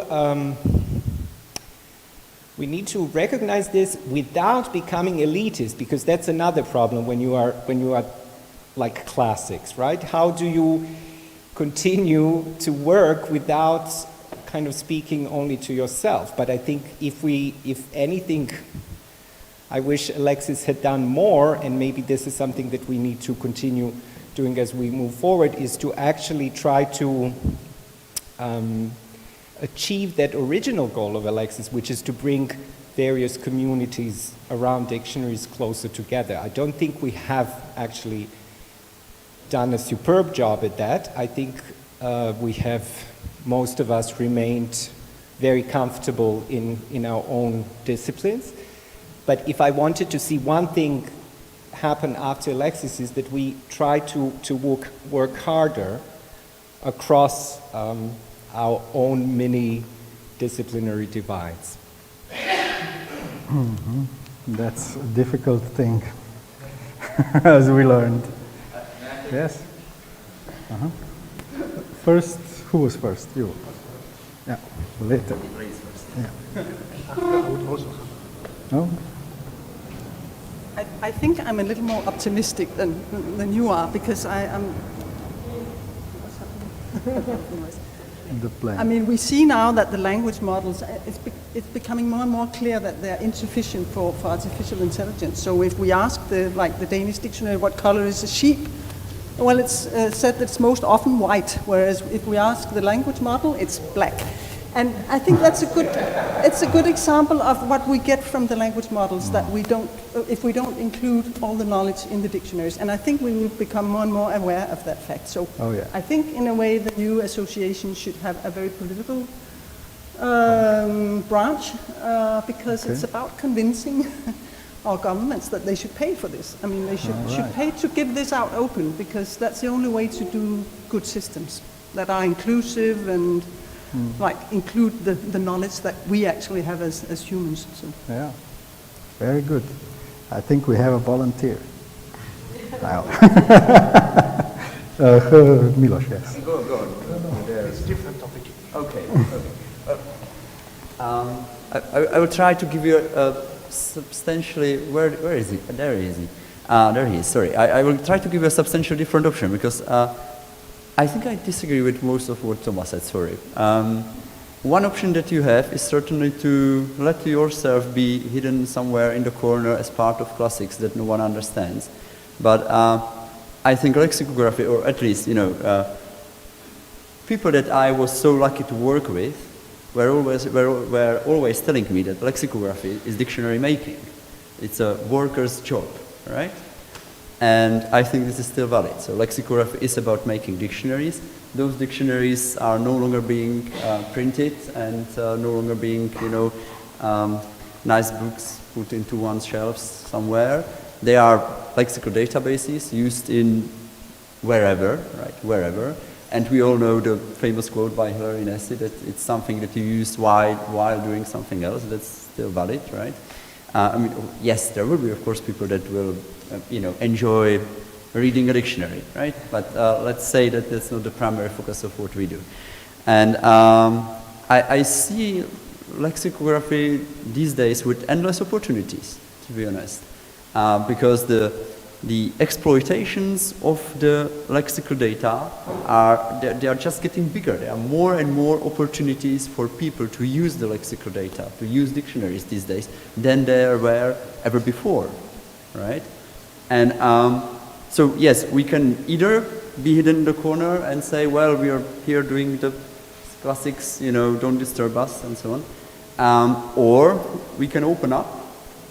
Continue basically what we are doing. I think Elexis is doing a great job, and generally the community is doing a great job in terms of making progress, in terms of producing better dictionaries. I still think that, we agree on that it's not like we would solve all the troubles, all the problems in lexicography so far. I mean, if anyone has such feeling, just try to think about multi-word expressions before you go to the bed and you will never fall asleep, right? So there is still there is a lot of room for improvement for us, I think, in terms of how to make better dictionaries, bigger dictionaries, how to make them more efficient, and so on. I think that also one of our jobs, one of our jobs is, and it's an important job, while I was saying that I don't think that lexicography is becoming academic, really, it's certainly, there is a decline in commercial production or commercial funding of dictionaries at the moment.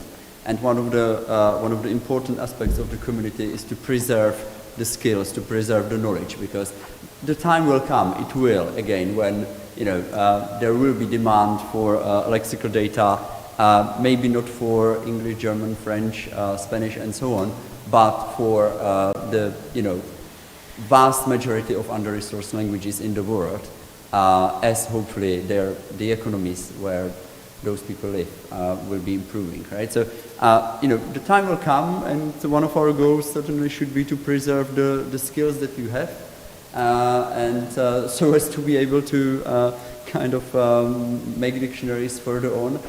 We all know that language is changing, so it's not like that when you produce one dictionary for English, that's it, and you're done for the next 20 years. It doesn't work like that. And yes, well, there are like troublesome periods in terms of funding, both for public institutions and for private institutions. We've all been there, but I don't actually think that the actual, so what lexicography means is still the same. It's making dictionaries. I mean, where as a dictionary, you think about the content, not the book, of course, right? Thierry. Thank you. So first of all, I would like to say I don't use dictionaries anymore since 20, 30 years, like I used in the past to learn German from French. So I use lexical knowledge. I'm interested in this. But what I want to report, it's more recent and was inspired by some article by Thomas discussing in the field of sign languages. They want to annotate corpora, huge corpora, and then I was reading, we cannot do the job because we don't have a lexicon. So you try to create a lexicon from the corpus, but at the same time you need a lexicon as a reference model so that the people can annotate the data. And then there seems to be a huge need for such lexical resource for sign language and other modalities probably. And I think you mentioned this as well. So I think we should go more and more in this direction of not only multi-word expressions, but signs and gestures and vision. All right. I mean, okay, let's put it like this.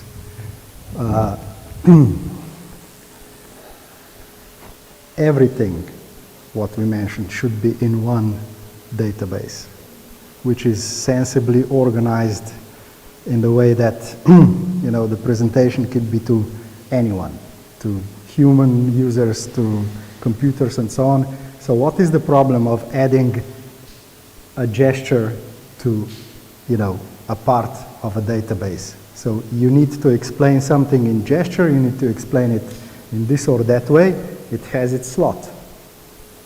So one language has one database which has all the information in one place, which covers semantics, which covers grammar, which covers normative guides, which covers all the data that you can imagine.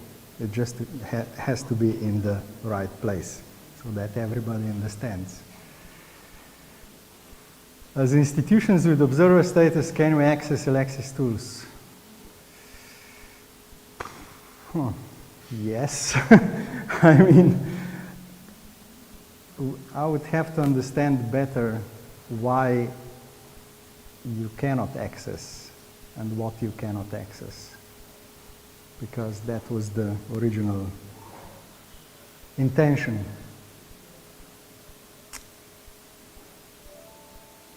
So that's the one question, or is it something down?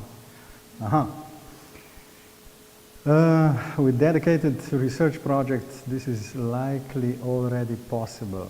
I think the question could rather be how to make access more reliably accessible without the need to get another special case approved. How to make access more reliably accessible. I'm not sure I understand the question. Somebody? Yeah, I think I do. So, I get tons of requests. Can we please download this web corpus for whatever purpose? And we don't have, and this is exactly, I think, another special case approved that I think that Egon is talking about, not necessarily in the context of corpora, but I think this is the, about standard procedures to know what your access options are, right? So, and it goes back to all the IPR issues that you were mentioning. Yeah. I mean, this is not available for all the reasons that you described. Yeah. Well, yeah, but it's a good question. I mean, it's also eternal one, at least from my perspective. Okay. Anything else in the... No? Then I have to establish the time. It's almost 4:45, which is 1 hour discussion. So if you have anything else to add, now is the time. Yes, Jelena, finally. Yes, finally, but I just would like to say thank you to organizers. These were like 4 years, 4.5 now. Very nice years, very busy years. And we all had the feeling that Simon is living in the Zoom. Remember, you had different haircuts and so on. So these were like they went very fast, those pandemic years. But in a way, we were very productive. So I think that we should give a round of applause to organizers and to Monica also, and hopefully we will see soon. Yeah, thank you, Simon. Okay.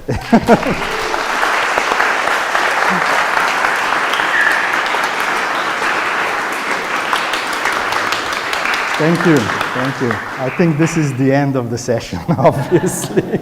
So, see you at dinner, I hope.